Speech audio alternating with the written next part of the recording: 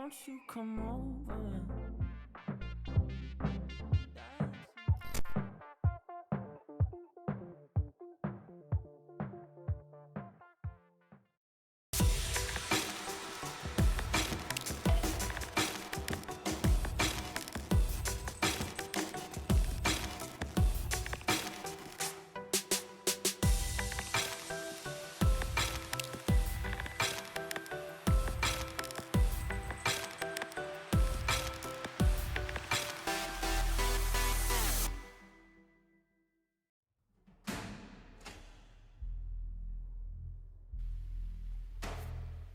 In the world of champions, the journey is never easy.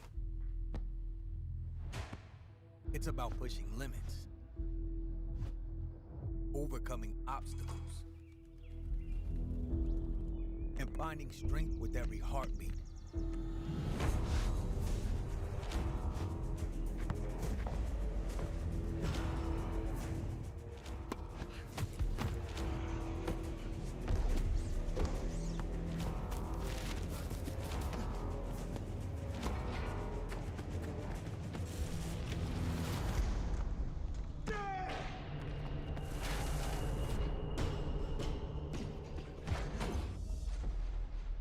Sometimes your goals seem impossible.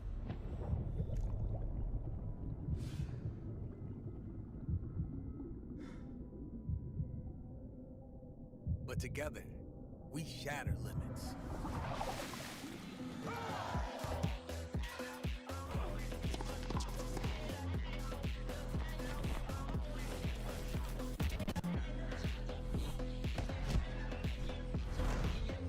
Whatever your sport, whatever your goal, we go beyond your limits together.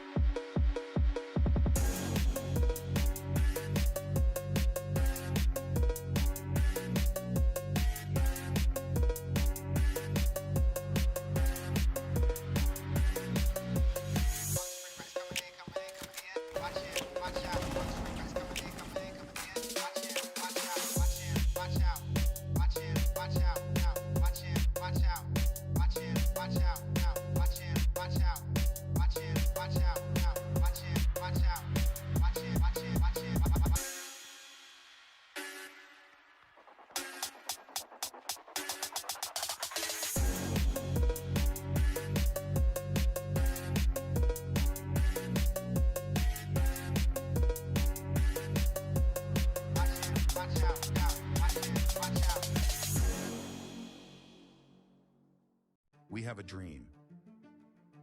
A dream where equality and equity in sport are possible. Where discrimination and lack of support are a past topic. Where there are no athletes asking for money on the street to be able to compete or study. And the only challenge they face is fighting for their dreams. They are not alone on this journey. This is how All Player was born in the world of sports marketing. An application converted into a community of support, a family where talent and hard work are the main value. It doesn't matter your background, race, or gender. What matters is your passion for your goals and the desire to succeed.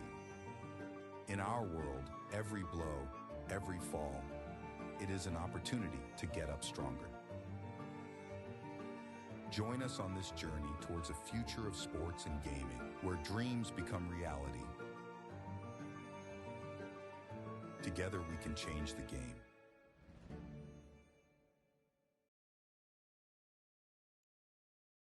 And welcome back to the Voltage League playoffs. I'm here today to take you through these lovely games that we got set up. But first off, I would like to introduce my co-caster here, my lovely guy. Do you want to introduce yourself? Hello, it's me. Reap, you might have seen me on Monday. I was casting here with Puffo. Today I'm joined by you instead. So Yeah. lovely to get some variety on the cast. Yeah, another two sets of BO3s. yeah, we Looking got to forward change to around. that. Yeah, and Yeah. yeah, and while we're talking about those BO3s, let's check how the teams got here today. Um, And yeah, we do have the first game today, which will be Team 86 versus Rockstar Horizon. Rockstar Horizon beating Unguardable 2-1. Cast that game. How did it go? What was it like? Oh goodness. I the gray hairs on my head is starting to. I had to rip them out before the broadcast Oh today, yeah. so you wouldn't have to see them. But Y- yeah, I gained quite a few of them watching that game. It was messy, but Yeah. at the very least, Rocks Horizon was able to close it out, so they get the opportunity to prove themselves in the semifinals once again. They've had a bit of time to rest, unwind, maybe try and figure out some strats against 86, but Team 86 is a tournament favorite, so just to win the whole event outright. So I don't really see great chances for Rocks Horizon Yeah. in this first game. Yeah, Rocks Horizon. Yeah, I did check this. Checked the score. I was like, oh god, it went to like almost every single map went OT or near the end. And yeah, Team 86, Rocks Horizon. We know these teams. There are some new players, but we'll introduce those guys later. But it is it does feel like a Team 86 fan art. And yes, we do have a new player on Team 86 today. Monkey will be the new stand-in, but you still got Robbie, you got your pro, still 1.20 average rate, and these guys are just absolutely clean with it. But I feel I'm very worried for Rocks Rise, and I feel like Team 86, they're destined for the grand final and to be champions, I feel like. Well, to be fair, putting it in the context of this team being, the winner of the group, these stats aren't all that surprising. And they're not Yeah, all that impressive either, because if you're winning basically every game, of course everyone's going to have a good rating. But that is true. despite that, I mean, the consistency of performance from this team still impressive. Monkey, a new guy to get in. The question Right into marks? these semifinals. It's a bit of a question on how Yeah. they're going to perform there, but um, I think that they have the consistency there to still beat Rocks Horizon no matter the lineup. Yeah, and when you still got your heavy hitters still kicking about, I feel like you're going to be just fine. All Monkey really has to do is just fill in, make sure there aren't that much gaps around the team and how they set up, and just I think Team 86, even with the change of the question mark, I still feel like they will be happy to take this all the way. And let's talk about Rocks Horizon. Uh, Rocks Horizon. Last time I checked, they were second place, and they came to fourth in the group stage, and two new players as well. Yeah, you did say it was a you had some grey hairs by the end of the Rocks Rising game. Want to take me through it? Well, it was questionable in terms of team play. I definitely think that they had the mechanical ability. Map one, just for anyone that maybe didn't catch that game, map one of Rocks Horizon's quarterfinal game started out with them just picking whatever operators they felt like and spawn Oh, peeking the hell out of Unguardable. And they were doing a really good job of it. It would have been a 6-0 half if it wasn't for a very big clutch situation from one of the Unguardable players. I believe it was. Uh, I can't remember at the moment. It yeah, was sorry. somebody playing the Dokkaebi. Very important clutch to get. And after that, the game almost slipped away from them. They were so confident. And then as soon as they got to the attack, they didn't know how to play the game anymore. And from there on, they started playing really shaky. So Yeah. I'm wondering how well they're going to perform against 86. My hopes aren't high, but they're there. They're not out of this yet because as long as they can shoot back, they have an opportunity to win. Sometimes it's just realizing that, but we would like to see Rocks Horizon come in with a bit more team play. Like trying to spawn peak Team 86, I don't think it's going to work out as good as it did in Guardable. I think, and if Team 86 watched the games, then you might be running out of ideas. But hopefully, we can see Rocks Horizon take the take. I want a good game. That's always I will always ask for. I want a 2-1. I don't care. That's why I won. And we've got a difference between. I went underdog. I had to be the underdog here. Yeah, I had to be.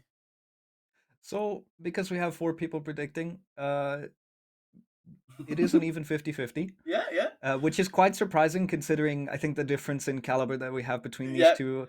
Rocks Horizon, middle of the pack team that managed to just about survive the quarterfinals, and 86, I think, the uncontested champion of the Yes. group stage. So very different. I went with the favorites to win this one here, Yeah, like yeah. I usually do. This is not surprising at all to see, but I'm glad that there's a split on the desk. Yeah, I yeah, think we will yeah, get into that when we get into the yeah, game as well, yeah. as I Casper. want to So see. looking forward.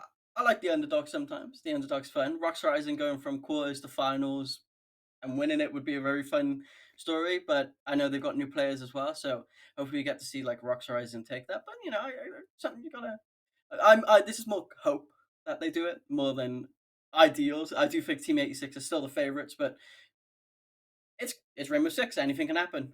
like, and Yeah, definitely. and while we're talking about that, let's get into these map bans as well. Anything you would want to see? Well, I mean, in terms of maps that I would like to see, the first pick that we do see coming out is Consulate. I do think that's very interesting. I would have loved to maybe see something like a Night Haven. Sadly, not on the cards Uh, today, but at the very least, we get Consulate as a consolation prize. And I mean, other than that, Bank Oregon, some very default maps. yeah, It is Rocks Horizon in the map veto again, so we're gonna start seeing fundamentals maps. This is what they did in the quarterfinals as well.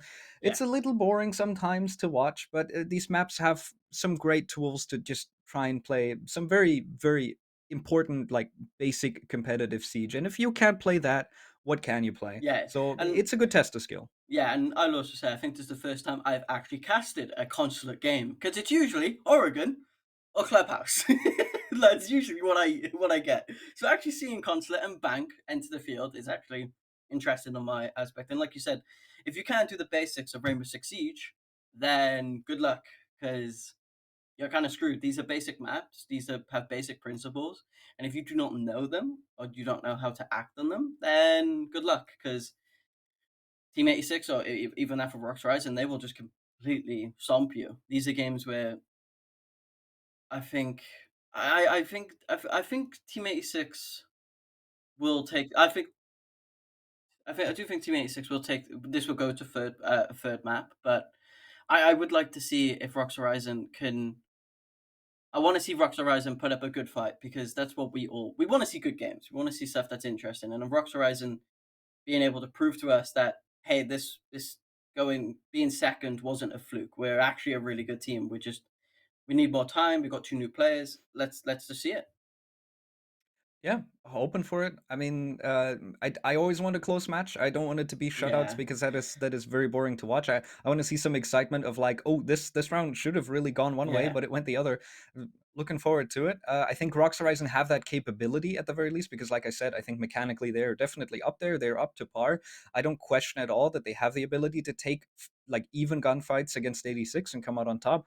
But the question is just the consistency of the team play. Where is that going to start playing a role? Because yeah, 86 is also an aggressive team that isn't really known for strategic prowess, but more so mechanical ability. And so it just comes down to whoever shows up for the day. That's going yeah. to be a really important thing. Is there going to be a standout player that just has a consistent performance? Because they might honestly just put the game on their back and run away with it. And that is for either team. That goes for both. And this is the thing as well. It's have Rocks Horizon warmed up after that first game they played? Are they going to be a bit warm coming into this semi-finals? That's always the question with these things. Team 86 was going to be caught out in the first two maps and just get completely stopped. These are the question marks that in the first game is going to tell a lot of this story of what we will see. The first map is really important. Will Rocks Horizon come out with new ideas and, like you said, with fundamentals and just absolutely not dominate? Because I don't think this game is going to be a domination by either both teams. But I think for uh, Rocks Horizon and Team 86, it's Team 86 is going to be ready and warm, or Rocks Horizon going to be really prepared for this. Well, it's a trade-off of Rocks Horizon might be warmed up, but Yeah. also moving into the later stages, Bank and Oregon, the second and third map, potentially third map if we go to it. Um, it just it, it just means it going to that. There's already an insight into this because they've already played.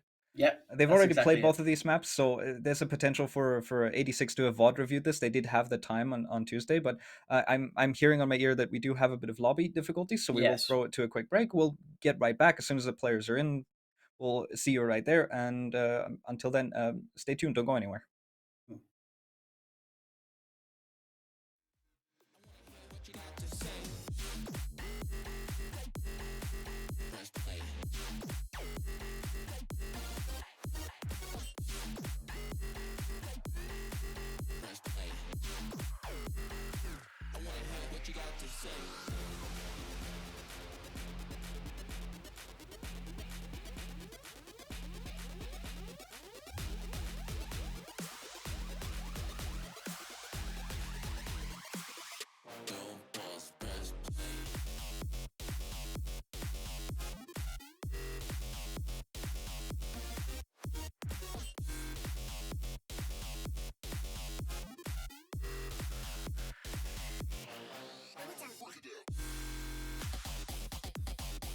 Press play.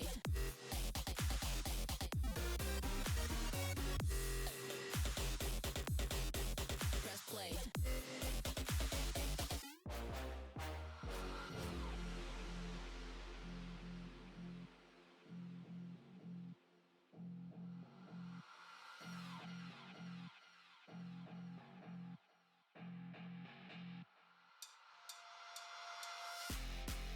Don't pause. Press play. Don't pause. Press play. Don't pause. Press play. Don't pause. Don't pause. Press play. Press play. Press play. Press play. Press play. Press play. Press play. Press play. Press play.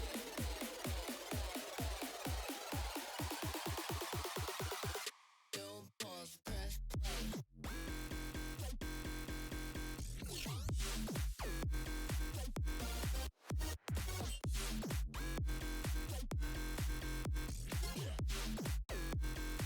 I wanna hear what you got to say. Press play.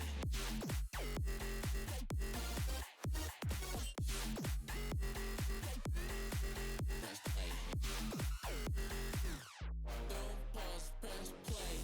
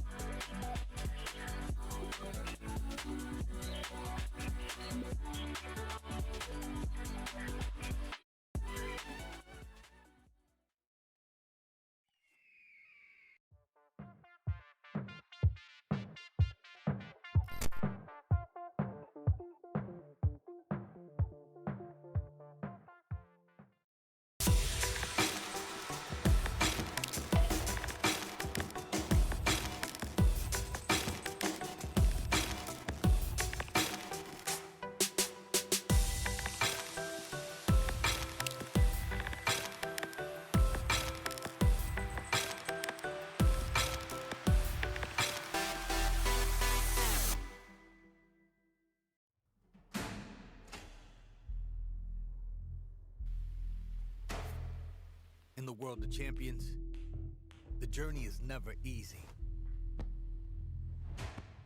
It's about pushing limits, overcoming obstacles, and finding strength with every heartbeat.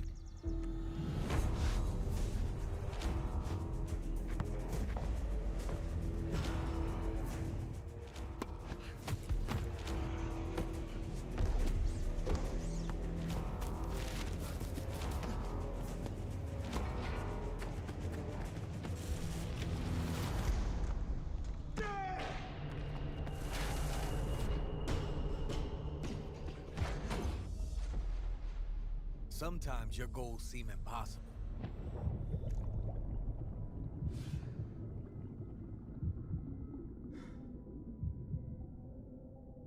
But together, we shatter limits.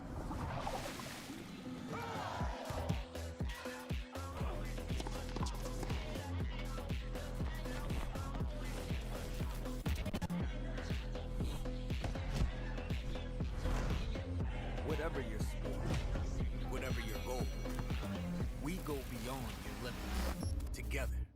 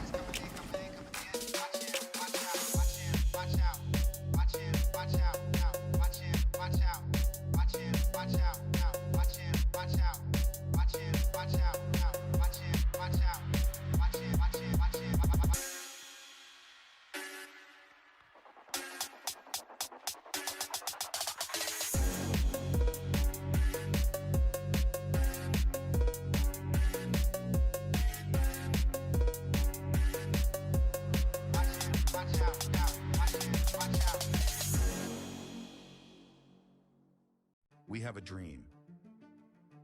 A dream where equality and equity in sport are possible. Where discrimination and lack of support are a past topic. Where there are no athletes asking for money on the street to be able to compete or study. And the only challenge they face is fighting for their dreams. They are not alone on this journey. This is how All Player was born in the world of sports marketing. An application converted into a community of support, a family where talent and hard work are the main value. It doesn't matter your background, race, or gender. What matters is your passion for your goals and the desire to succeed. In our world, every blow, every fall, it is an opportunity to get up stronger. Join us on this journey towards a future of sports and gaming where dreams become reality. Together we can change the game.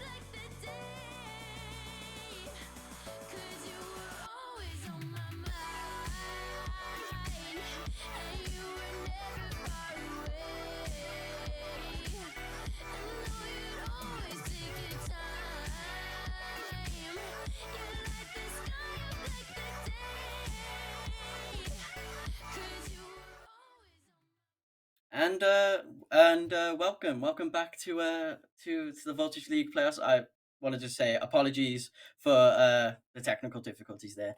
Well, Ubisoft, we know the issue, guys. We already know 1,000 times we've been down this road. I just want to apologize because it's annoying. We all know it is.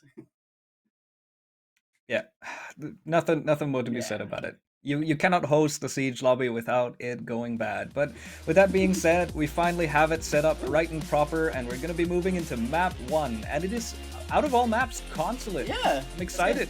I'm excited too. Consulate, first time ever casting Consulate. So let's get into this. I'm super hyped. I cannot wait to get into this. But predictions. Let's first map prediction. What do you reckon? Well, I'm thinking that 86 is probably going to take this in a clean 2-0, so definitely thinking 86 will take this. However, this is Rox Horizon's pick, and it is the only new map to come out in opposition to their previous quarterfinals appearance. So this is the only map that Team 86 maybe don't have any information on their opponents, so it could be a bit of a closer scoreline. I'm saying 7-4. Ooh, 7-4. Okay, and first character we see brought out is out of the map is Grim. I don't think that's any really shocks, and Yin following in as well. So goodbye, Yin and Grim. It was nice seeing you. Doors over there. Get out. We don't want you here now. Predictions. Soulless is probably pretty good on this map. It's a frame rate. You're probably going to see one of them. I don't see any real massive left out of left field shouts, but okay, Valkyrie as well. Yeah, it's one of them. Let's be honest. There's some of the most common picks we see, but they're always removed, and it's always a good pick to get rid of some of these characters. Team 86 will be sat on the defending side. Rox Horizon attacking first. So no spawn peaks off at the start for Rox Horizon, but I think Team 86 will be super ready for this. We did just have a player leave.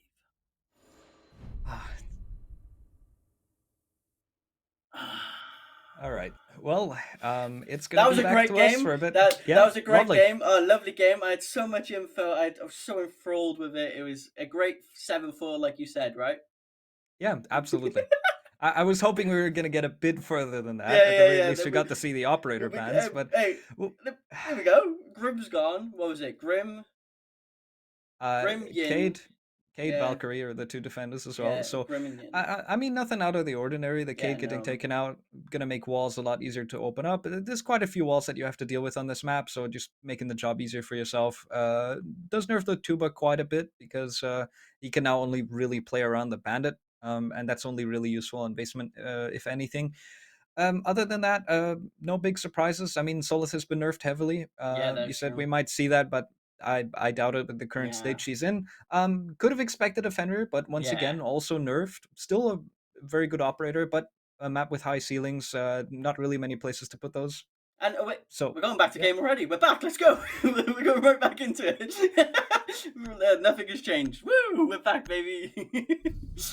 Oh, good. All right. So defending side, a Pulse, Mirror, a Mozzie, I believe I saw. I don't know the last two. As we're loading need to locate in a Mirror, a Legion, and a Bandit on basement first. The most common, I will say, plays the whole Bandit probably for Bandit tricks. You've got a Pulse Roman and as well Mozzie, Mirror. Yeah, this is like a normal setup we will usually see coming out of these teams. Nothing really shocking right now. Yeah, no Mira ban, so obviously Mira immediately in play. I think that does make sense, Curly bringing it out.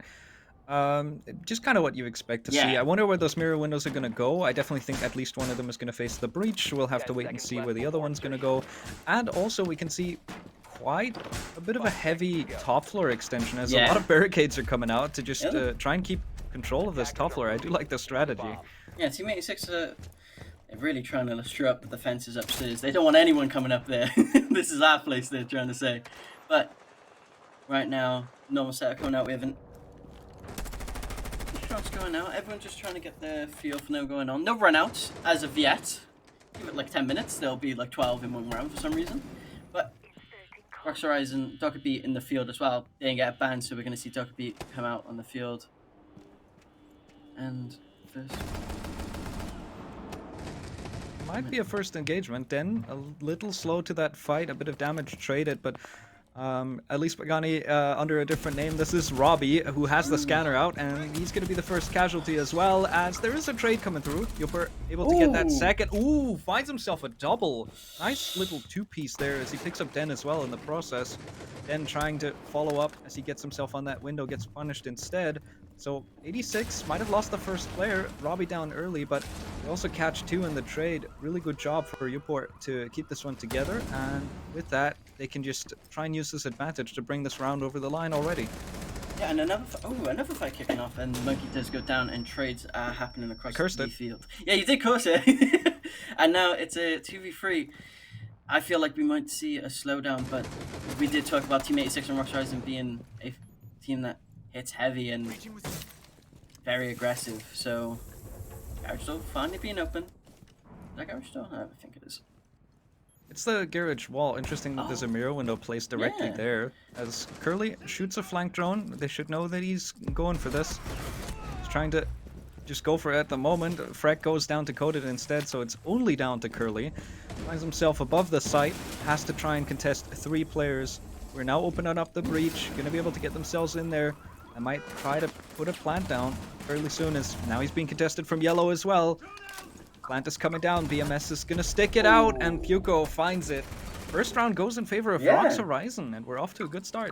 Yeah, Rox Horizon taking that first, getting the first kill, but instant chase by Yupa, who that second shot Yupa hit, I will say, was absolutely nasty. I got to give it to him. Yeah, we see the flank here. Pulse just caught. Had no idea what was going on in Yupa, just killing the first, and that second, that second shot. That is, and then the Jinx came out, and you said, and then they went down to a 3v2. But Team 86. They felt like they had the 4v3, and it just all went out of their hands. They just lost so many key engagements, so many key fights, and they just lost that advantage that they did have. Rox Rising played pretty good. They recovered from that position, and now we've seen a change on sites. They're not going back downstairs. They're going for top floor. They're going for office, CEO room. And All right, and with that, I mean, no mirror coming out this Yeah. time. Instead, it's going to be the Goyo. So Mm. still at the very least the same gun in play, Mm. as those canisters very, very good on top floor to try and deny a lot of time, because there's not many places that you Yeah. can get yourself into the site. It's very difficult to find angles and ways into it. And if you can block those off with fire for 20 seconds, because that's how long those Vulcan Yeah. canisters burn, at the right time, you might just end up deciding the round off of that alone, Yeah. because you can barrel stuff them, not allow them to even get in.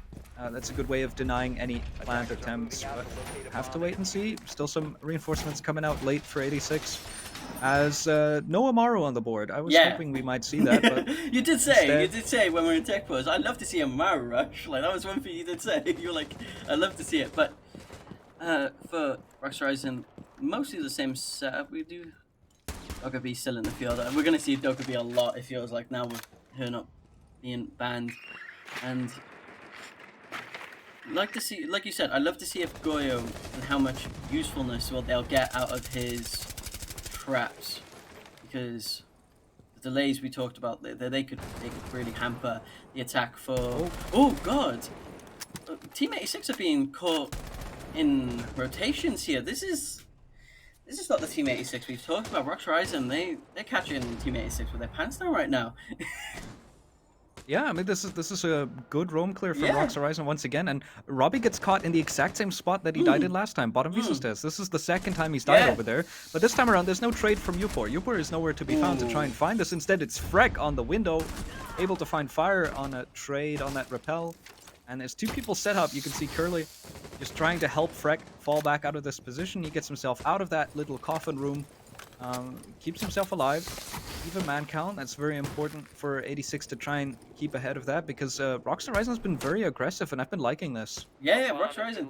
They're fire in their chest right now, and they're being very aggressive. They're trying to push Team 86 back. They know what Team 86 are like. They know they like these aggressive peaks. They like taking these fights, and Rox Horizon is just playing some good siege right now. And slow down in the game. We always see this usually. A little change in pace as everyone trying to get into better position, try and figure out what is going on. And Rox Horizon in a 4v4, and Goyo, how many Goyo traps are still up as well, which could be like you said, a deciding factor in this round. They could really hamper Rox Horizon's attack here. 50 seconds coming on up. Buck shooting for the floor. Not getting anyone, but you gotta be kind of scared now. Close to it, though. Quite a bit of damage done Yeah. to a few players here, as there's been some engagement, some trades back and forth, as that Flores drone not able to jump in that window the first 2 attempts. The third time it will, but running out of time there. You only get 10 seconds on that Rotero to try and bring it into a position where you want it. Monkey gets one, coated on the trade, but immediately Curly as well. 86 on top of it this time. They're not getting caught up by Rocks Horizon as much as they were previously. With 20 seconds, they're just blocking the last remaining attackers out of the site. Upor, beautiful shot onto BMS. Now it's only down to Den. He can try to find one fight. He will actually get an injure. Won't be able to quite confirm it, but almost no time on the clock. Ooh, wait a He minute. finds one more. If he can find this last player, he might be able to go for a clutch, but he has no idea where he is. And a Tries to hunt him down on teabag. site. And a bit of a teabag going through, as 86, they get themselves on the board as well. So very early on, we have both teams with some rounds. A 1-1. Yeah, glad that the last player didn't go for the fight and just kind of stayed back, because Rockstrike, he was steaming for that. He was trying to find that last kill. They all knew right then and there. But Rockstrike, and they had a good 4v4. They catched a player in rotation twice now that's happened, and that really needs to stop. But Team 86 happy to get this one round, because at one point it did feel like it was a bit dicey. Rockstrike Horizon were playing doing really well to push Team 86 back. They're not allowing them to get the rotations or how they want to play. And are they going back to the same place, or no? This is first floor. This is first floor, ain't it? Piano room. Yep. Oh god. And Right, piano room. I mean, yeah. just very quickly, 86 continuing the rotation, not going Yeah. back downstairs, instead deciding, let's go for piano as well. Let's bring this one out. Curious to not see a mirror in play, but instead the maestro to come out for this one. Yeah, Maestro, So yeah. this indicates to me that they might be playing more offsite. Probably will try to play quite a bit from below, as the Pulse is also being brought. Pulse now a bit of a common substitution to bring into a lot of maps where you would previously bring the Solus to try and deny from down below, Yeah. or even from up above. Instead, the Pulse has been getting some love again lately with that Solus nerf. Yeah. Well, yeah. Solus basically at one point became the new Pulse. You just play Solus. What's the need of Pulse really? And now since the changes in the meta, Pulse is back, baby. And I love Pulse. I've always liked him.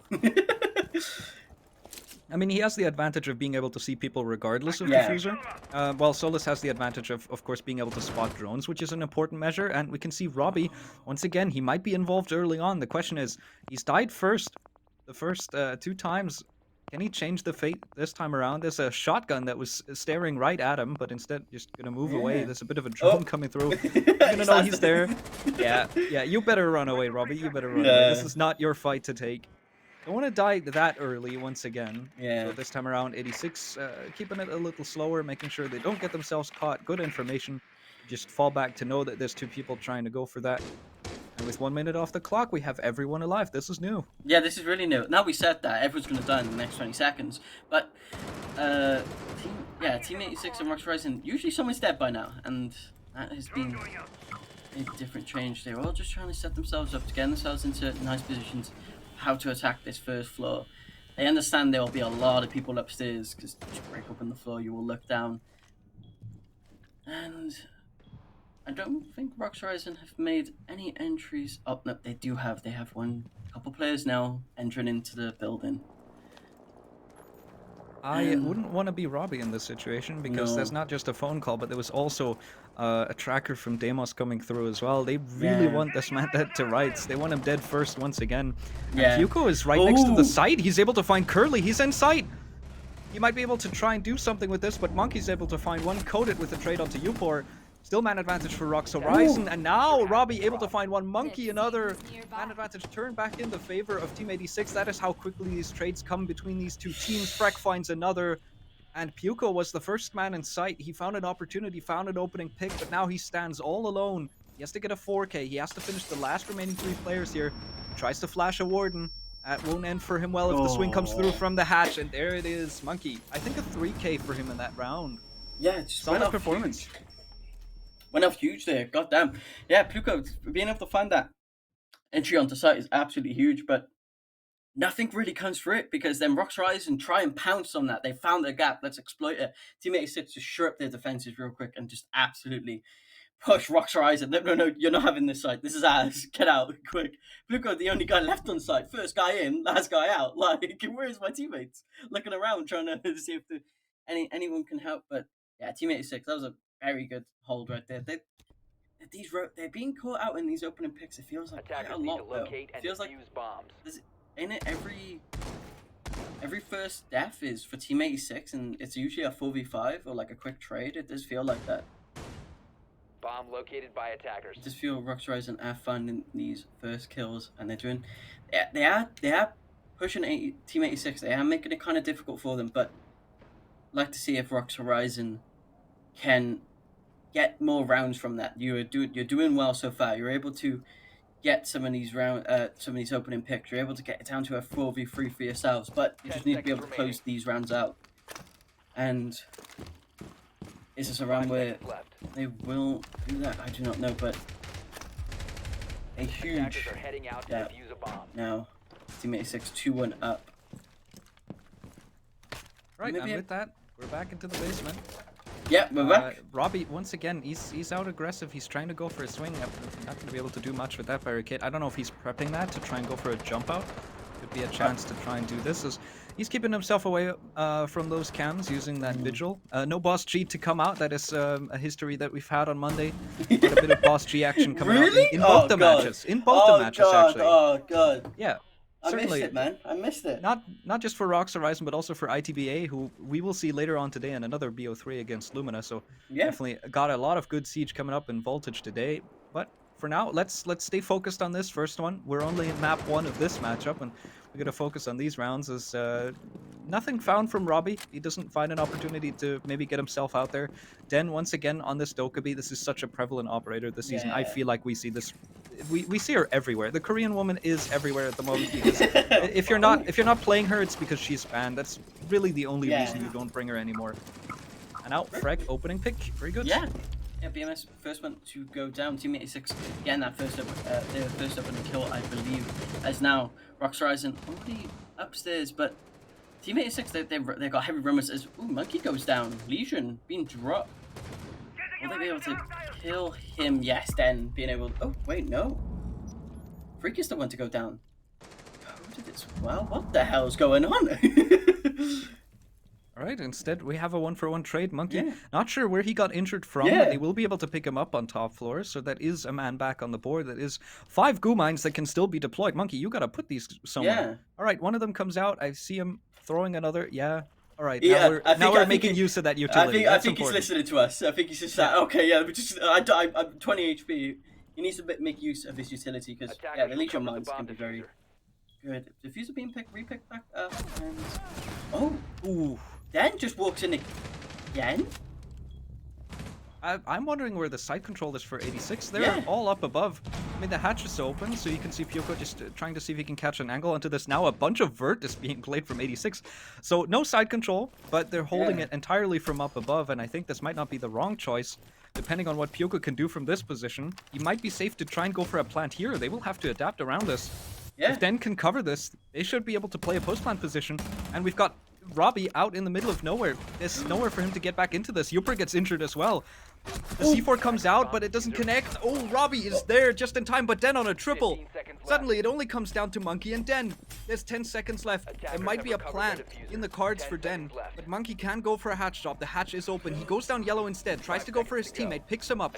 He's going to play this as a 2v1 in the post plant. Flashbang comes out. Yupper is going to be flashed. Monkey right behind that. They're both coming from the same angle, and there's a mirror window for the last remaining attacker to try and play around this.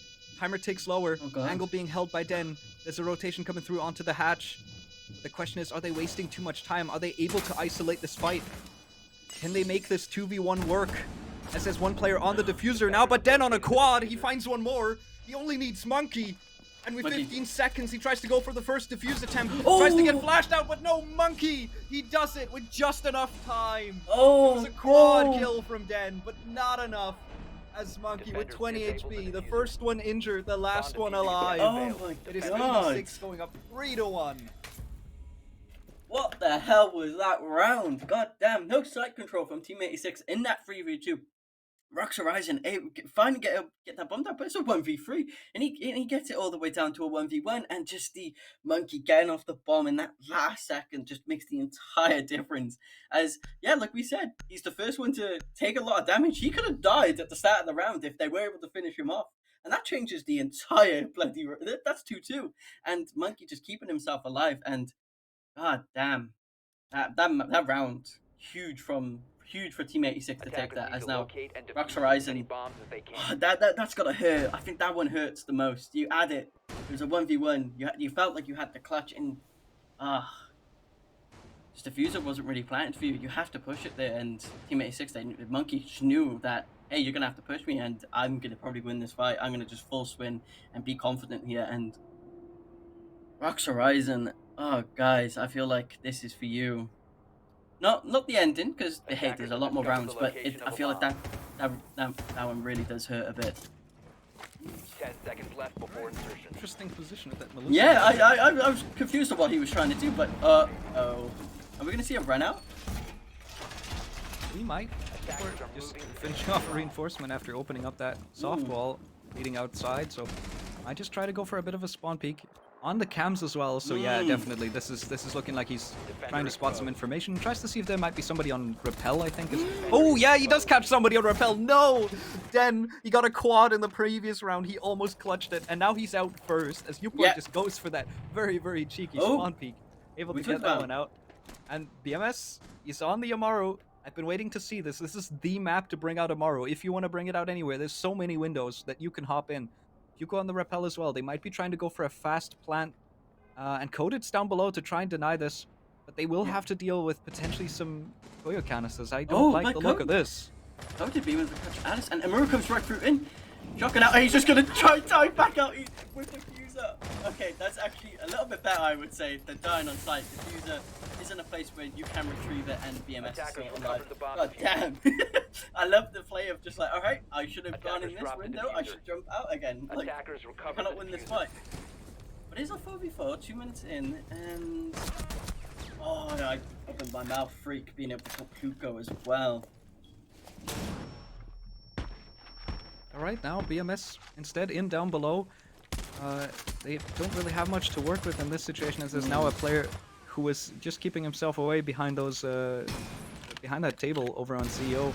So you need to clear that out if you want to try and go for this plant spot, and at the moment that is how Rocks Horizon are reading this round. But Smoke Canvas is coming out as well now to just deny this position for as long as possible, to deny the players down below playing this hatch. Yeah. There's some very good map control for 86, and Rocks Horizon, I don't think they have enough players left to try and put something together here.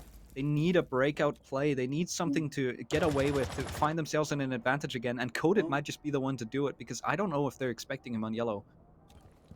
Yeah, you need a heroic right now for Rocks Horizon. You really do. You need someone to make that play that you really need. And Team 86, like we talked about, they showed up the defensive, and they have absolutely stopped Rocks Horizon from doing this Amari push.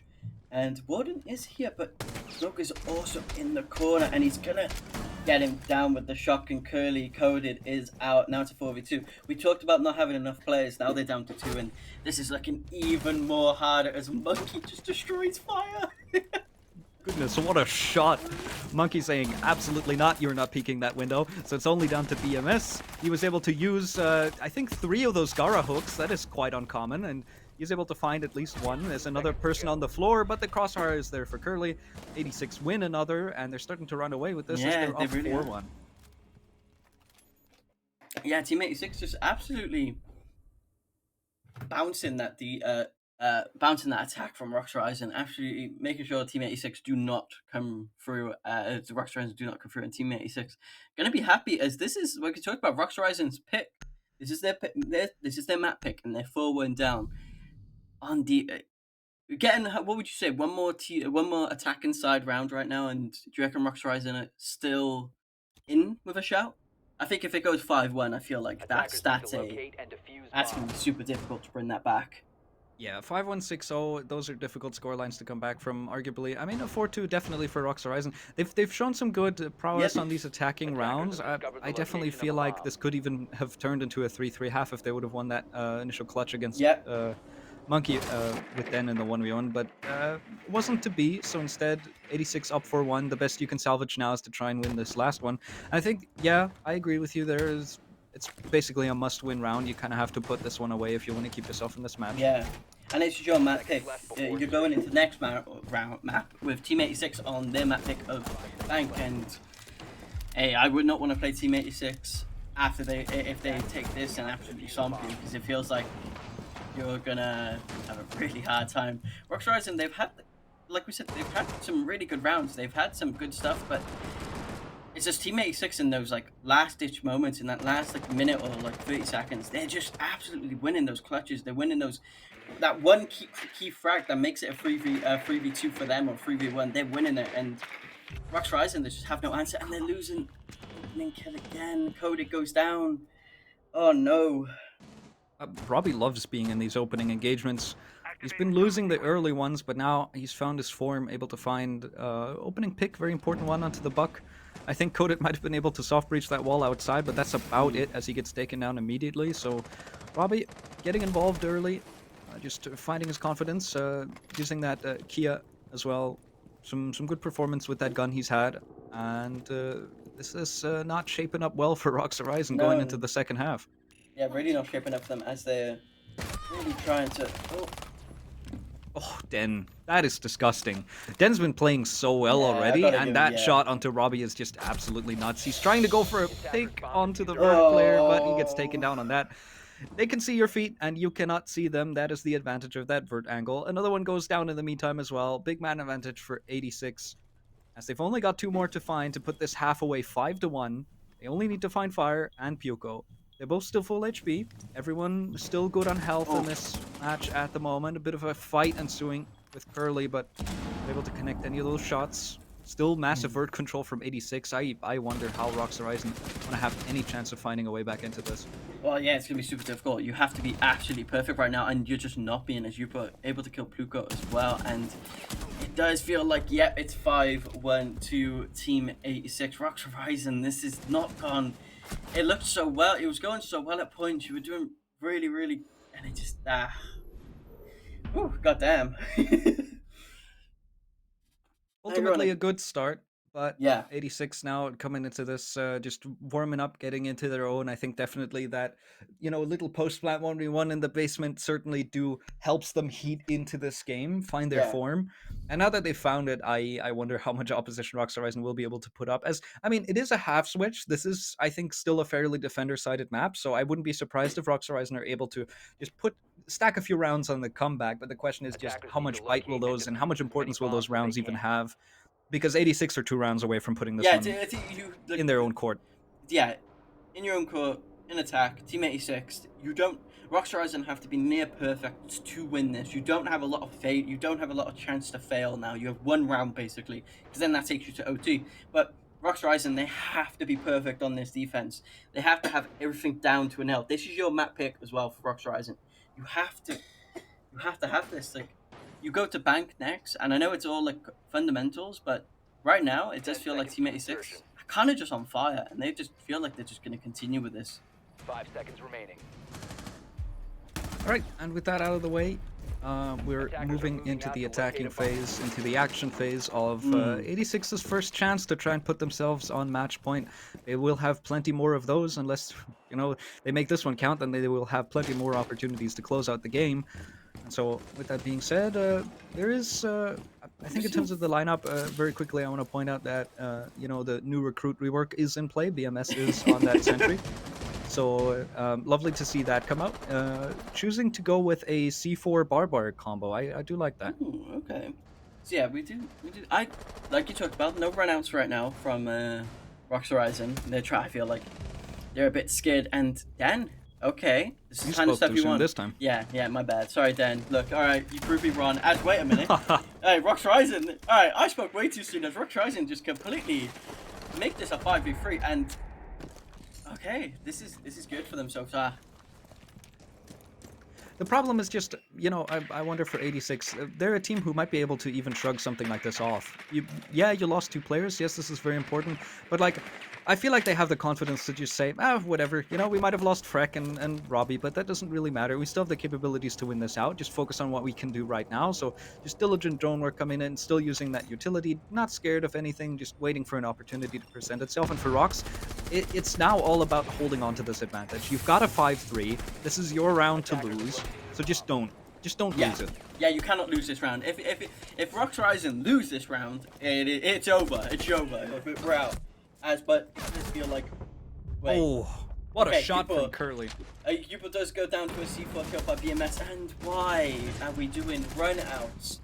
Okay, trades... Oh, oh no! Oh, wait Yuko. a minute. No. No, not like this. No, There no. was no need to throw that. There was no need to throw that one. No.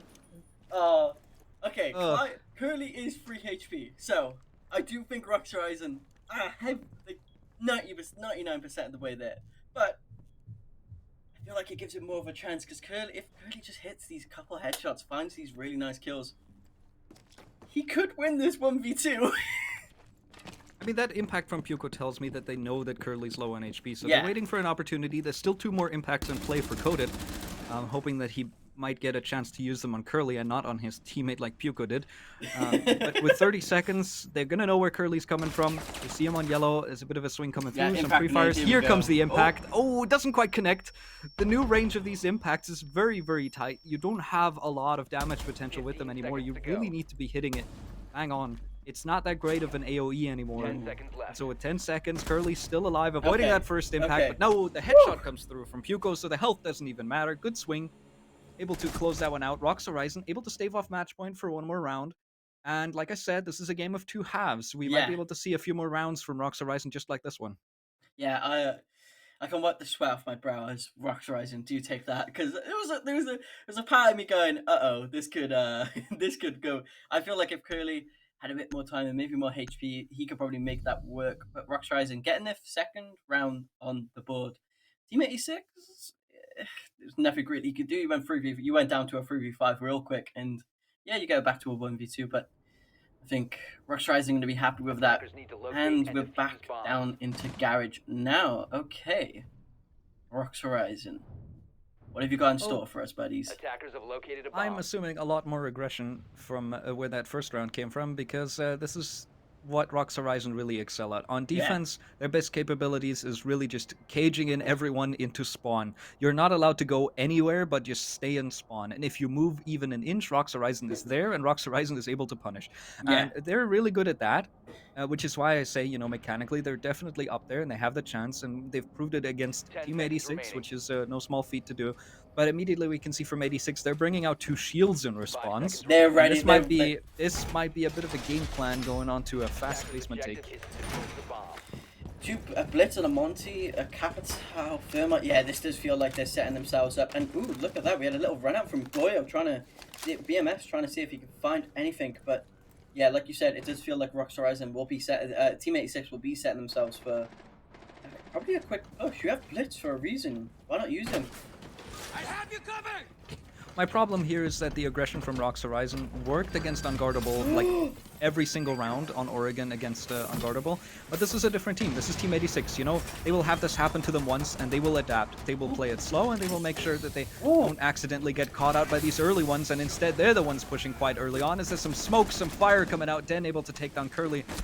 Robbie was able to find one, but he gets taken down himself as well. Monkey finds one more, also gets taken down, but there's a big flank coming! But no, Rox Horizon is there for it. They're able to turn around just in time. What a chaotic round. But it's What Rox was- Horizon to stave it off once again. Was that a 1v1 in the end by then? Everyone was down, wasn't it? It was like so three, chaotic. It was I like think three it people was, down. yeah. I think it was a 1v1.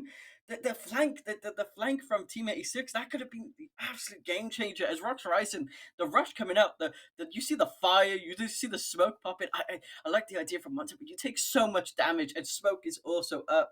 And yeah, like this last second was just absolutely chaotic. It's a 3v3, 1 down, 2 down, and oh god, you just see It was a all of them. 2v1. Yeah, it Rox was a- Horizon had 2 players still left standing, so Oh. I mean, really, really good deterrence on that defense. They might have caught the opening death Yeah. due to Discover the Robbie being able to location of a bomb. find a wall bang with that pistol. Very fortunate for him to open it up like this, but after that, Rocks Horizon just completely stopping 86 Yeah. in their tracks, just firing, smoking everything off, And holding it with their guns. Really well done. yeah, and they had the control coming out from Goyo, like we talked about, like how useful could Goyo be in these earlier rounds, and right there, a Goyo and smoke like combo on a rush 10 when you're seconds trying to to get go. through these very small corridors.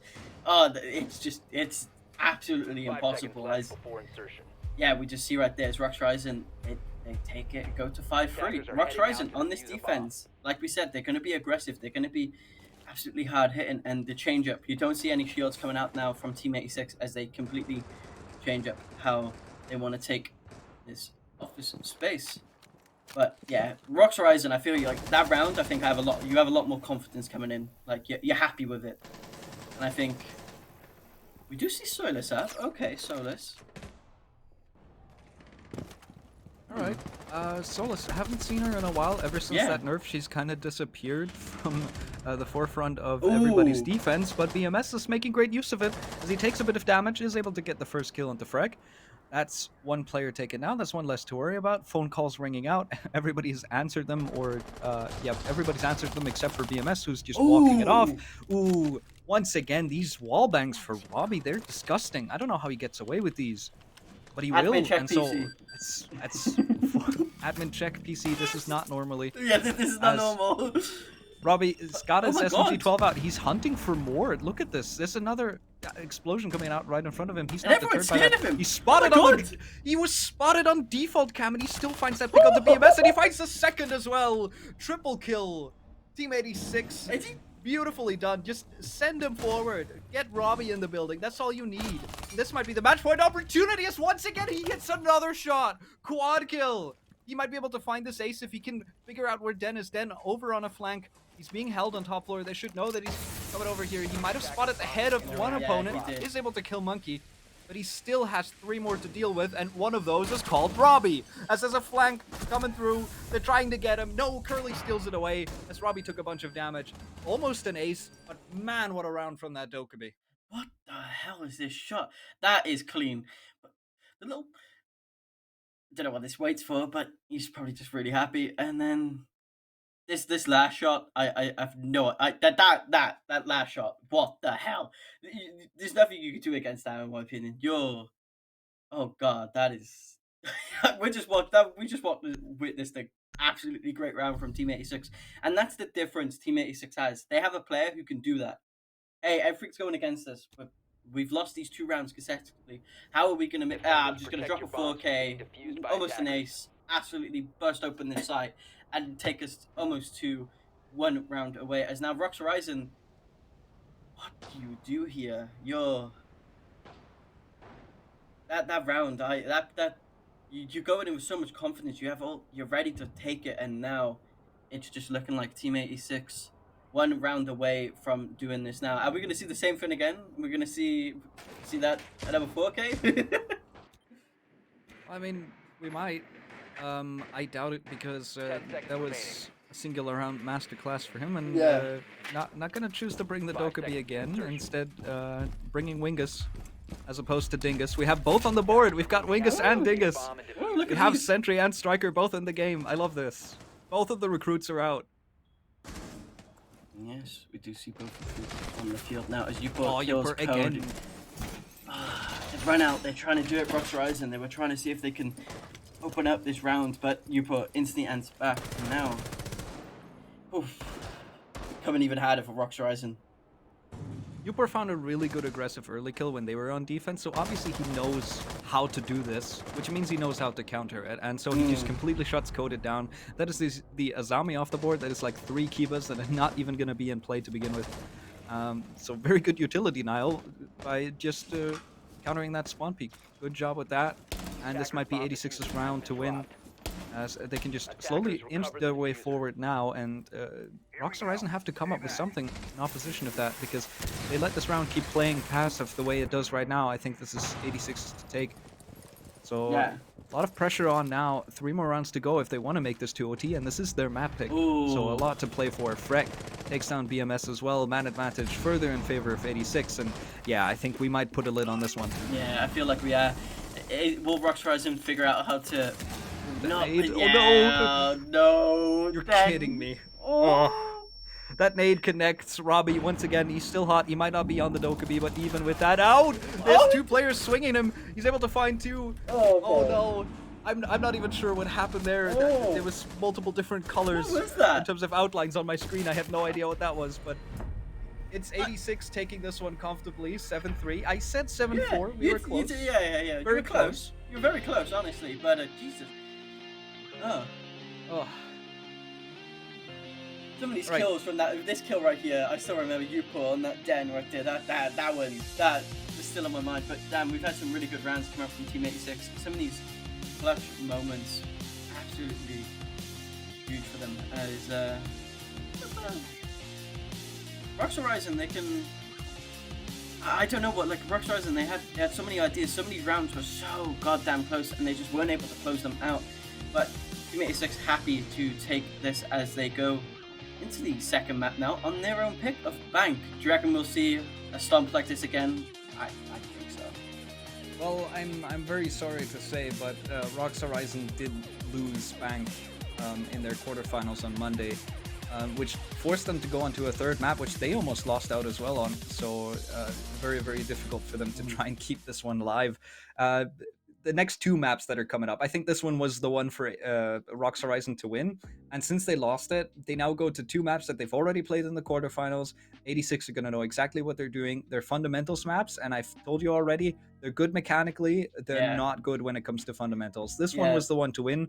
The Rocks Horizon blew that chance of a very nice attempt. I mean, credit where credit's due to Den, just the individual Yeah. performance from Den. Okay, I want to yeah. credit here. Yeah. Amazing player, but not quite enough. And so I think after this, Team 86 clear favorites to win the series now. Yeah, Team 86, they're trying to show one map away from getting to that get that to their grand finals, where the prize pool, 1,750, is looking pretty good for Team 86. They're one map away from getting into that BO5. But we'll be back soon as for map 2, as we're going to be heading to a little break.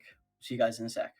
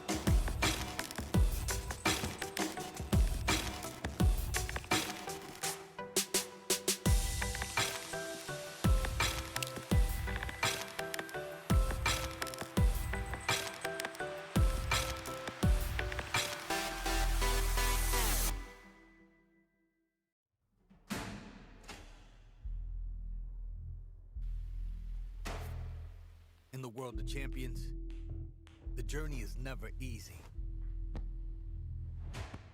It's about pushing limits, overcoming obstacles, and finding strength with every heartbeat.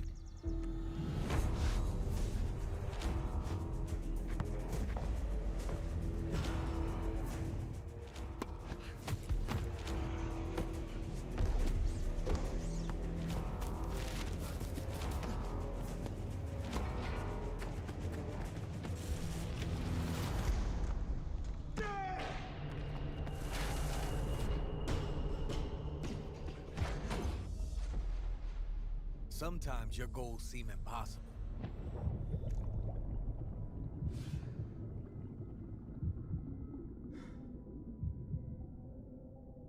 But together, we shatter limits.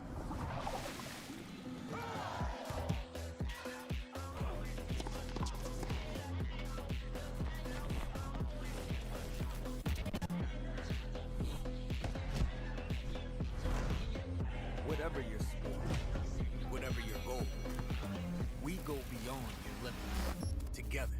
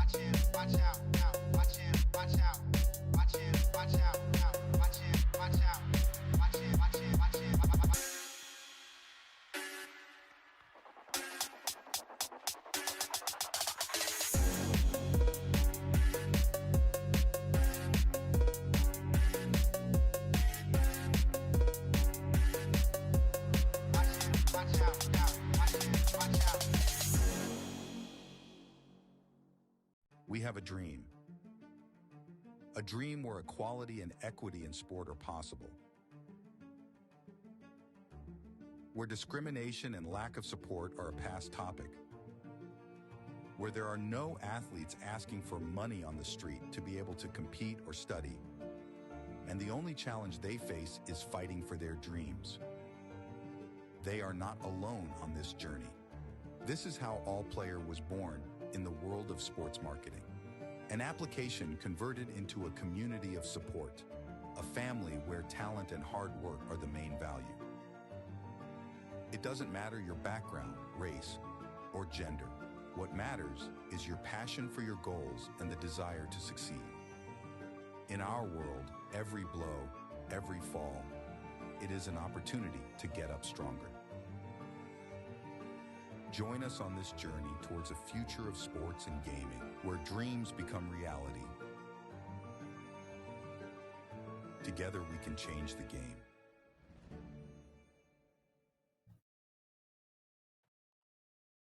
And welcome back to the second map of the Voltage League playoffs with Team 86 and Rocks Horizon, which is going to give you a quick little recap of the first game. It was all Team 86. I think that's good enough, right? Yeah, Team 86. They absolutely dominated in that attacking side. They had five rounds in a row on that attacking side, and Rocks Horizon just on that defending side, sorry, and Rocks Horizon just had no answers for it. Any key moments you want to mention? Anything that just comes to mind about that game? Well, obviously, once again, the 4K from Den into almost an ace clutch with that 1v1. We were very, very close to that, but ultimately, I think, close but no cigar for Rocks Horizon. This was the map for them to win, and now that they're down one map, I think it's going to be very difficult for them to fight their way back in. Yeah, and like you said as well, like before multiple times, mechanically Rocks Horizon are super good, but Bank is not a map where your mechanics are like a huge part, but your fundamentals matter here. And would like to see what Rocks Horizon do, and we're gonna see the map bans here. We've had Concert already, which Team 86 did take Rocks Horizon's pick, and now they're onto theirs, Bank, which you said this is gonna be a 2-0, right? Like I think it might be even Yeah, quicker. Like absolutely. I cannot yeah, understate how important it is, or I cannot overstate how important it is, rather, that Bank comes through in the map bans once again. And I think this is down to just Rocks Horizon's map pool not being that great. They don't feel mm, comfortable to go to enough of these maps, and 86 is a formidable team on any of them. yeah, So Bank coming through once again after, Rocks Horizon lost it to Unguardable 7-5 on Monday. I struggle to see how they're going to find any way to win this. And with Oregon to follow up, Rocks Horizon looked good on Oregon defense, but yeah, first of all, they have to make it there, which is the biggest yeah. obstacle now with Bank in the way. And the second is that they did not look alive on attack. They just No, did not look like they were participating on attack on Oregon. And similar things here. I think for Consulate, it was much different. I did like what they were bringing out, and there was some confidence. There was some intelligent plays that were coming through, some early aggression. It did find some 86 players. They punished it properly. It's just they were missing that one step to get it over the line. Um, Very unfortunate. And I think yeah. at this Look, point, just 2-0. yeah, 2-0. it's too. I picked Rocks Horizon to win. Copium half the time because sometimes you got to root for the underdog, but yeah, Rocks Horizon in that attacking side, they were getting these opening kills, but they weren't just able to get them. And the first round they win on attacking side is the first round, and they get no more from here on out as Team 86 just continue to close them out. And I, I would like to see Rocks Horizon. I would like to see this go third map, but that it's like 99%. I think Team 86 will take this as the confidence that we've seen from some of their players as well. Like Den, yeah, Den had like a really good game for Rocks Horizon, but it felt like he was the only one really pulling the strings for them. Yeah, he was a big playmaker, and I did say, this is a game of frags. This is just going to be a game of mechanics because 86 is an aggressive team. Rocks Horizon is a very Mm, aggressive team, yeah, so no wonder that it comes down to taking some of these gunfights. But ultimately, I mean, even with Den firing on all cylinders, it's not enough to drag you over the line. And so, honestly, what will be, even if Den shows up the way he did yeah, on Consulate now, there has to be at least a second player to step into this. Then maybe I see a chance for Rocks Horizon to win some of these rounds, but ultimately, once again, Bank is not the greatest map for them. They lost it yeah, to Unguardable. This is not a yeah. good position to be in. This is the map pick for 86, and they know what they're doing with this map, Vito. Yeah, and clearly we see that they've clearly watched the last game, going, "Well, you lost to Unguardable 7-5.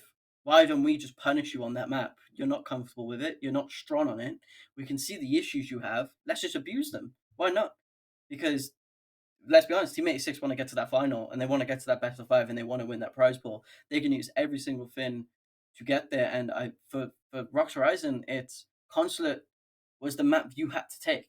Bank was like a shoe in, basically. I felt for Team 86 when that came out. It really did feel like Team 86 on Bank would be a shoe in uh, for for for Team 86, and now Rocks Horizon. It's just you have to play perfect. You have to have everyone step up, and not just Den. You have to have the entire team because Team 86 they're coming into this going, we're winning. We got all the confidence in the world. We just absolutely manhandled them. Let's just do it again, and go and get ready for Saturday, where they'll probably watch the game that's going to happen today, and see who their finalists will be. We do have some technical issues again. It's like a running thing for some reason. I'm not going to put my finger on it, but we will be back very soon. We'll be heading to a break. We'll see you very soon.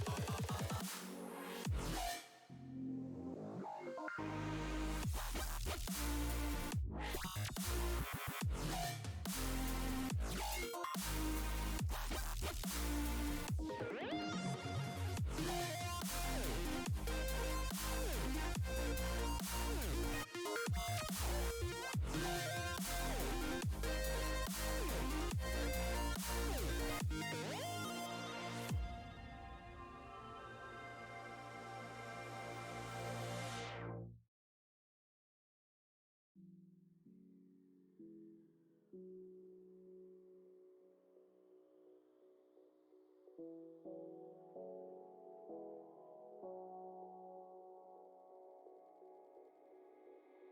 you feel it? The fire in your soul, leaping at the chance for love. Can you feel it? Haunting your senses, letting all your feelings go. But I can feel it rushing through my veins. Your love's the only drug I know.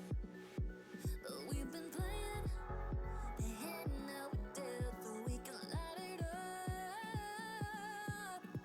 I know that we can make it through the night, but I can feel the fire inside, so there won't be no fear tonight.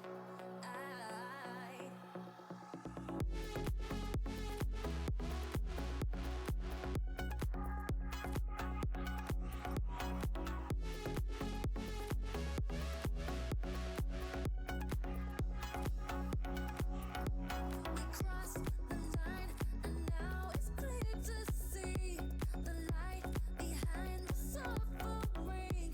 Believe we'll finally be free.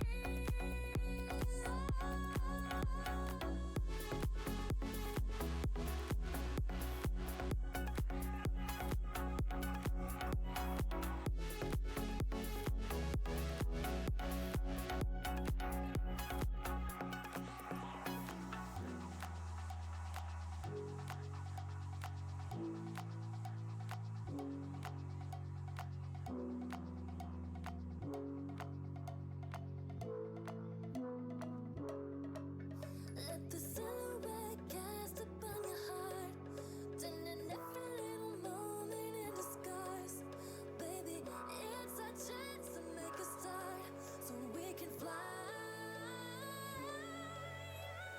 I know that we will make it. I know that we will make it. I know that we will make it. I know that we.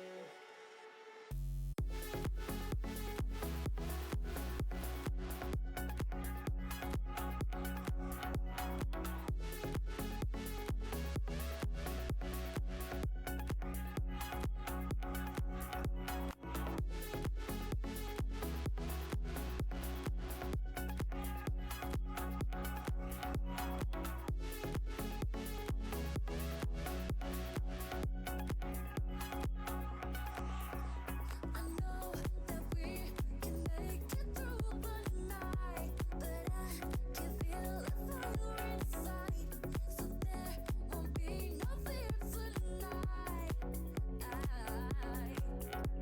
We crossed the line, and now it's clear to see the light behind the suffering. Believe we'll finally be free.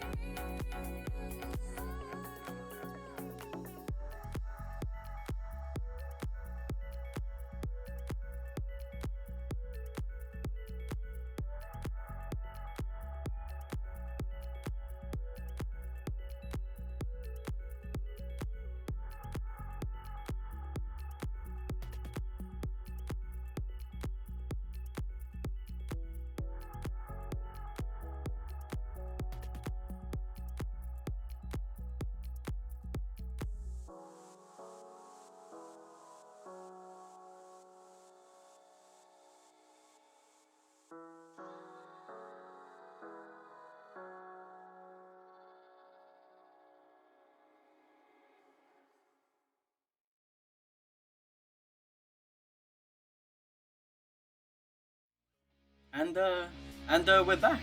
We're back. We're finally back. We're back into the first game. For Bank Team 86 on their map pick, going against Rux Horizon. As we will begin to see the plan of operators coming soon, but Monty first one to go. Ooh, Team 80s, Rux Horizon first ban. Monty Team 86. Looking All right. I respect it. Yeah, Taking out that same. Monty, just making sure that that doesn't find any play on bank. Very big map, a lot of space Mm. to take with the Monty, especially Spiral is what I'm looking at with this Monty, and also potentially any server tags. So all of that is off the board. 86 not going to be able to do that. 86 themselves taking out the Ying once again. So just Ying getting absolutely no love today Yeah, as yeah. of yet. So as of yet, yeah, we do have games on, but yeah, again, feel bad, love. It's not your. This is not your. It's not your BO3 today. As the other defending pick coming on out, who will it be? Kaid, of course. Kaid is Okay, still now the super. question is, will we see something like a Mira ban? Or maybe, I mean, the last game against, I don't know It if was Rocks Valkyrie. Horizon, I'm not sure if that was the game. I mean, a Valkyrie would be very understandable, but I could also see a Tuberal. Yeah, I'm because not sure. I think last game was Fenrir and Valkyrie. I think it was who got, and Valkyrie again. Yes, Rocks Horizon. I think Rocks Horizon banned Valkyrie twice. I think that's how it went. I'm trying to remember because it's been a while. But here we go. Team 86 will be starting on attack first as Rocks Horizon on their defense here. We have talked about this game has Team 86 are absolutely heavy favorites going into this, and it is it is looking like it will be. But Rocks Horizon, I would love to see a bit of magic from them today. Make this close. Make this a closer affair than we both predict. All right, and I do believe we have Robbie back on a different Attackers need account, to so locate that and now he's a defuse little any more bombs if they recognizable. can. I do like that. That makes my job easier of not having to translate it in my head. He's out here again, but no matter the account, he's Mm. still playing the Dokkaebi, and I think that's the most important thing. Attackers Once have again, located a bomb. the Korean lady's open, Yep. and that is going to mean that we're going to see a lot of action from her because roam clearing on a map as big as this, give it one phone call, you know top floor is clear, that is huge. Yeah. So Yeah. don't want to pass up that opportunity. Also, Grim now potentially an operator that you can bring out. A bit of a switch up. I thought Curly was going to go with it. Instead, Monkey switching over to it, 10 seconds sticking to out that insertion. Grim. Very good to finally see him in the game, as in the first one he was banned out. And very 5 quick fun seconds fact, 3 out of the 4 operators that were banned last time are banned this time again. The only switch up Attackers is are the heading out Monty to instead defuse of the the Grim. bomb. So, and immediately we see Grim in play. So clearly that ban has had an effect last time. Yeah. Attackers have And dropped the bomb diffuser. Attackers recovered the now bomb we just see the diffuser. beginning of the drum phase of just trying to find more information. Is that a Val count? No, I think no, that's just the No, sprinkler. Valkyrie's banned. Oh yeah, that might help. Yeah, don't worry. Oh, well, god damn. You put already going down. Right, once again, the early aggression from Rocks Yeah. Horizon. No confirmation Oh. though, and then gets caught on the rotate away. Wreck already in on top floor to punish that. Very good work from 86 to cut off these positions. They do go for the pickup as well. The smoke wasn't deep enough outside the building, and so instead they find it. But BMS is there for the trade. Robbie does go down. So no phone calls. That's very Yeah. important. This is going to allow Rocks Horizon to maybe get into some positions that they shouldn't be in. And now, Team 86. You got Rocks Horizon are the advantage here because Upra is still low. So 15 HP. You have the health advantage on your side, but Rocks Horizon here, I feel like they're going to still play with this aggressive tone, but is just trying to prod and peel, see if they can find anything. They're going to Sabra open up the hatches. This guide is not operational, so there's nothing they can really do to stop that. And, oh god. Alright, quick double piece. Yopor, Frek both get a kill each, and 86 now firmly in the lead as there's only 2 defenders left standing. It's Fire and Coded, who are tucked away deep inside of the site. Coded trying to retake up that main staircase. He might find himself a gunfight here, and he loses it to Monkey. That's another very important pick for the side of 86. They will be able to go for some hatch drops, will be able to get themselves into sight. It's only down to Fire. He's being contested from multiple places. He's worried about Vault. He does some damage. Oh, actually, he does a lot of damage to Frek. He's down to 1 HP. There's not much left on that man, but it's enough to keep the gun up. Monkey's the one that finally gets that pick, as he does take some damage to the Fire as well.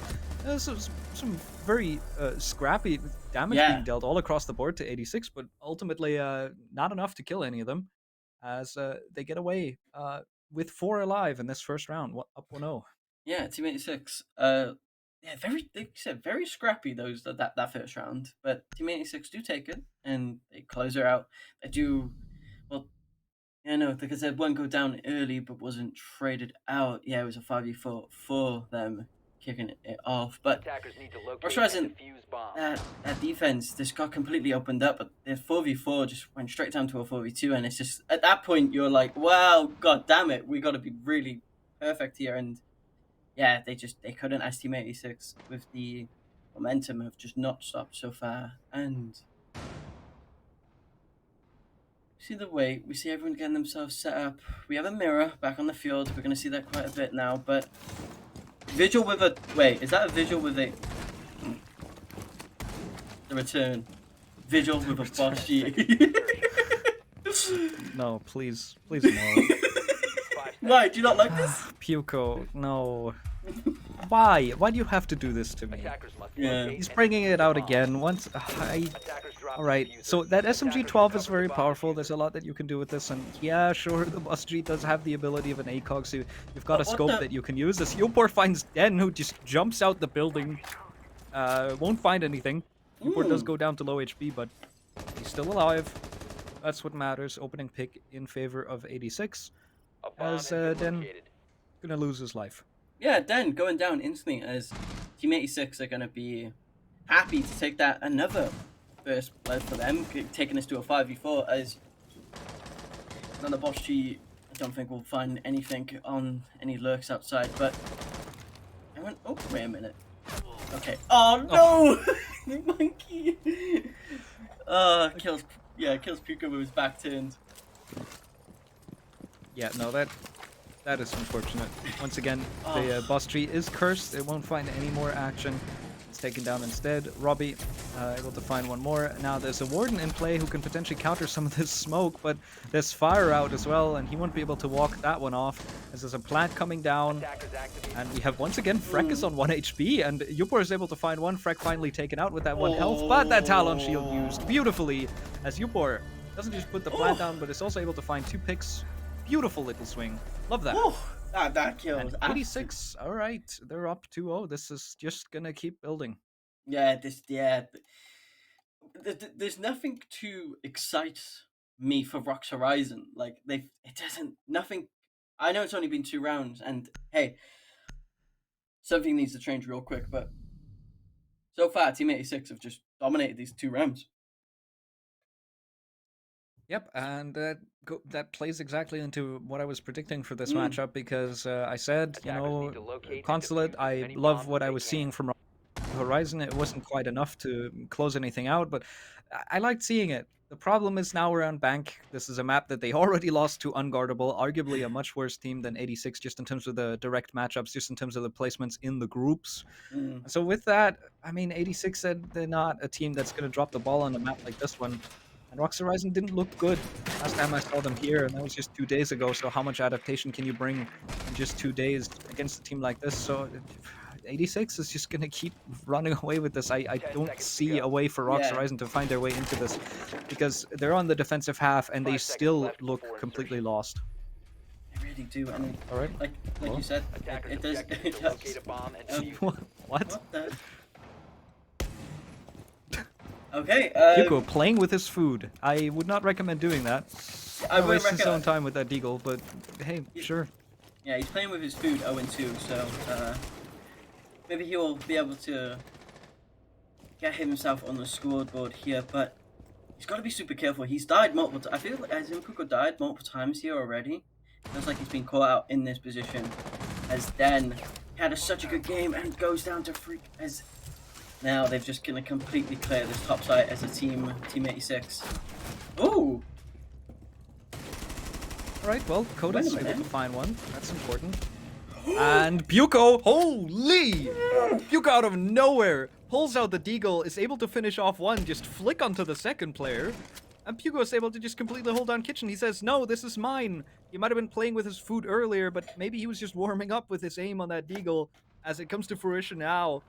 Big man advantage. This might be a round for Rocks Horizon, as Curly will have to try and push himself in here and try to take another fight. What both his teammates could not do, he will try to do. Against that Azami still stacked up inside a kitchen. Monkey also in a position to maybe try and assist him from over here, just holding that cutoff. So has to be careful. Puko here has to watch out when he goes for this cross because he's going to walk into the waiting arms of Monkey, and he does. So at the very least, that roam is cleared out now. It might have cost more players in time than they initially intended to, but at the very least, they do clear it. So with 2 alive, maybe 86 can put something together here. Yeah, Team 86. Happy to get Puka out of the kitchen. He was cooking, so he was chefing it up, as they would say. Yeah, but the moment he left the kitchen, he died. Yeah, so he what does that died. tell So us? honestly, he should just stay in there. He should just stay on that kitchen. But now, Team 86 in a 2v3, 1 minute left. Mirror up as well. This is going to be. You have Goyos scattered around as well. Okay, Rox Horizon have a very good setup here. They could really do something. So the denial is there. Hatches will finally be opened up as 86 now using those can openers in the hands of Monkey. He's 4-0. He's been doing good so far. Curly hasn't found the board yet, but he hasn't needed to, as he's currently just on a triple donut. Hasn't needed to do much. Now Monkey finally takes his first casualty, takes his first death. He is taken out of this one. It's only down to Curly. If he doesn't do anything, he can get to just keep this triple donut Honestly, if he just really keep it. wants to. Keep it. Honestly, keep the donuts at this point because Otherwise, he does have a chance to maybe go for a 1 or 2, but ultimately I don't think he can win this round. He has to go for a hatch drop, and he gets caught by fire as well.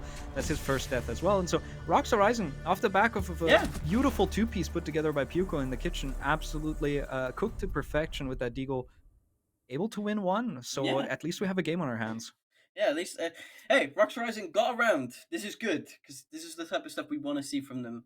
It did take I would say an individual brilliance from Puka there in that kitchen to get that 2-piece. The one killing the guy that got down, but the shot through the wall is the one that just seals the deal.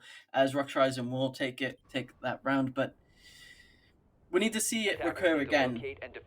Will Rox Horizon do it again? They brought a dock onto the field, and I don't think I've seen a dock in a very long time. Maybe this is just me, but I've not seen a dock in play for a bit. Alright, Puko is bringing out this P90 again. We saw it on Oregon on Monday, so this is just, it's a classic. Yeah. He was able to put together a 1v2 clutch on Oregon, if I remember correctly, so that was actually quite a decent bit. Was able to put something together there. They almost let a round slip away from them, but then Puko came to just very quickly save it. And with that said, I mean, he might be able to do something, but I'm also seeing Den on the Vigil again. Thankfully, this time no Boss G, just a normal one. Den, I have too bad aim for that. No, you don't, Den. I know you're 0-3, but you had a good game earlier, so just remember. But Den is 0-3 for Rox Horizon. Teabags coming up. Alright, he's just going to back on up as Rox Horizon. No immediate kills yet, but when I say that, someone usually dies, so I'm now waiting for it. As he's being. Ooh. Hey, Den. Attackers have located a bomb. Den, there we go. Opening pick, able to find Robbie. Another one from BMS. BMS has been hot in this matchup so far. He's already 5-2 on bank. Not feeling too bad himself, and now that Den has finally found the board, this is maybe the second person that we were looking for. I said, you know, Den was doing really good, but if they want to have a chance, they need a second person to start performing, and maybe BMS is just that person, as Coded actually also comes alive. Another pick for him. He's found himself 2 inside of bank in these early few rounds already as well, so not all too bad, as it once again, it's only down to Yupor and Curly. Curly seemingly always alive until last because they want to keep him alive due to that util. He's not really involved in these early engagements, but the players falling around him like flies means that he will have to come alive himself. And Yupor, I mean, he's 4-1 as well. He's got a decent start to this matchup. The problem is how long can he keep that up, as we've got some very aggressive positions taken up by Rox Horizon. They're not scared of putting their heads through reinforcements if need be. Yeah, and like I talked about before, will Rox Horizon be able to get that second round? First, it's trying to do it again, and goddamn, they've shown us that it's a 2v5 right now. And if you're in such a heavy advantage spot that I think this is impossible for Team 86. Rox Horizon have a lot of players up, but wait a minute. I'm not even sure how Curly found that one. I don't know where that player was. Wait. But Curly finds not just 1 but 2. All right, Curly. Hello. He's found himself in this matchup. Those are his first 2 kills. He's found the board as well now. Very important. Everybody on 86 now got something to show for it. And with 40 seconds left, those 2 picks might have opened up this round. If Curly can maybe find one Wait a more. minute. No, it's Yupor actually to find one instead. We've got an even man count. This was a 5v2. Suddenly it's Yupor and Curly both alive. Curly outside might be able to go for that window repel, but no, Puko shuts it down. And Puko's good for it. Been loving this P90. He's able to find one. They know that the player repelled in. I think they must have heard it off the sound. Shots almost connecting to the player behind the couch, but no, Den stands up. And this is the duo that I talked about. This is the duo that we might need to show up. It's Den and Puko, both last alive. If we can get these 2 in the game, we might just turn this around for Rox Horizon. God, look, damn. I said that was impossible, and I had to hold my tongue for a moment because I thought Rox Horizon could have lost that. Yupor and Curly were just clicking heads in that in that moment there. They just went, wait a minute, we can make something out of this. But Rox Horizon, they still won the round. Like that's all that matters for right now. It is you won the round. You're happy. You move on. You go next. Team 86. God, they're hitting a wall right now, and it's a tough one. They need to be able to get through this. By attackers. I mean, to be fair, Rox Horizon, they, this last round they made some mistakes in a situation where you can afford it, but it doesn't change the fact that you're still making mistakes. And just because you can afford it doesn't mean you should be doing it. So definitely still something for them to watch out for in future, to try and avoid making these little, missteps to get some of their own players killed. Because, yeah, in a 5v2, like I said, you can afford it, but should you? Should you really? Because what if that same situation occurs in a 2v2 and you decide to make the same thing happen again, and it's the this wrong time play. it backfires? Yeah, exactly. So just need to make sure you're staying on top of that. Make sure you're just buffing out some of those little flaws that are coming in. And I've seen this position before, Den. I've seen this position before. It didn't work out well for the last vigil that I saw in this spot because he died to the lobby skylight. That was a very interesting fight. Can't wait to see what's going to happen this time as he just keeps himself away inside of lobby. He does have that ability to just be invisible to drones, but they're still going to know roughly where he is. They will know he's around lone side, so I don't know if he can get away with this. He's gone all in on this spot. Like, he really has. They're not pushing that side. Freck is taking Toffler from square, and instead he's just going to push in, able to take down Coded, who was absolutely not expecting that. Just looking at a drone, gets taken out prematurely. Early advantage, very good. Freck just bringing, once again, Striker into the play. A lot of love for the 2 new recruits coming into this one. Yeah. Apparently, the 2 teams here seem to like both of them. Oh, yeah. Oh, God. Oh, Vigil going down as well to Freak. Was he still in that spot after so long? He might have been, but now... Top side just does feel like it's completely open as Rox Horizon feel like they're getting trapped in all corners and all angles. Feel like they're in a box right now. Now I'd be concerned. Robbie is on the SMG-12 again. Last time that happened, he was able to get a 4K. There's not enough players alive for him anymore to get a 4K in this round, but he could still get 3. He's in a position right now. There was 1 phone call, actually 2 phone calls that already rang out, so no more of that. But Freck, in the meantime, just making beautiful use of that M4. He's bringing this operator, not for the gadget, but for the gun, as Robbie is able to find 1 more. Now it's only down to fire. He's able to find 1, able to find 2. But now he's got the shotgun out. There's flashbangs coming his way, and Robbie finds a double kill for himself in the round as well. So might not have been 4, but at the very least 2 with that SMG-12 still cooking up some very, very good performances. And 86, they managed to rebound off of those 2 rounds that Rox Horizon was able to put together. Yeah, and that was domination from Team 86 on that round. It feels like when Team 86, every round they've won, it's like, I think it's like 4 up half the time. Like, there's a lot of people still alive. They're kicking about, and they're able to win in those heavily in those situations. But Rox Horizon, some of the plays don't know. Team 86 were able to get into sight, into building real quick, so maybe got careful. But you're going back downstairs. This is where I believe this is where the round started to come for Rox Horizon, and they started to win down here. So going back to it, going to see if they could get this 3rd round to make it 3-3. Better than I expected, as I thought Team 86 would just full on dominate, but Rox Horizon, at least they have something, and they could make this 3-3. Certainly some signs of life still Bomb coming out from them, located by and attackers. then 10 trying to. seconds left before insertion. I think he might have had an idea that there was a drone over there, trying to keep himself away 5 from seconds that. left. Moves on over, and once again, Puko is on that P90.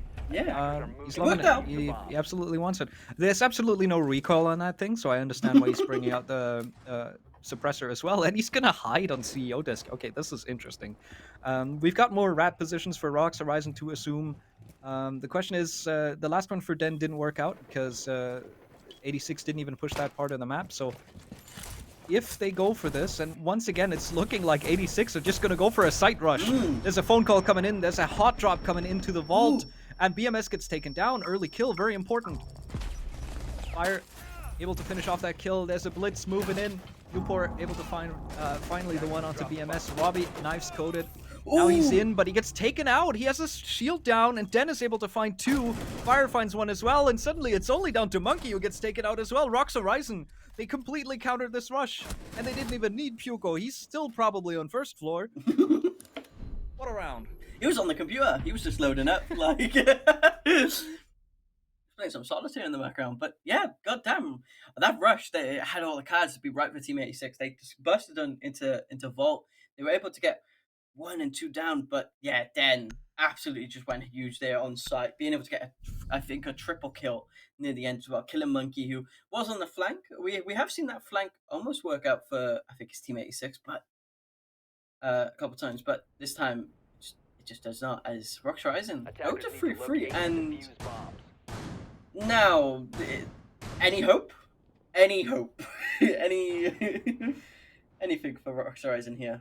It's a good question because I said that, you know, this is going to be the two weakest maps, and you know, with map 2 and map 3 coming out, both Oregon and Bank didn't really look too hot for Rocks Horizon against Unguardable, and arguably 86 once again, a team of a different caliber where you just have to expect more out of them. But Rocks Horizon's putting up a good fight, and this also plays into what I mentioned, which is that if you've got multiple people performing, and at the moment Rocks Horizon, it's looking like across the board they're finding some very, very important kill. Den is hot. Puko is able to find kills in one round, but like BMS has been hot. It's just across the board for Rocks Horizon at the moment. They're fairly evenly distributed kills. They have 3 players on 5 at the moment, so doing good. If everybody's showing up to fight this game, they have a chance of maybe putting Bank away, despite this not being their map pick.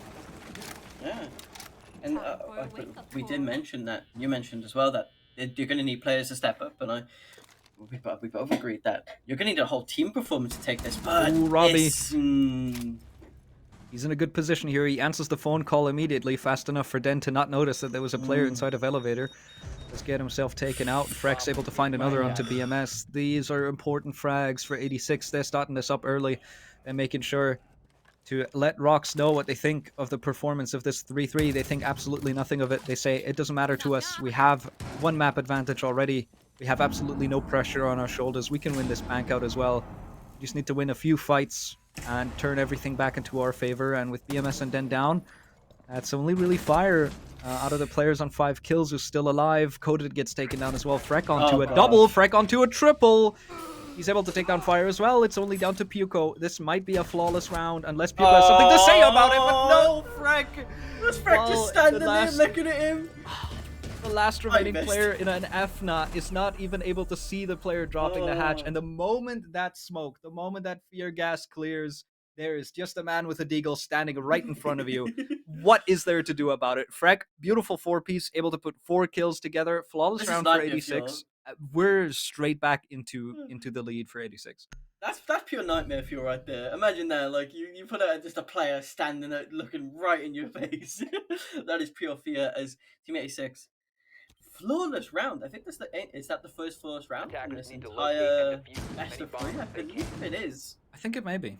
Yeah, I think it is. As Team 86 do take that, and yeah, that showed dominance right there from Team 86. I feel like that's what we're going to see on this defending side from. But Rocks Horizon, there's still a chance. You got it. You can do it. I believe. I voted for you. Come on, you got this. After this, Freck now on double digits as well. Very important to keep in mind. And he's bringing out the goddamn Bus G again. It's your favorite, right? You love this, don't you? Yeah, I totally do. Every you single have, like- time I've seen a boss tree, literally nothing has happened. Like, I don't know if you're aware, but on Monday we saw the boss tree like 5 times, and every single time the vigil got absolutely slammed. The only thing that they ever did was with the SMG-12, and that has, like, yeah, you have that one anyway. So I've seen 0 boss tree action. Literally every time it was brought out, it completely backfired, and so... Is that what we hope for? Is Boss G to do something today? yeah, maybe if boss tree can do something, I will change my opinion. But at the moment, you're just like hard trolling. So Freck, he might be on double digits now, but it might stay at 10 if he keeps picking these guns. But hey, who's to say? Maybe maybe I'm underestimating him. I should give him the proper respect to see if he can maybe find a pick with this thing. And he's just running around the map at the moment, trying to look for opportunities as Rox Horizon not really looking for any fights at the moment. They're fairly passive here. Oh. Curly finds one, Coded with an immediate trade. Fire finds one onto Yupor as well. Fire is out with this blitz up in full force. Robbie's able to find one. And this Wamai is full flash. He impacts himself and somehow Monkey's still able to win this. It's only down to the Grim. BMS able to find one more. And the boss tree's what up. in the world is happening? The boss tree is still up. We might find an opportunity here as Robbie's doing a bunch of damage over to BMS. He's half HP. He still has 2 more people to find. The boss tree is out now. This could be a body shot to put it away. No, it's not quite. I think it might have hit the legs. Instead, it does 50 damage. Or 45, rather. As there might be a second opportunity. Come on, close it out. Do something with this gun. No, he dies instead. The boss tree going empty-handed once again. It's Robbie in a 1v1 against BMS. BMS so low, though. All it takes is 1 bullet. All it takes is basically 2 goo mines. A drone comes out. They're dancing around each other. They have a rough idea of where each other are. Some wall bangs. Nothing connecting. Still so much time left to play. And it might be an opportunity for BMS to go on drones for a second to put it into a better position for his team. As I think the Grimbees are coming out. That gives him a spot. Does he know that there's a cross coming through? The Legion, he's over on long desk. There's so much to play for here. Rox Horizon, they want to equalize this.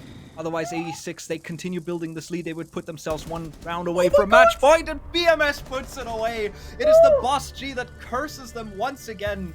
BMS with a 1v3, and Rox Horizon equalize once again. God damn!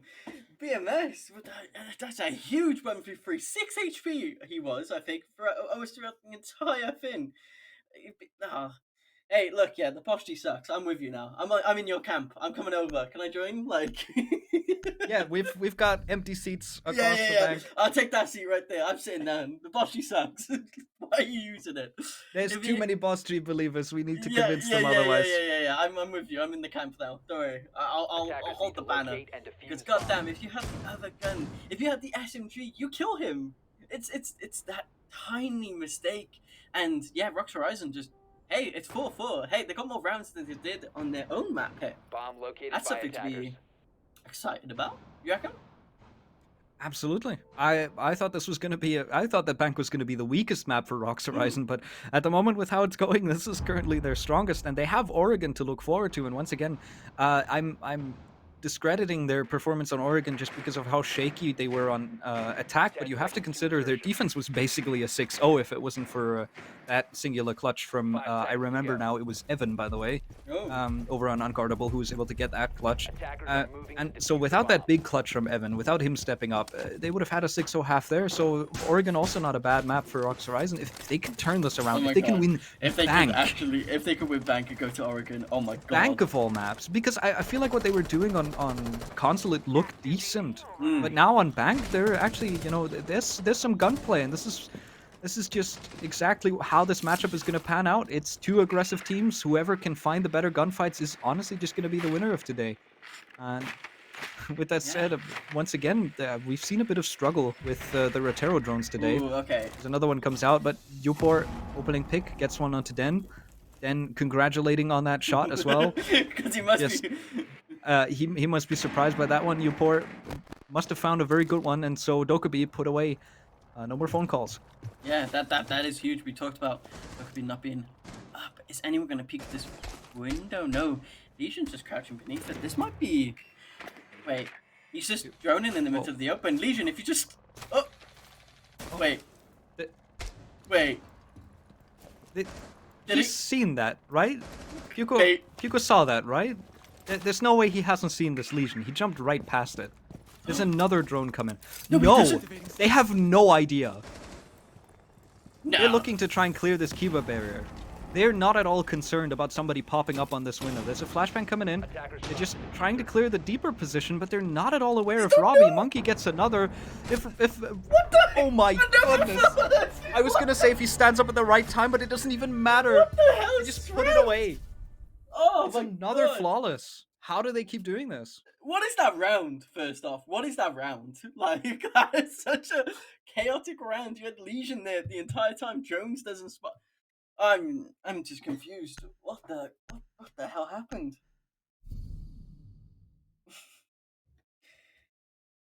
Okay, now once again we go back to it being concerning for Rockstar Horizon. Hmm.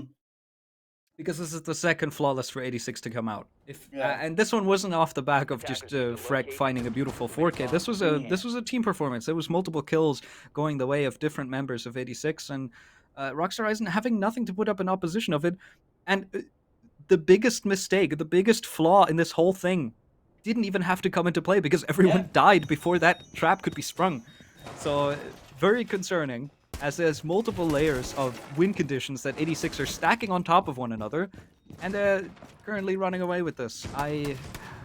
This back and forth is going to give me more gray hairs, as Rockstar Horizon has already done. You're gonna have to do a you're gonna have to re-dye it. Honestly, man. Like you're gonna. God damn. 5 seconds remaining. Well, hey, this point- don't worry. We gotta. Hey, after this, you got another BO3, which could probably be even more stressful. I doubt it. It's ITBA playing. They play some very clean Siege. No, I that's do true, like they do. that. Like Yeah, that's- on Monday, I have to say they played some really good Siege up against NXT. It was very comfortable and enjoyable to watch, but it wasn't nearly as exciting as Rockstar Horizon not bringing soft breach when they have a Maverick. That is. Oh, that is If very anybody funny. remembers that from Monday, it was lovely.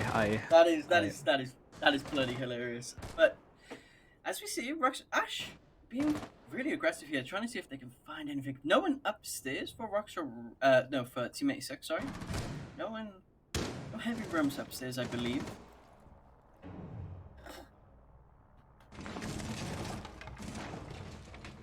Alright, slow going. 86 not out in force early, as Rockstar Horizon is being conceded top floor. They're just allowed to take this part of the map, and they're gonna do it slowly. They're gonna do it diligently, not wanting to risk anything here, as 86 has mostly pulled themselves back towards site. Still playing a bit around some other angles, but for the most part, just all the way down there. As Fire, I think, is in an FNAT.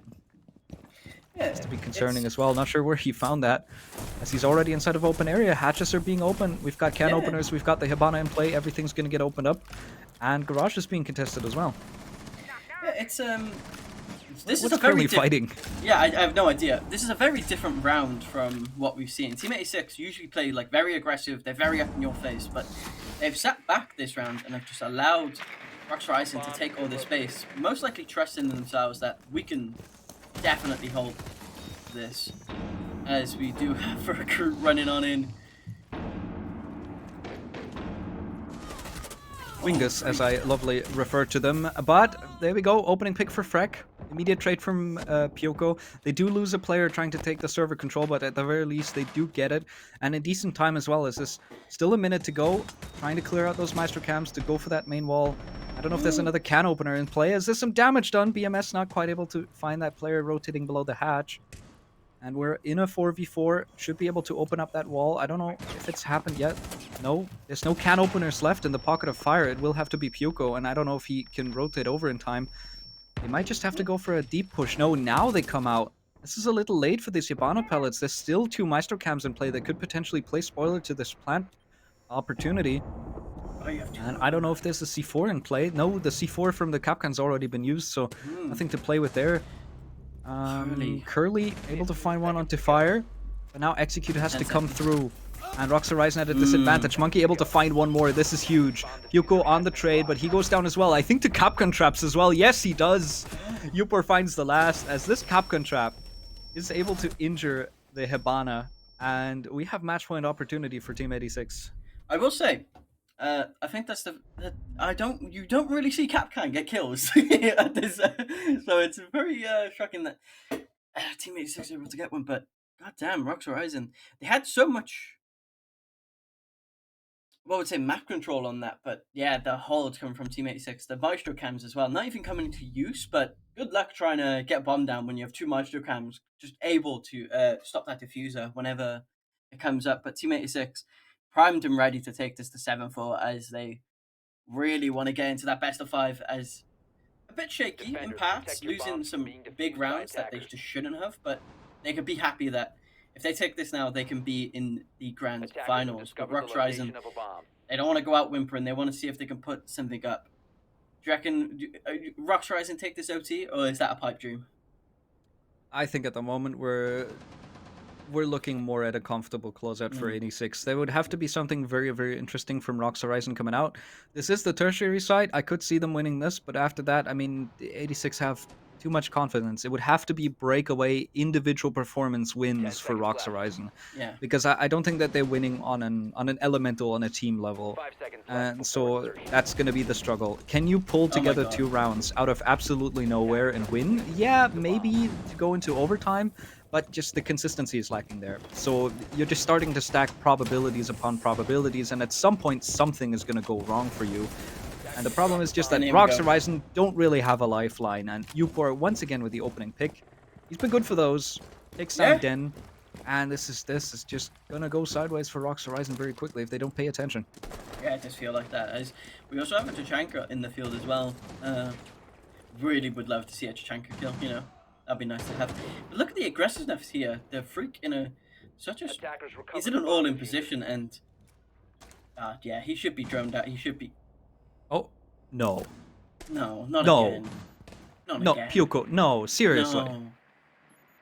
What? He leaves. Okay.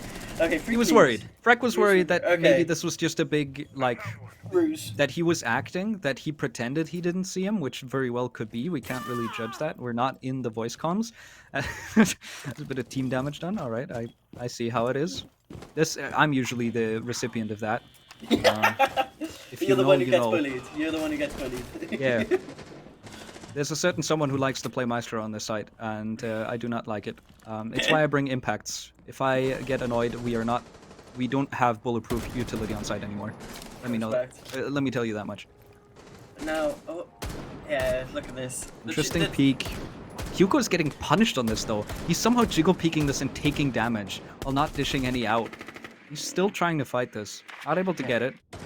As Curly was healed back up. I don't know if he took any damage, but God. he certainly did get a stim, and Oh, Freck no. gets one more. Tachanka! Monkey another. There's the Tachanka kill. There's the DP28 kill. He's trying to kill his teammate, I think. Hugo does finish that off before the fire comes in.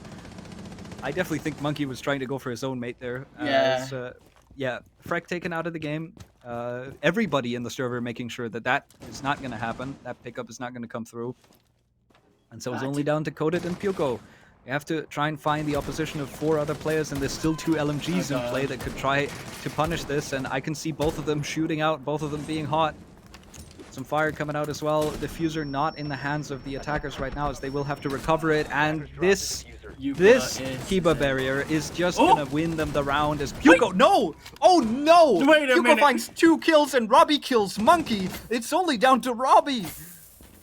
Robbie in a 1v1 against Pyuko. Pyuko has taken quite a bit of damage. There's a Maestro cam staring at him, but Robbie's dropped the hatch. He's not on site. Is the diffuser in the hands of Pyuko? Yes, there is. So, what is Robbie doing? Robbie is just gonna not use on the- site. He's running he's away. gonna- He's just trying to play the Maestro cam here. Oh no. No. He will have to get this Maestro cam. No, he doesn't. He doesn't. No! Robbie gets it, dude! No! And with that, what a send-off to put us with Team 86 in the grand finals. Oh Oh my my goodness. God. What That is the- unbelievable. Rocks Horizon eliminated. They have to play for 3rd position to try and maybe go for 250 euros. That is still something to play for. Maybe a consolation prize. They will go up against the loser of whoever we have in the game coming up next. That is either going to be ITBA or it's going to be Lumina Gaming. But Oh, other than that, this is the end of their run here, and 86 continue into the grand finals with at least 500 euros secure for them already, potentially playing for 1,750.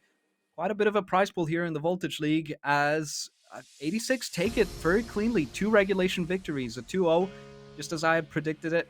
We could have seen this one coming, but the way it unfolded, very, very strange. well, I'd also like to say as well, before we go on, Rocks Horizon will go into the third place match, where there is a chance that they can still win something. Not the big prize, not the 500. I think it's 250 if my memory serves me right. But Rocks Horizon will be waiting in that third place match, waiting for either Unguardable, or is it Unguardable and ITB No. Academy? There we go. It's an Unguardable. ITB and Lumina. Why am I saying Unguardable? If for some reason it's always there. You seem to love Unguardable, but Yeah, I don't know let me assure why. you, they were eliminated. Yeah, they were They're eliminated. out in the quarters. They were. Yeah, they were out in the quarters by Rocks Horizon. They were. I don't know why. Yes. But yes, it's Lumina Gaming or ITB Academy will be the team to either go to the grand final or be in that third place matchup against Rocks Horizon. And right now, that's it.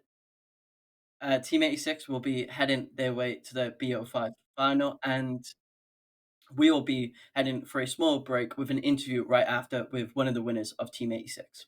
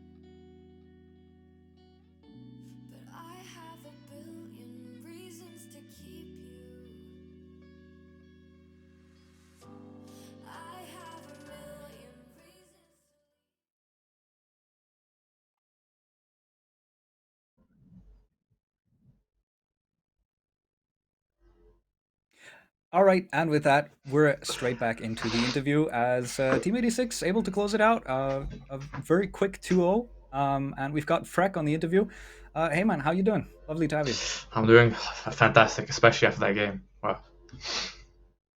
All right, lovely to hear. I've got a few questions for you. Just want to go through them quickly after this game. First one that I've got coming out is, were you expecting Rocks Horizon to play like this? Were you expecting them to be better? Were you expecting them to be worse? Or did the game go as expected? No, we did some analysis like 3 hours before the game. We were practicing, like seeing what they do, so we knew exactly what they were gonna do. All right, very good to hear that. Second question I got: what in the world was that last round? What was going on in that last round? Just talk me through what might have been happening in the comms or whatever. It was a mess. It was a new strat we're prepping. It's called the Maestro site. Robbie made it for us. It's done a lot of hard work on it. So just some. It's again we prepped it. It's counter prepped. So easy. Easy. All right. So there will be another match later on, Lumina ITBA. That's the match that we've got coming up in the stream next. And for you, I've got the question. I mean, who would you prefer going up in the finals? You've got a BO5 coming up. Do you want Lumina, or would you rather prefer ITB Academy?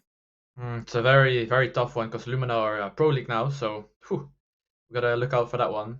And yeah, ITB are decent, so.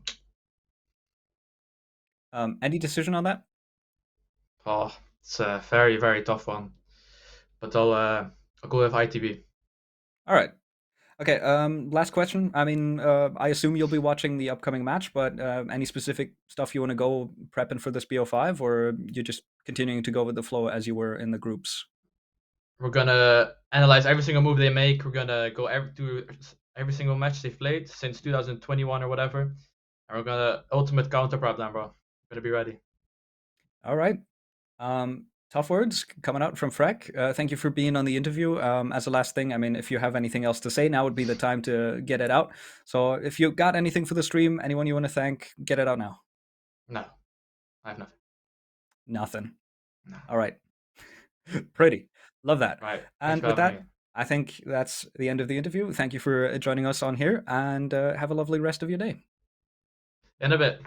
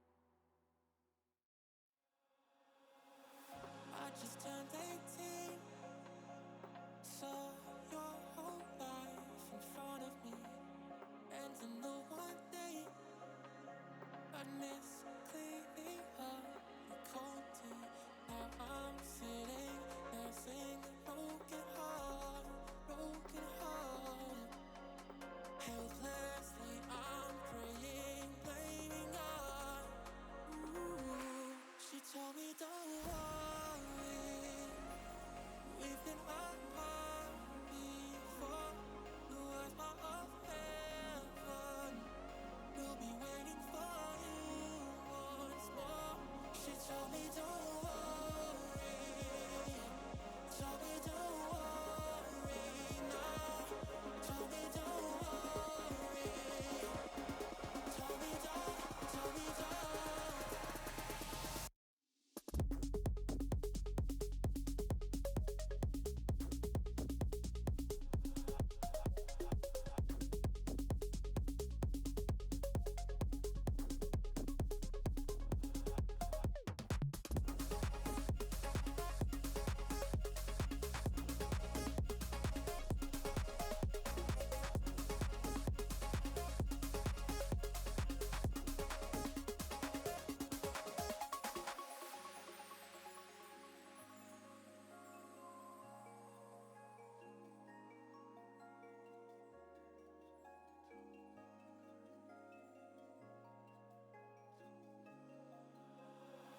She said we soon made three.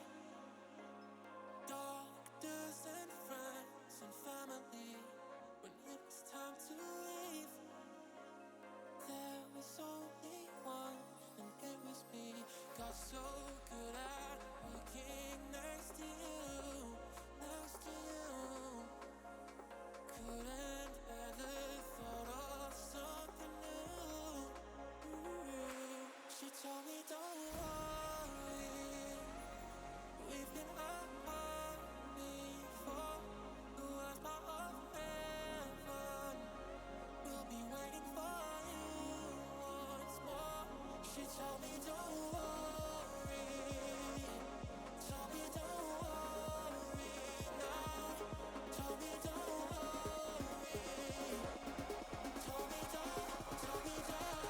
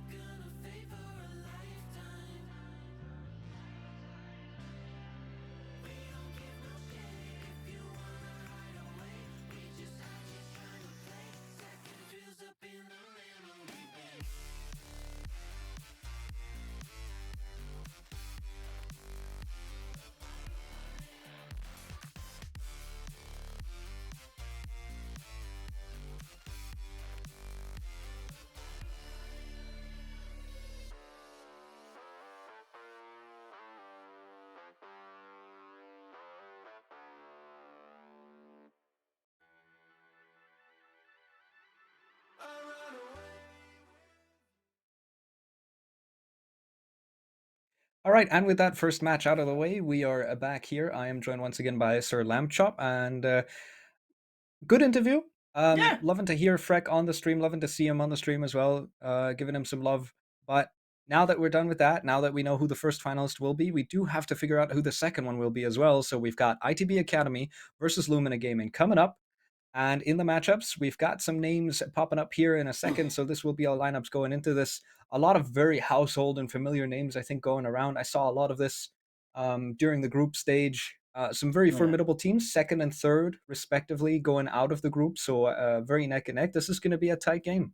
Yeah, I agree with you. I think this is going to be the closer game of the bunch. We did for Team 86 versus Eisen. I think this will be the closer one with Lumina Gaming versus ITB Academy.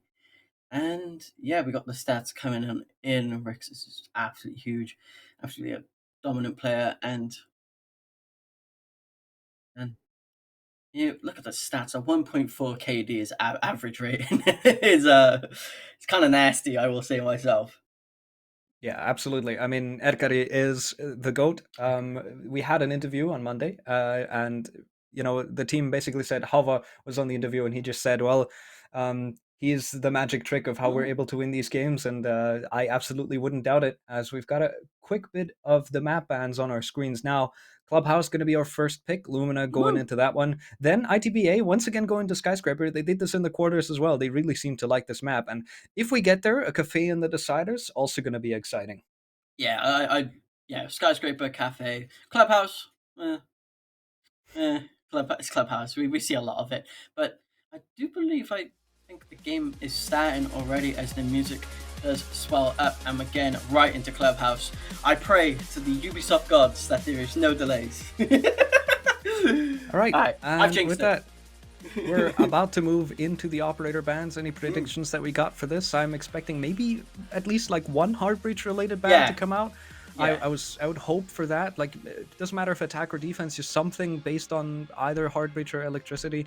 This is a map where you need it a lot. So first ban, Monty. All right. This is fairly expected. Rafters takes and stuff. Don't want to have to deal with it. ITBA getting rid of that one right away. Yeah, exactly. And now the second attack coming out, you kind of just have a free fin if you're Lumina. What do you reckon? But you said Heartbreach. I could probably agree with you on that, unless Lumina come with something that we just will not suspect. But Capital coming out of the field as well. Goodbye, Capital. I don't think Capital was not banned in the other game, the other BO3 we watched. Yeah, no, he was open the whole time. A very important operator. A lot of things that you can do with those firebolts and the smoke bolts. But instead, I'm starting to sense something here, because the Monty and the Capitao take it out means it's going to be very, very easy to hold rafters. There's basically nothing that you can do to clear rafters now, other than just get complete garage control and try to throw some nades at the players playing there. Exactly. Unless the Azami ban comes out last year. No, it's a Kaid instead. I think Rafters might be a tough nut to crack this time around. Yeah. And with Lumina starting on the attack, they might be the first ones to try and face that. As ITBA, they start on defense. Let's see where they want to go. I think they might decide. No, they're going to decide to go basement anyway. Yeah, well, basement's the pick, ain't it? Everyone likes basement. Absolutely. And Mira is open, so of course, Erkari, once again, immediately the operator is brought out. It is to be expected. Very, very important to bring on a map such as Clubhouse. If she's not banned out, you better be playing it. And once again, Dokkaebi, the current meta, just when are you not going to see Dokkaebi? Yeah, especially now. Like, I think every single game Dokkaebi was picked. I think almost every round Dokkaebi was picked on the attacking side. And we're just going to see the normal setup come out for ITB Academy of Basement. I really would love to see. Actually, this is who did you pick to take this? Who did you pick? I picked ITBA. I think this one's a much closer match than the previous one we watched. I definitely think that this is more of a coin toss. And I'm going with ITBA because I'm just trusting that 10 seconds left. Okay, then. Hey, if you trust him, that's good enough for you. But yeah, like we said, this would probably be a much more closer 50-50 game. We're hoping to see. I think this will go all the way to map 3. I think this is going to end on Cafe, but how we get there is going to be the question, because both teams are comfortable with probably all these maps, and they're going to really wanting to get to that grand final, be able to take the scalp that is of Team 86, but first they got to be able to take out each other. All right, and with that, we're in the first round. We have Wingus on the board again. Striker is being picked. And let's see what Emission has to offer for us. He's bringing flashbangs and he's bringing grenades. So a lot of throwable utility. This is one of the combos I think that is most important to bring out when you've got two of those secondary gadgets. Thanks to the new recruit rework, that is the ability you are gifted with. And I mean, five things to throw. Not even a Jaeger is going to be able to counter all of that, as you can basically clear util for yourself. And that will be important in trying to take out those mirror windows, because there is an Ash in play, and so Reaxis is just going to wait for somebody to potentially burn it out, and then he should be able to clear those mirror windows, able to shatter that glass. Yeah, but hold right now. I only think there's one lurk, but that is on the other side of the map on staircase. There's no one upstairs, so Lumina Gaming, no ITV Academy will be downstairs, and they're going to start trying to open up these hatches now, which across the entire map, I think all the hatches are slowly getting done. The kitchen one's being a little bit of a hassle. Hibana, the impact grenades. Ooh, that one Hibana pellet getting tricked out by that impact is very unfortunate, because you do need 4 of those X-Kairos to try and open up that hatch, so there will have to be another one, and I think that's it for the X-Kairos. There's no more. I hear something else go off elsewhere. JJF5 with the opening pick onto Skipper. That is at least something for Lumina to try and work with going into this execute, but the question now is the kitchen hatch open? And if it is, can you turn this into a round win? As Emission goes down, Halvar able to find one, Raiden able to find another. ITB very quick on the return, able to find Zodiac as well. There's another player on the floor, Erkari with the confirmation. It's only one player left, and it's the ace, and there's not much that he can do. It says vert angles everywhere, and once again, the heavy fragger for the side of ITBA is just coming hot immediately. Yeah, look at that. What was that? 2K or 3K? I'm trying to remind myself, because it all just happened so goddamn quick that everyone was alive. Then 2 seconds later, it's a 4v2, 4v1 game, round over. We're moving on to the next one. Lumina Gaming. Yeah, it was a 2K. Lumina Gaming. Well, there is Church. Church is really hard. There is the basement area, so it's really hard to take out. But IG Academy with a very short up defense there. Defenders, protect your bombs. I mean, with the Kai being banned out and there was no Tuba being brought, realistically, you should be able to open up all of those hatches, but not conserving your Hibana pellets enough means you're going to struggle getting that hatch open for so long, and that ultimately, I think, just cost Lumina way too much time. And with that, just struggling a bit. ITBA, very good on that defense, able to shut out the remaining attackers, not allowing them any further in that they really need to be. And with that, once again, the mirror is being brought out, and there it is. We are on CC Cash side. I see an Azami, I see a Womai. This is going to be a Rafters hold, a la carte, and it's going to be very, very difficult to clear this. Yeah, especially when you got ITV Academy with how they've in that first round, they're going to feel super confident to be able to do this. And yeah, good luck trying to get these guys out of here. You're going to have to... Some of these grenade throws are going to have to be absolutely perfect, but I don't even think that will stop anything, because they're just going to be chilling in Rafters the entire time. Alright, some Claymores coming out, going to prevent any runouts from Garage happening early on. There is a mirror window to try and deal with. Thermite charge being put up right above it. Should be able to open up that wall. I don't know if they can impact trick this. No, they will. Skipper there, I think, for it. That's one impact that has some very important implications in the round, potentially, as there's another Selma coming out. Erkari there for the trade, once again. Just really good on these impacts, as there's another Selma coming out. But one of them gets shot out, actually. So once again, this is just more sightlines. You still cannot move through this breach, and that is going to be detrimental for Lumina if they can't get this fixed. In the meantime, Skipper does take quite a bit of damage, but as long as he's alive on those rafters, that doesn't really matter how many HP he has up until the utility comes in. Now, finally, the Selmas come in, but once again, this is really good time wasting from ITBA. They're just playing around these walls and hatches and just trying to waste as much time as they can before going into any gunfights, so that when they try and take any of them, they are in a much better position to do so. Yeah, and what we're looking at right now is no one's going to be able to come through Rafters if no one's gone there or even tried to attempt that way. Everyone's going to be coming through June area, and the setup begins. You have so many angles opened up on Alpha's wall, and here we go. I think we're about to see Satsine aggression here. All right, plant opportunity coming out already. Nixon trying to go for that plant.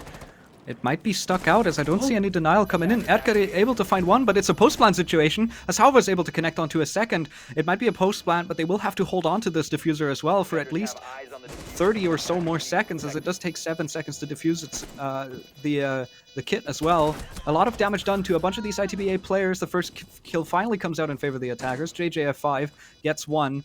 Might be able to find a second here if he connects the timing on that swing. Zodiac finds one more on Nixon. This is a good retake, but JJF5 on a triple. He's still outside that window, and they can't deal with him. Skipper trying to go for a jump out. He gets caught as they get shot in the knee. JJF finally traded. But now the defuse is coming through, and they have a vertical angle. Emision just about able to connect to that. Lumina, really, really good execute. Almost a beautiful retake from the side of ITBA. But Lumina just about hold on, and JJF5 with a big impact in this round, able to hold it together. Tied up 1-1. A huge 4K there, honestly. Well, like a massive 4K to be able to get Lumina on the scoreboard with their first round. I really like plants diffuser. Ash just runs away like a little rat, just runs all the way downstairs. It's like, oh, well, you've lost in this position. This is going to be super hard to win here. And now, ITB Academy, they did pretty good. They were able to get, it was just heroics out of JJ5. Who just absolutely made sure that, hey, we're going to get on the scoreboard. I'm going to make us. And just, here we go. Lumina Gaming now on the scoreboard. Changing sides. They're going to go back to the same spot. They are going to be going for gym and bedroom. And the calmness across the map for now. All right, and with that, we get a bit of a breather as we're just in the drone phase, and ITBA choosing not to go back to that site, instead sticking out their rotation and going over to gym and bedroom. Also a very good site to defend. Once again, I feel like Amira would be good here this time around, not being brought out. Instead, we have a castle, we have an Azami, we have a bandit. This is practically screaming that we're going to try and defend Jacuzzi Wall. We're not going to try and let you open that one up. And so if you can trick that wall, would be very interesting. But there's plenty of hard breach being brought on the side of Lumina, so I expect to see that to be once again a fight. Ace. A fight to focus up here for the early and mid round. Yeah, they're gonna start just trying to open up so many gaps, just trying to see if they can cause chaos. Castle is up, so Castle, I think almost all of his stuff is already gone. I really want this C4 to work out. I really hope this works out for Castle there. Okay, it doesn't. It's someone else. But a C4 does work out. It's Erica being able to take one down and making a 4v5. Oh, it does work, actually. Oh, yeah. That's the Thatcher down. Yeah.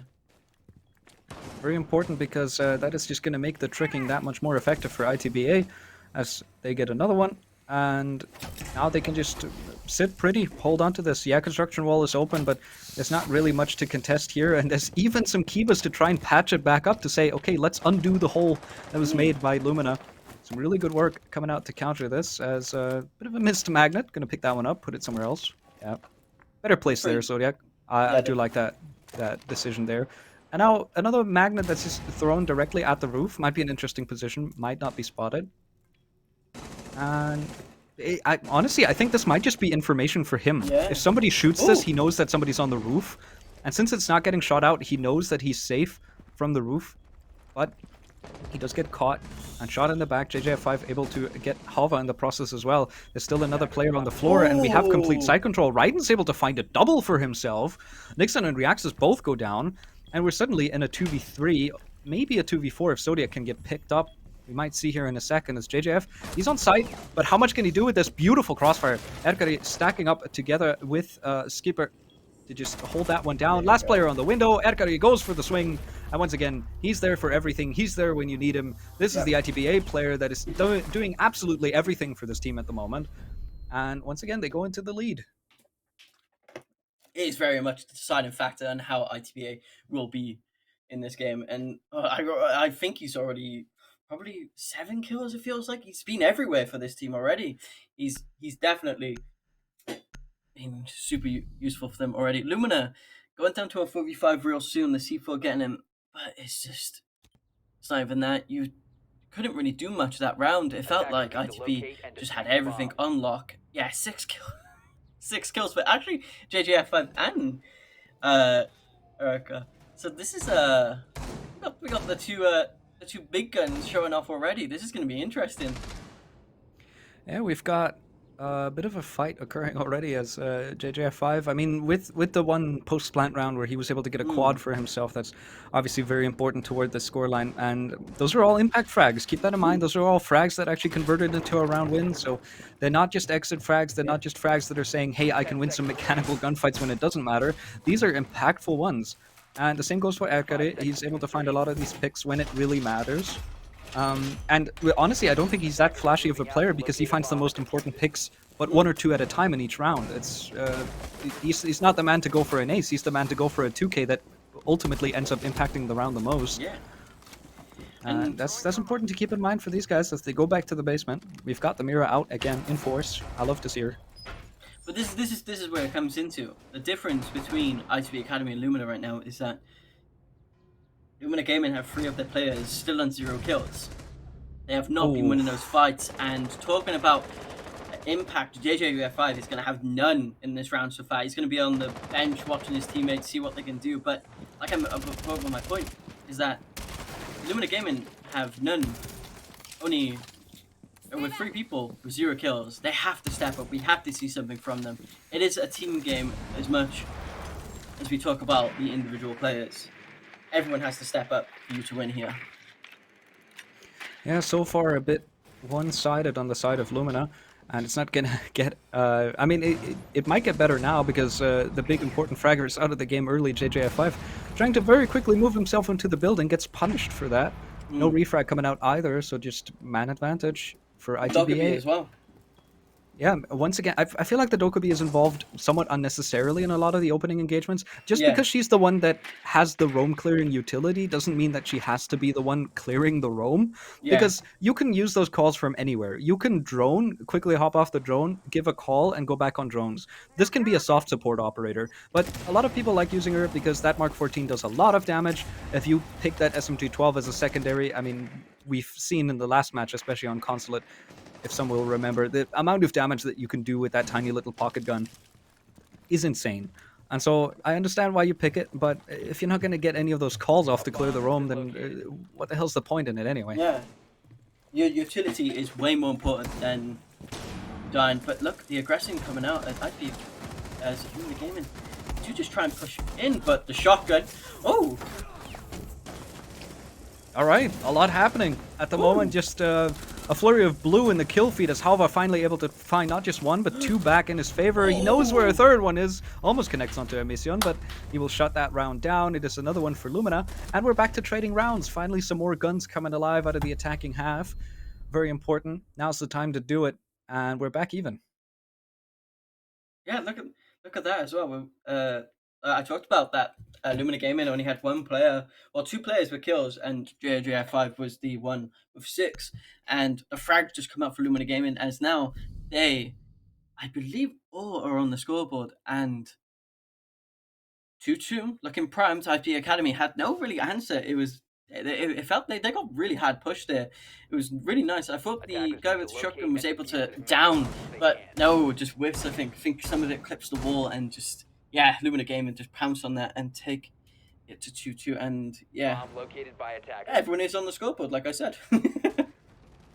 Yeah, that's what we were looking for. It might be a 1 instead of a 0, but ultimately, if everybody keeps going up by 1 every round, that's all you need to win. Yeah, you know what I mean? Teammates, everyone, just teammates, you know what I mean? Like... Yeah, just keep team-acing and you can win this game very, very easily. The problem is I don't think ITBA are going to allow that to happen without putting up a fight of their own, especially with some of the performances we've seen out of them already. And they're deciding to go back to CC, so regardless of win or loss, ITBA are just sticking to their rotation. They're saying we are going to all 3 sites 2 times that we have lined up for this. We're just going to keep rotating through and through and through. We're going to ignore bar. Because that's not really a site that is important to come out unless you really have something special cooked up for it. And we're in map 1. This is not the time to bring out strange and freaky things. This is not the time. Yeah.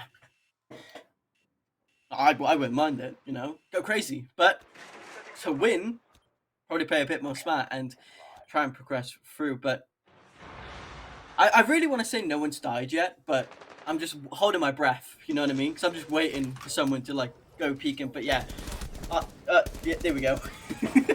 There's the peak. Yeah. Skipper, he's down to low Hey! HP again. Oh, Erkari is the one that finds the opening pick on the Reaxus. That's one important pick. That's one of the hard breachers down. There's still an exothermic in the pocket of Nixon. But Nixon also taken some damage already. And Skipper really seems to like peeking the position until he's like actually 1 HP. Yeah. I've seen him in that spot twice, taking so much damage. I think last time he was 8 health, this time 16. So, hey, we've doubled in terms of performance. Good job. Yeah.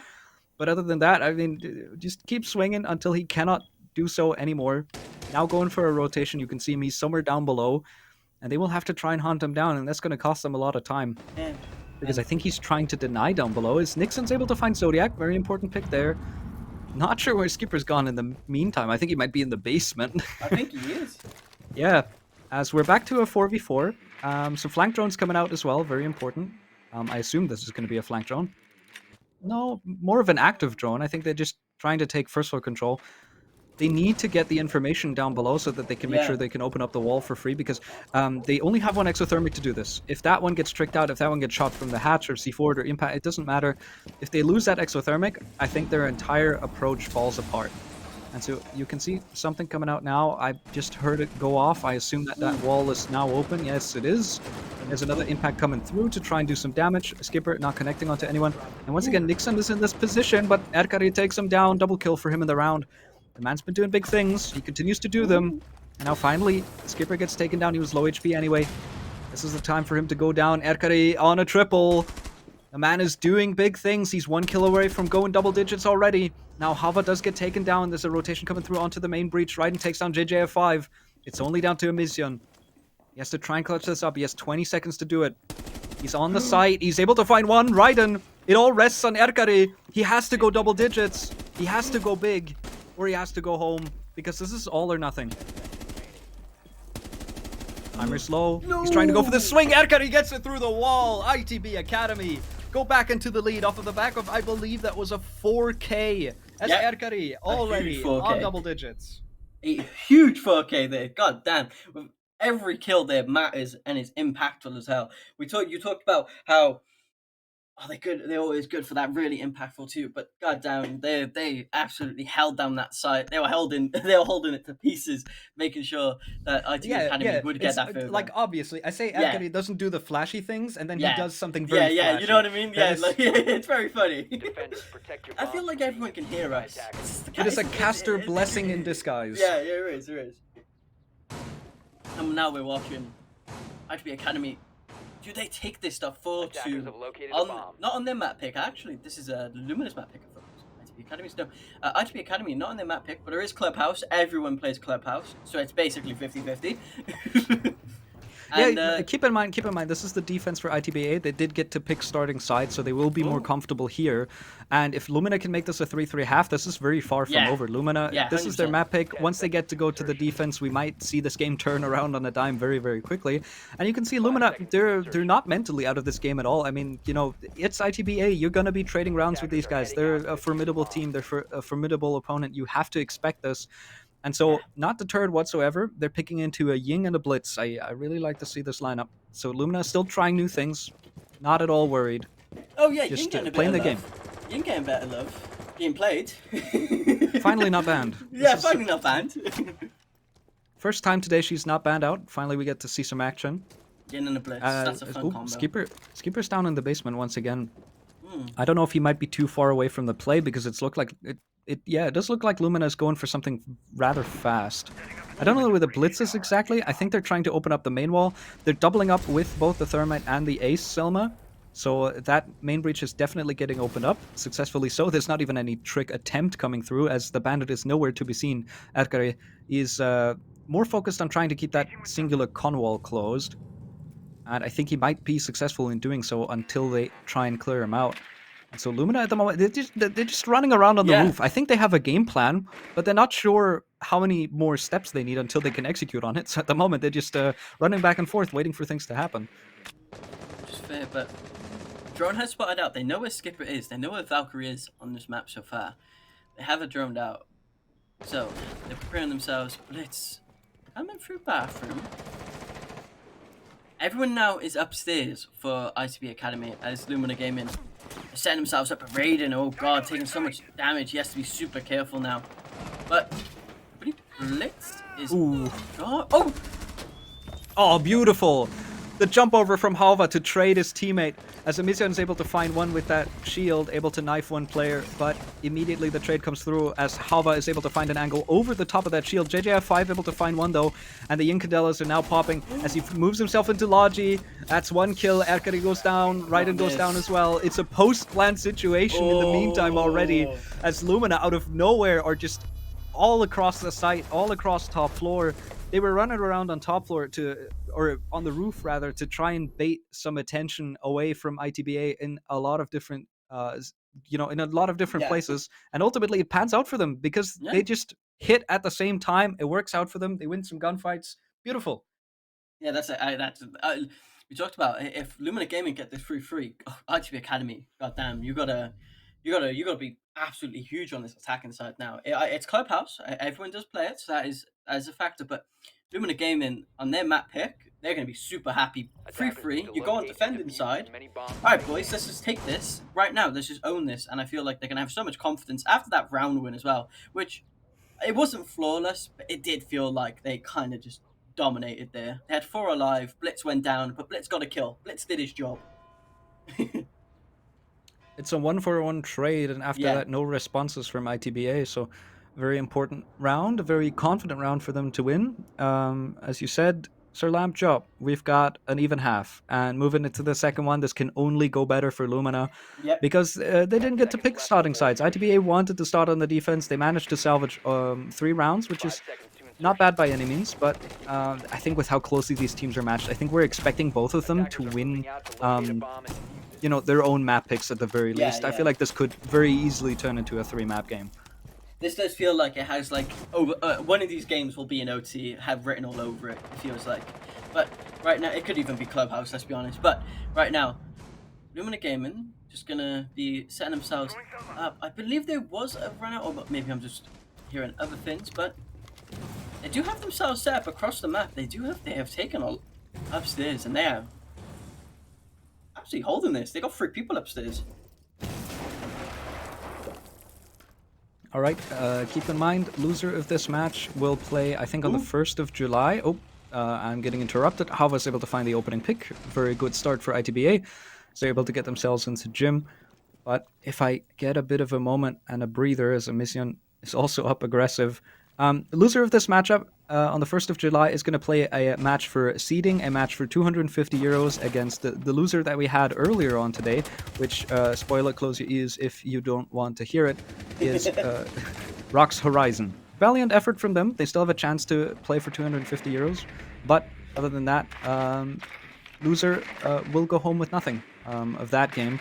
And so now we're moving into this one. Lumina, they finally found their trade. Bit late, but Reaxis is able to find one.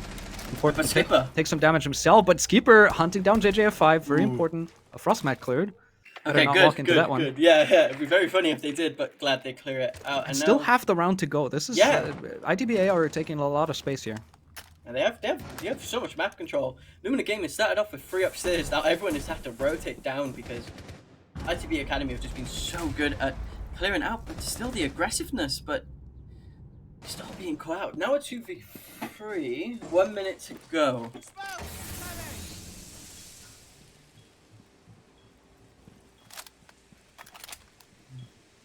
All right, one more smoke canister still in the pocket, but I mean, 2 of them already expended. Nixon doesn't really have much utility left to play with, and don't even get me started on Emision. Vigil, not really much that you can do. You can get yourself into a position where you can't get droned. That might be helpful, but come the execute, that's really useless. You just have to try and win your gunfight, and with ITBA in an advantage, as long as they can isolate these gunfights and try to make this a 2v1, they should be able to get it, but Raiden doesn't need a trade. He just does it himself. It's only down to Emision. Plant is coming through again. And ITBA showing that they can attack just as well as Lumina can. And Skipper through the wall. He sees the feats. He sees the feats of Emision. Takes him down. I believe, right? Skipper with a 3k that round?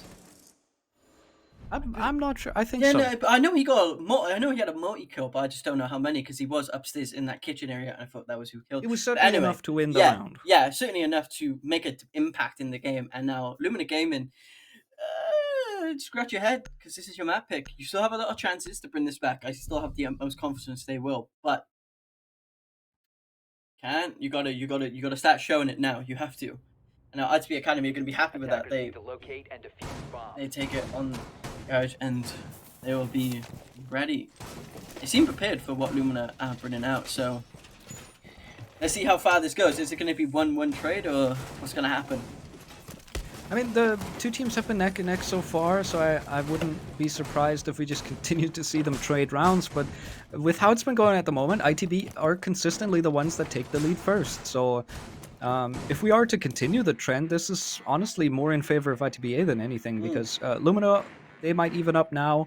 And if they can do so and ITB get into the lead again, you can see how the pattern evolves and how it continues. And ultimately, this is looking like it might be a win for them. And you know, considering it's not their map pick, it's already a good enough performance to say, hey, well done, you've put the fear into Lumina.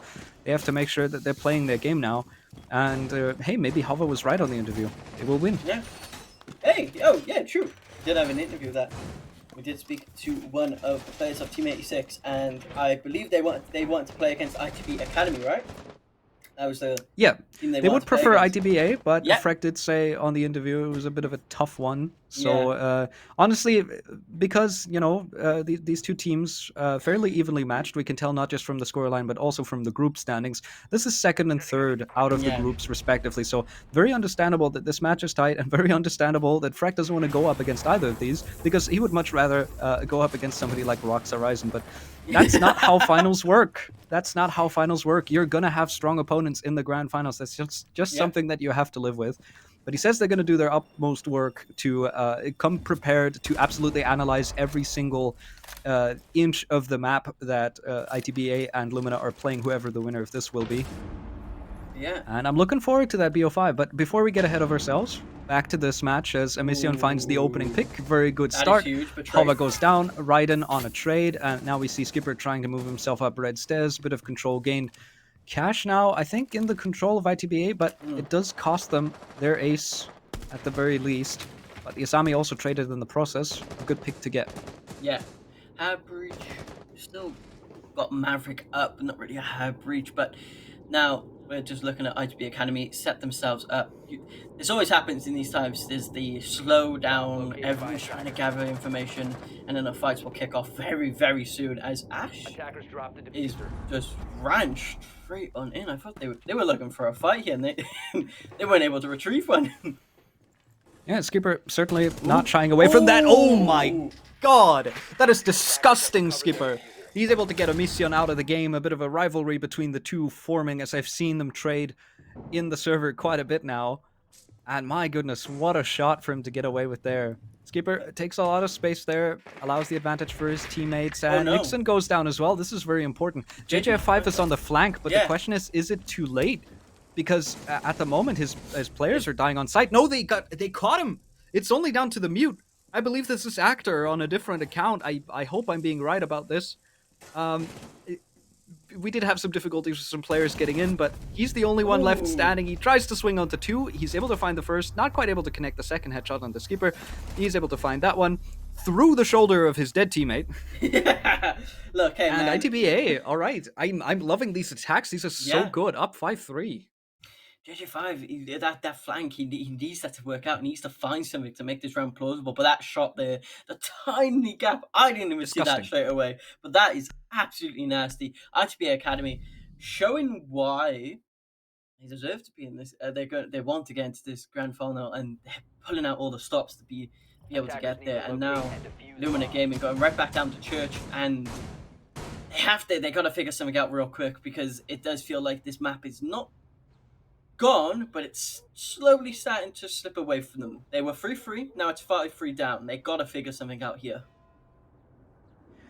They will have a few more chances to do so, as, of course, we're not at match point yet. ITBA need one more to try and put that pressure on for real, but as of yet, still a very, very decent lead And I'm kind of expecting more out of Lumina. I mean, obviously, you know, ITBA had the chance to play a BO3 on Monday, so they might be warmed up a little better, just in terms of playing officials and the routine of officials. Because Lumina, it's not always a gift to be getting that first round bye. A lot of the times you see teams that make deep bracket runs off of a complete gauntlet where they have to play matches back to back to back, and somebody who starts out really well early on, let's say goes 3-0 in a Swiss format, then, you know, falters because they just don't get enough practice. They don't get to stay warm enough, and that might be a detriment. We'll have to wait and see if that has any effect for Lumina, because at the moment it seems like it. But ITBA, relentless. They're approaching once again. They're moving toward the side. Ooh. Okay, I thought someone was about to walk around that corner there and Mute was going to get caught out. But right now, I think there's a few more walls there. Yeah, there's a few more walls. You know, why not try to shoot through? I don't know. Maybe next time. That's the new operator that comes out. But so that as we're going to get into the game. Oh, Skipper goes down. Skipper's been huge so far for this team. The revenge. And he is dropped.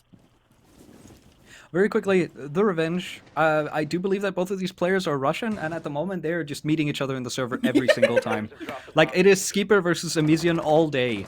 And this one goes in favor of Emision. I think we're like 2-1 or maybe 2-2 between the both of them. Like that. So just a lot of trades. They really love fighting each other directly. This time it's Emision that comes out on top. So might be a good sign for the rest of Lumina going into this one, as they get an early lead. There's no trade coming through. Emision still alive, still able to put out some of those goo mines potentially. As JJF5 makes it even better, takes on Hava, very important pick. And now Raiden caught in a goo mine as well. They know that he's here. There's also a bulletproof cam to spot him. He does take that one out, but they should know that he's bottom main stairs, and this is not a great spot for him to do anything from at the moment, because I don't really feel like they have enough control. The fight here between these two teams has been everywhere across the map, but keep in mind, this is basement. We are on basement side.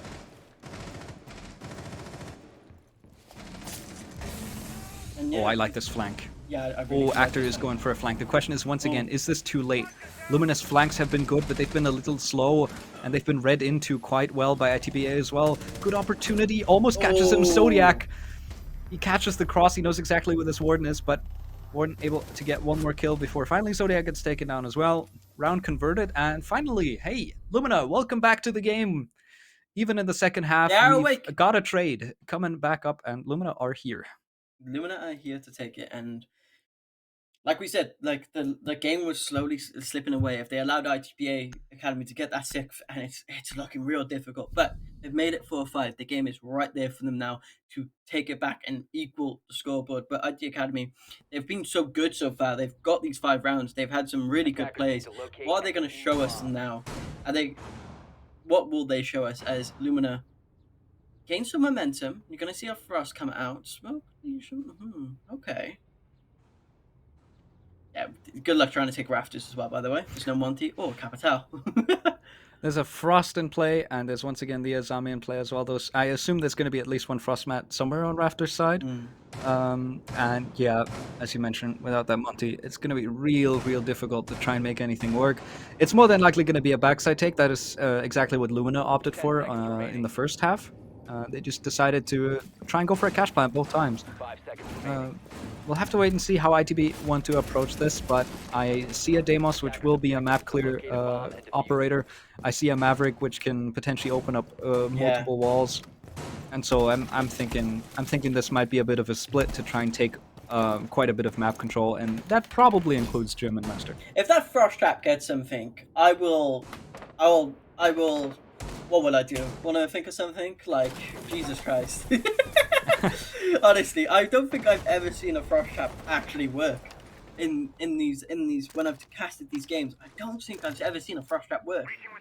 I have prayed for it to happen, and it just never does. Will it be the day? There was one on Monday that worked. Woo! The player picked themselves back up out of the frost mat, but ultimately, the moment they got out of the mat, they were immediately killed. So I would attribute that kill to the frost mat. Yeah, okay, yeah. That's like a frost trap. Yeah, 50-50.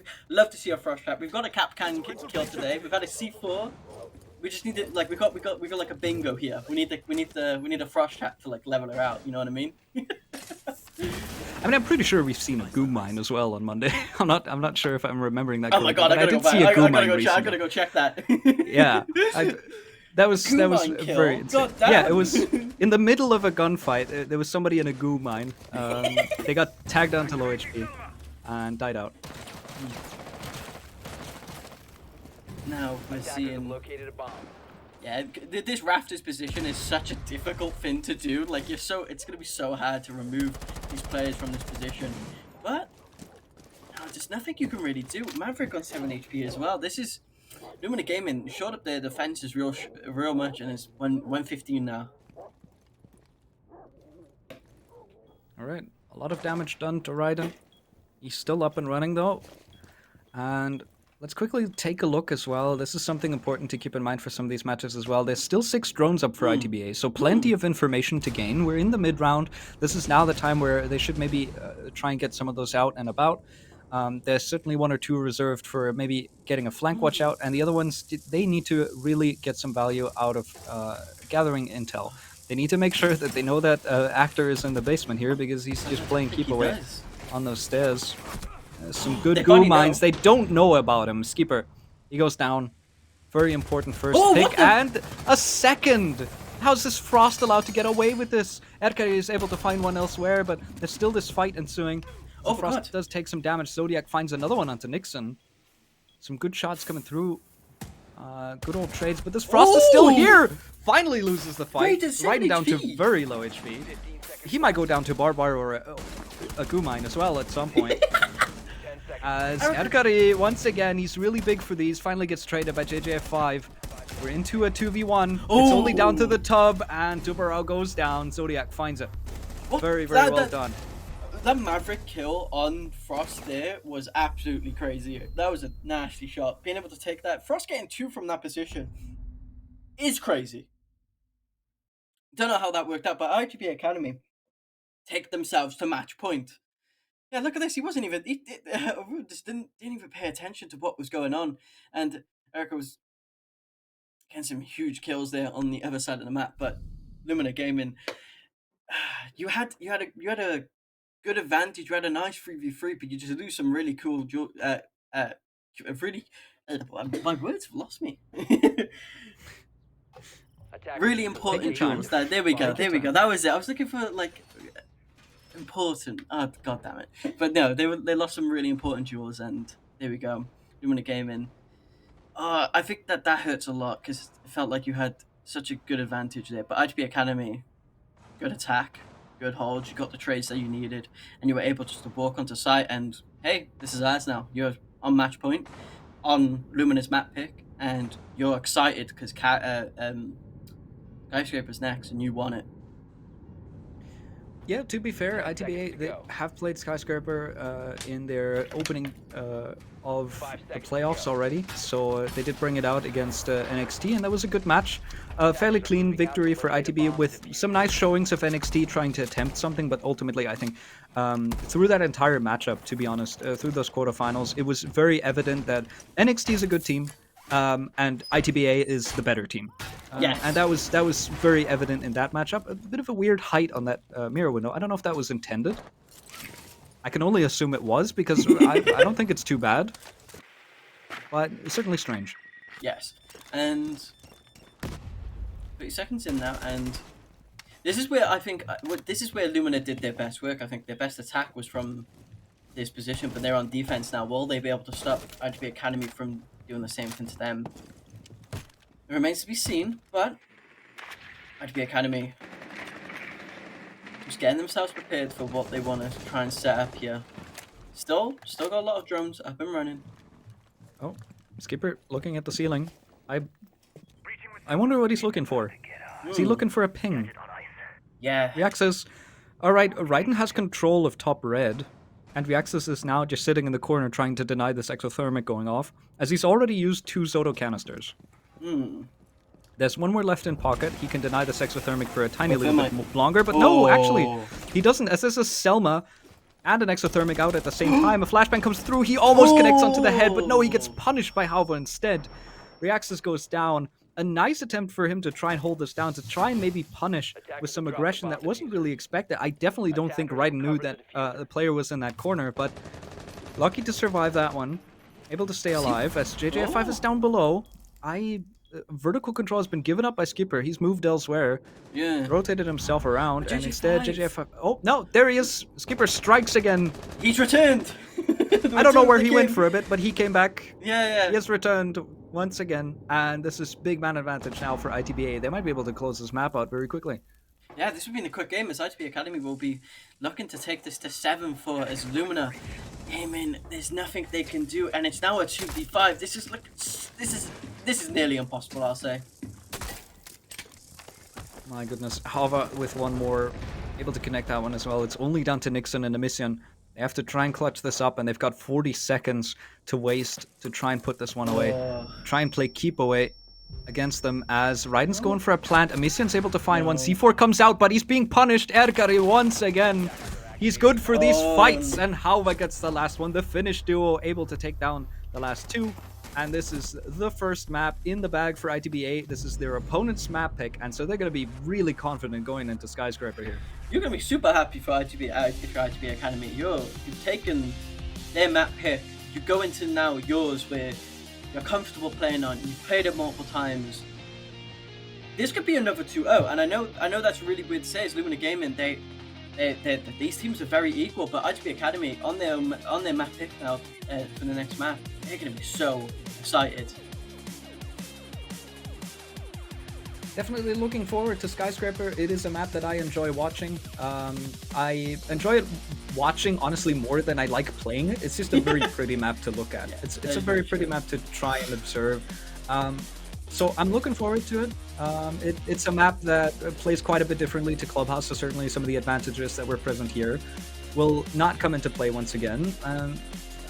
There's only one thing that we can do, and that is wait for time to tell if this is going to be a 2-0 or if we can rather close this out a lot more quickly.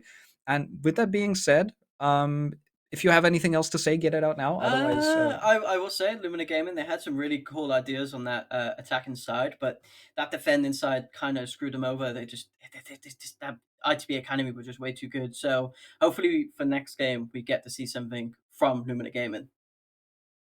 Yeah, and with that, I think we'll throw it to a break, and then we'll be right back with map 2, Skyscraper. Don't go anywhere.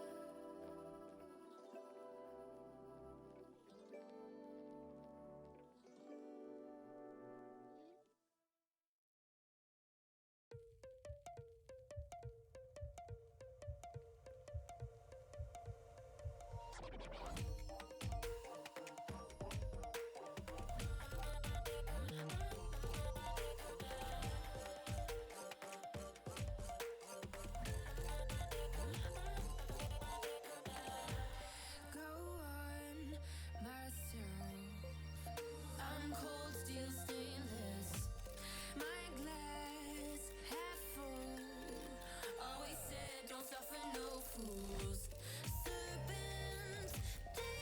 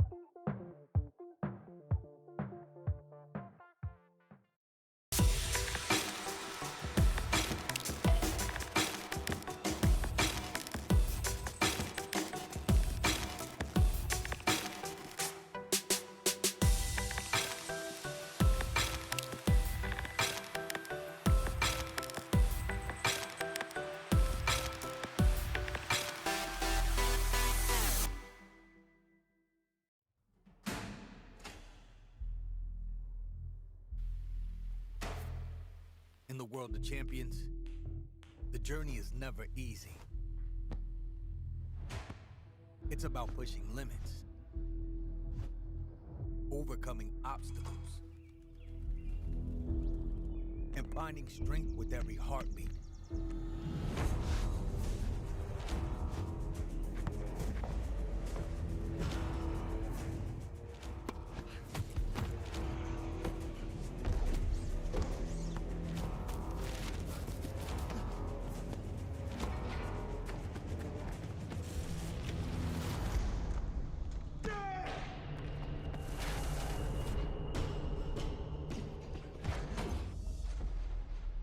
Sometimes your goals seem impossible.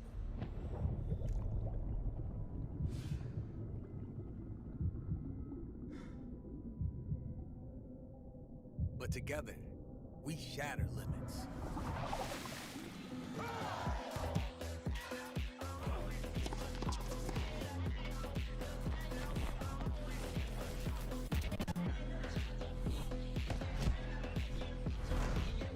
Whatever your sport, whatever your goal, we go beyond your limits together.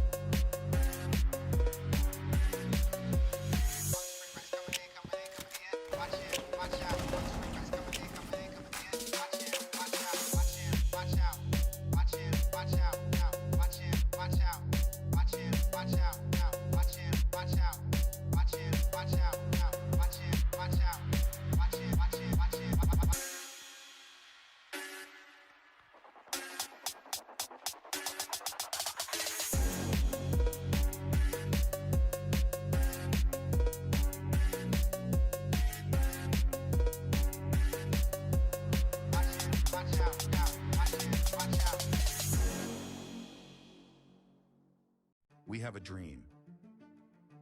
A dream where equality and equity in sport are possible. Where discrimination and lack of support are a past topic. Where there are no athletes asking for money on the street to be able to compete or study. And the only challenge they face is fighting for their dreams. They are not alone on this journey. This is how All Player was born in the world of sports marketing. An application converted into a community of support, a family where talent and hard work are the main value. It doesn't matter your background, race, or gender. What matters is your passion for your goals and the desire to succeed. In our world, every blow, every fall, it is an opportunity to get up stronger. Join us on this journey towards a future of sports and gaming, where dreams become reality. Together we can change the game.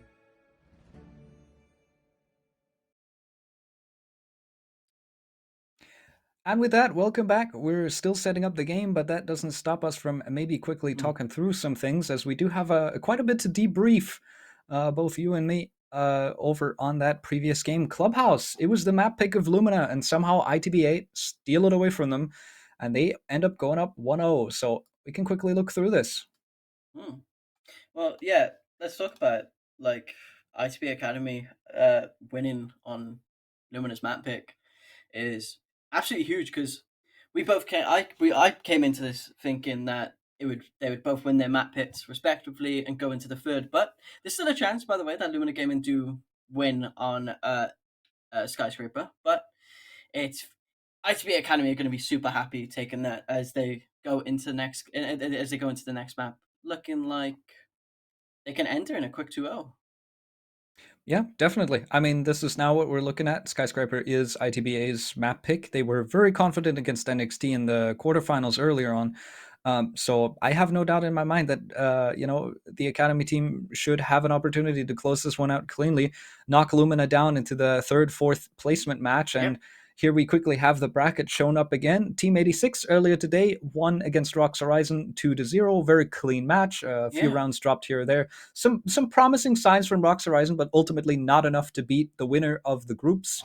Was to be expected. I think 86 a favorite to win this whole thing. And so they are our first finalist, and we're now looking at the game between Lumina and ITB to decide who will be the second. Once again, Lumina, they have taken that first map, and we're just waiting to load into the second map to see if maybe ITBA can put this away 2-0. Yeah, if ITBA do take this 2-0, both games, they'll be going into a best of 5 final against Team 86, which would be a very good game to watch. I think both teams will be super happy to take that. But is there anything we'd like to see? But we got the team lineups coming on back up. Well, JJF5 I think was the key player for Lumina game in there, right? Like, absolutely 9 kills. It was just really him. It felt like for a very long time. And then who's the key player, and who would you say is the key player for ITB Academy? Obviously, Erkari. There is only one, but very quickly looking back at the stats, I mean, JJF5, just a player of massive consistency.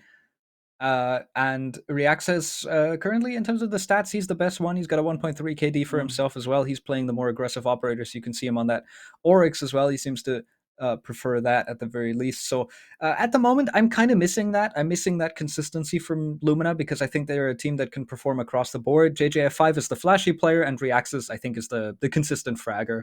Yeah. And we're kind of waiting on that. And Mission, no stats for him, but also a player to look out for. I'm definitely looking forward to the rivalry between Amision and Skipper to develop as they continue trading each other in the server because, my goodness, they seem to find each other. Yeah. All the time. Also with that, like Skipper in that first game, the amount of nasty kills he got was crazy. Some of them were just disgusting, and for ITB Academy, Skipper. We talked about Erica. These guys are just performing at such a good level right now. Yep, absolutely. And with that, I think we can also take a look at the ITB stats. Moving on over to this one, and we will see a standout player. It is Erkari. He has almost a 1.4 rating. Damn. A 1.67, so that is an average of, if you divide that by 3, I think that is like 5. I think he goes 5 and 3. So consistently, he's able to find way more kills than he finds deaths. And so that is, if you start extrapolating that to multiple maps, it's going to start getting very, very impactful. He's going to end up going something like 10 and 6, maybe even 15 and 9. Like, I'm just counting the numbers up because that is how much goes into this KD, because it is no small feat to have something as positive as this. It's not above the 2.0 mark, but it's certainly still very, very important.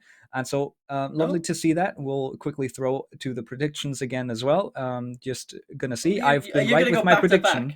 You're gonna go back to back, yeah. Yeah, I've got a lot of writing on this. I've got a lot of people against me on the desk here. Rowan, unnamed, our beautiful observer as well.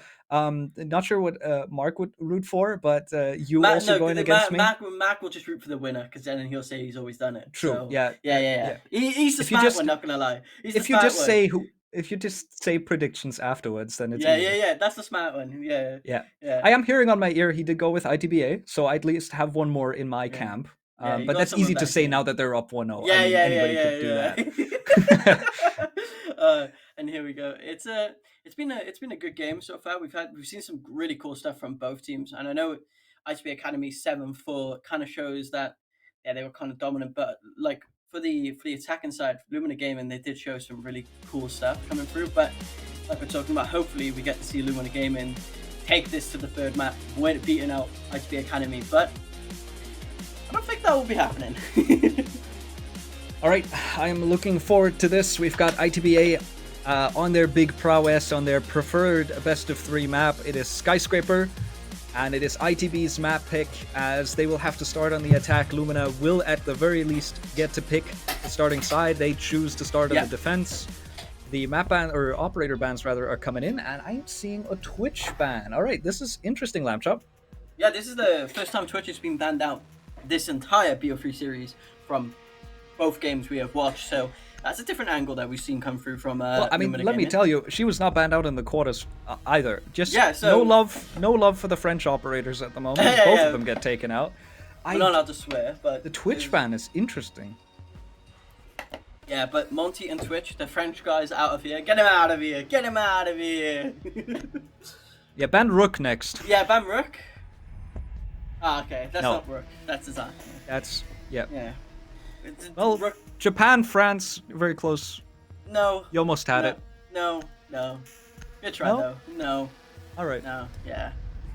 Well, maybe Sweden's closer. At least we're on the right continent now. Yeah. Hey, close enough. At this point, close enough. But Fenrir and All right. Azami gone as well, which is common picks. Let's be honest. Azami, super strong still. Like really good character to play. I'm thinking maybe, with that Fenrir ban, maybe the teams are afraid of the performance that they saw out of MLG on Monday. Of course, the Swedish prodigy, as I like to call him. They were knocked out in the quarterfinals. They did play ITBA here on this very map as well, and he had a beautiful round, a 4K. You wouldn't imagine. You wouldn't even I can't be even able think- to imagine. I'm You not just mad, have I to can't. see it. You have to Yeah, see it to believe okay. it. All right. It wasn't that impressive. I'll go watch after this. Yeah, I'll go but watch maybe after this. maybe scared of the Swedish prodigy taking out that Fenrir, making sure that no semblance of him will be represented in this game. Just making sure that we really don't get to talk about him. But I will find a reason anyway. Yeah, I always you will find a reason any to talk about him. Don't you? Yeah. Absolutely. But with that said, Lumina, they start on the defense. We do have a Frost in play again. We haven't seen any Frost mats play out in this BO3, or today for that matter, but could still see it. I really want a frost kill. We have seen a smoke kill. That is something. Like we have seen a smoke kill today. I mean, nothing compared to Monday. We saw a barbed wire kill too. Oh, what the hell, man? What have I missed? Like, Yeah, you missed a lot of things. I missed a crazy day of school. God damn. As we do see a run out from Nixon with a shotgun. Don't think that's the weapon for it now. Yeah, I don't think so either. Yeah. If he got a I think shotgun there's- run out, then he's a god. I mean, hey, if you find that kill, absolutely. But until then, he will just be another mortal like the rest of the players in the server. Everybody here can die. Nobody has yet because we just loaded into the map. We're in round 1, so far no casualties. We'll have to wait and see who might be able to get the opening pick as Zodiac's already creeping his way about. But it's JJF5 and Skipper in a direct trade. Nice shot coming out from Skipper. Nice shot coming back from JJF5 as I wonder what happened over there because, my goodness, these two just took each other out. I like how you're saying no one's dead yet. I was about to say give it a couple seconds, and they already died. Like that was my next line. As we already see 2 go down for ITPA and 1 go down each. Skipper and JJ5. Yeah, that trade must have been nice for them to both go. Yeah, nice shot, mate. Yeah, nice shot. Like both now watching the games from the heavens as setup now begins. Only 1 kill, but ooh. I've been finding on Nixon. That's a huge kill. As ITP Academy go 4-3 up. All right, good advantage for them. That Talon Shield is set up on the outside of that black balcony. Should be able to pick that up and move it further inward maybe in a moment because Zodiac does have control of the stairs as well already. There's a Goomine right next to you. You might want to shoot that for your teammates, but also watch out for Reaxis because he might go for a swing here. Ooh. He's not ADS'd for a second. Does ADS finally? Oh, this is not Reaxis. We found another one. It's Actor actually. Reaxis elsewhere. But regardless, doesn't matter who it is. They still find an impressive kill. And with a minute to go, yeah, with a minute to go, we're in a 3v3 situation. So B's coming out, going to give away the position of this is actually Reaxis now. And the Talon Shield set up for the Ace to try and play behind it. Another Talon Shield comes out for Raiden to just push himself over to get himself into a position where maybe he can start getting a plant down. He does have the diffuser. This might be his opportunity to do so, but he's down to low HP. He's 7 health. And he has to try and stick this. Diffuser going down as well. Look, That's Gordon good taking cover. a low HP. Ooh. Good coverage from ITB, but they Ooh. have to make sure that they don't allow this cross. A reload coming through, but they're able to find the player. Mute goes down. Halva able to find that in the post plan. Able to find a second for himself. That's a triple in the round. Erkari with the final kill as well. And ITBA once again off to a good start. What a after plant. What a retake on that side. That was a really well played from ITB Academy. They had that nailed down. Yeah, they do lose 1 to a really nice kill to make it a 3v3, but all in all, that was a very good round from them. All right. solid start once again. And I mean, this is their map pick now. All bets are off. This should be firmly in the favor of ITB Academy, as they were able to take the map pick of Lumina away from them, and now going into this one on the attacking half, on the less preferred half by at the very least Lumina, because they didn't want to start here. Already 1 round to boot. That's got to be giving you a lot of confidence. Yeah, it's going to give you a huge amount of confidence. You're going to be going to this game super excited about what's going on. ITB Academy now just have a load of string of rounds joined together, even from the last game. I think they're like 5 in a row now, and they want to just keep that confidence going. Capcan kill, please. We had one today, why not 2? Yeah, some more Capcan traps coming out. Laying off the Frost, instead going on the Capcan. So still trap operators firmly in play for Lumina. Hasn't paid off yet. Wonder if they will get a chance to show themselves as useful. But also for this change, you know, moving on over, we're not on the Karaoke T side anymore. We've moved across the top floor to the other one. And with the Mira in play, of course, she is going to get picked up on this one specifically, because if the Mira is available on that site, you should probably bring her. Yes, 100%. Mira is so important on this side of the map. Without her, it's... you're setting yourself at such a disadvantage. It's... what's the point? You know what I mean? And... no kills out yet, but now I've said that, 4 people are going to die. So I'm waiting for it. Feels like every time we do say it, someone does die. But Lumina Gaming, hey, try not to overextend too much. They're just trying to find these opening frags, but a little bit of passive, being very passive right now. But hey, Skipper being able to fire access as I'm talking about it. Skipper has been so good today. I've got to give it to him. He's been so good for ITB Academy.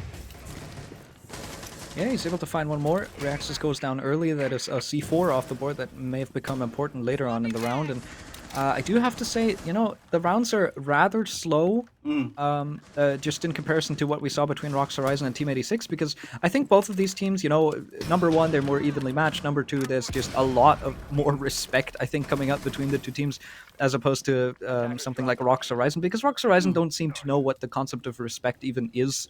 That is true. Yeah. That's just something that you have to keep in mind. And so the gunfights would come out a lot earlier. They would not respect any sort of approach or strategy coming out from anyone. Here, however, we see about a minute, then Skipper takes the opening pick. It is not traded, so very good groundwork for ITBA, but it does waste a bit of time, so there's still some value in it from Lumina. But Erkari is once again good for it. Able to take down Actor. Here comes the swing. Nixon on a bit of a late trade onto Raiden. Able to find another one. And this is now still an advantage, and the advantage gets greater as Skipper able to find one more. Nixon taken down. They know that there's a player behind the bomb. They're not able to win this fight. Amicia takes down Erkari, goes down himself as Hava is finally there for the trade. It's only down to JJF5. He's the big flashy player. He's the man who can do it all. He's able to find Hava. And with 25 seconds still left to go, he might have an idea about a player coming up the stairs. I don't know if he's aware of this one. Gives away his position, but here comes the crossfire. Skipper's good for it once again. Triple for him in the round, and ITBA continue to move toward match and map point, as they might put this away 2-0, as they're up 2-0. Skipper right there being absolutely huge for ITB Academy. And yeah, GG5, it felt like he could have won that clutch, but the flank, that just deciding factor on the entire round. Being able to kill, being able to take it down. 2-0 now. Lumina Gaming haven't got a round, but ITB Academy, there. We have a clash? Did I just see a clash? I think you did. Got a clash on the field. Okay. Nixon on the clash. I do have to say, the last time we saw a clash, I think might have been for Unguardable. It was that brought out a clash. Last time I saw it here in the Voltage League, and I honestly have to say, I don't know if that can come across here, but for Unguardable at the very least, I think it was Evan who brought it out. It was a fear pick. They were scared of, it was Rox Horizon. They were scared of them because they were losing gunfights left, right, and center, and they had no idea how to counter it, so they started bringing out the Clash. It was only brought out once. It worked beautifully. Evan did a good job of it, and they didn't overuse it, so I think that was a good job from them bringing that one in just once, but it was certainly a fear pick. I don't know if I can say the same here for Nixon. Because once again, these teams are closely matched. Lumina is aware of what they're capable of. Yeah. I don't think that they get scared just because they lose 2 rounds on Skyscraper. They should If know they- that if you very do, then easily they that's can an reel this issue. back in. If you asked it already, then that's a really big issue because you're basically admitting to yourself that you're not as good as these guys and you cannot hang with them. You know what I mean? Like you have to. Yeah. If for Lumina Gaming, you have to be able to in your heads go, we can win these. We are better. No, you don't have to say it better. Just know that you can beat them is massively huge. So hopefully they could do something with this clash, or Lumina Gaming could do something on this defense because it is. Is we gonna get a fight already? Well, not quite. Still sitting around once again. I mean, we're about a minute into the round. Nothing's happened yet. This seems to be the rough pace between these two. ITB slowly approaching the building, starting to drone things out, making sure that they don't make any early mistakes. And then, you know, after a minute or more than a minute has passed, this is when you start seeing some engagements or maybe some gunfights. This time around, even later, as slow going for the attackers. Not much happening. Sabi's coming out to try and give away a position. A smoke canister out early as well to prevent some more control and to prevent some time. This is going to slip away from ITBA. A second smoke canister coming out as well. This is just going to deny top black as long as possible as Lumina try to hold on to it as best as they can. Zodiac and Skyper may be in a position to kill Emision, but no, Emision able to find the first. Another fight ensues between the two of them. Rivalry continues. Skipper wins another time, and Emision goes down. Now back into a 4v4. Skipper down to low Clash is HP. still He has to be careful around this clash now. Talon Yeah. Shield comes out once again. This is the same strategy. Now, there might have been an opportunity there if somebody's behind this clash to kill this Ossa, because it does knock the shield to the side when you are zapping actively. But Raiden able to get away with that one, might be able to get that shield placed down inside of sight. And this could spell disaster for Lumina once again, because they have to try and go for, countering that execute. They can't allow this plant to come down again. Trying to really shoot out that Guma and try and stop as really want to be able to get this diffuser down. They're going for the same setup they did on the first, but Skipper finding another kill. He's been so good, and Skipper does finally go down. JJF5 is the one that's killed him, and that is really big. Ooh, C4 comes out, doesn't quite connect. Raiden 50 HP, still enough health.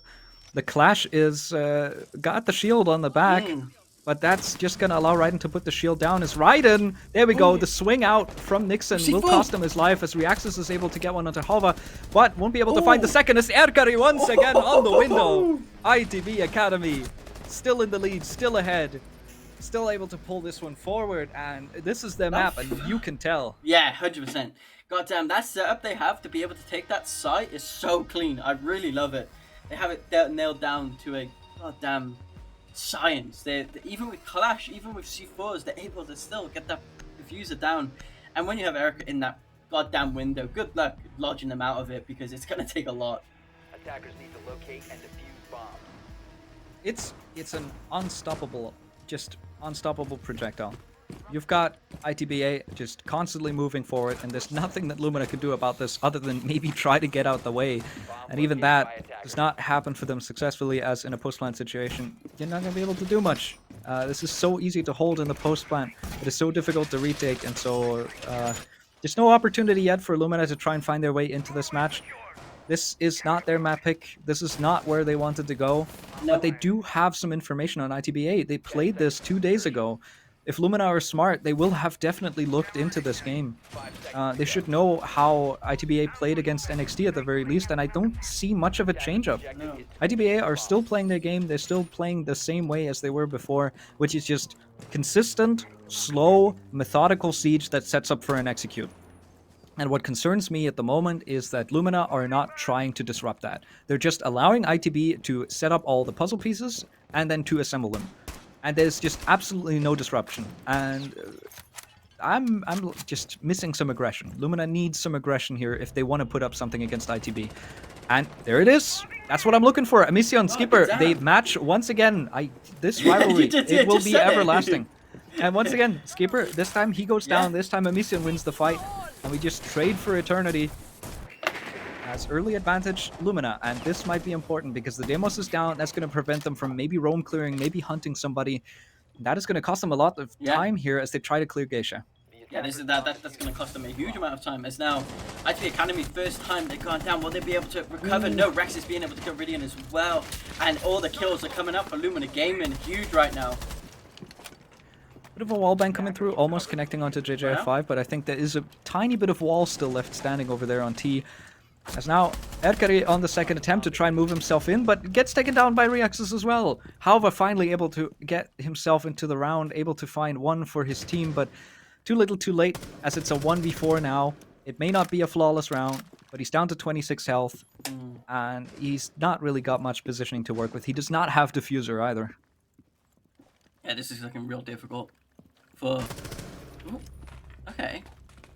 All right now is just the ego. How many kills can you get? Oh! Hava! He finds a triple! How does he do this? Reaxis is 2 HP. If he can isolate this fight onto the player inside of Geisha, no, he takes a lot of damage himself. Reaxis, Hava, both one shot away from dying. There's a bulletproof that's giving away the position. There's a player coming up the main stairs to try and contest together. Lumina are smartly trying to play together, but they haven't isolated this fight, and it's a quad for Hava as he isolates it. There's a red ping coming through. They know where this last player is. A hatch drop comes through. He has control of the diffuser. There's 50 seconds, and he dies to the barbed wire! No! An ace clutch denied by a barbed wire. As with the new patch, they do damage now. You have to keep that in mind. ITBA, this is their first round loss. It looked so confident from Lumina. Until Hava does this. That is disgusting. How do you do this? And then to lose the clutch to barbed wire, that has to be frustrating. That smiley face he put in chat, that's a smiley face of pain. I know it. That's that. To lose like that, he looks at the bad wire and his brain just doesn't compute. He's like, why am I taking damage? And it's just, if he'd done that, that's the best clutch of the, I would probably say, the tournament, the playoffs. Like, that goes in, you know what I mean? That's like, that's clutch of the year. I mean, together with the game we had on Consulate in the earlier BO3, it's a 4K, it's no clutch. Apparently today we're not allowed to get any ace clutches, as it always fails at the 4K. Not quite able to get it, and I mean, you said that smiley face in the chat, it resembles pain. Hava, call him Harold, because my goodness, he will have to hide the pain after this one. It is Lumina finally able to put one on the board. They get their first defense, but by a hair's breadth, as they had a confident round up until whatever the hell that was. Yeah. Oh, damn. Still had to fight for it. My goodness. And I'm so still on that with last that round. Sorry, my head's still there. I'm done. Oh. Yeah, but no matter how important that round was, we will have to move on to the next ones, as there's just punch after punch. The game continues, and ITBA move on into the next one, consistent as ever. They're just moving about slowly, getting some information on the drones. JJF5 out and about over on Sushi Bar. He might be able to put some goo mines down to give himself some information, and he will have the chance to maybe pick a gunfight here or there, unless he gets isolated out. Zodiac is gonna run right past him, just gonna ignore him. Skipper finds Reaxis after Reaxis gets the opening pick. There's a bit of a Fenrir gadget that's gonna slow Zodiac down, but he does have control of top black already. That's important, but does he know about JJF5? Here comes the gunfight. JJF5 knows it. He has him dialed in. Zodiac goes down. Very important, and so within the first minute, we've lost 3 players. This is a lot more aggressive than we've seen from ITB so far, and they've been punished for it. The blitz is down as well. Yeah, I think ITB Academy need to take a chill pill. You've done what worked so far. You're doing extremely well there. Just keep with those same ideals. You're in a 4v3. Clash is still up. Don't really have much to counter a clash here. Oh, God. But Hava. Oh, no.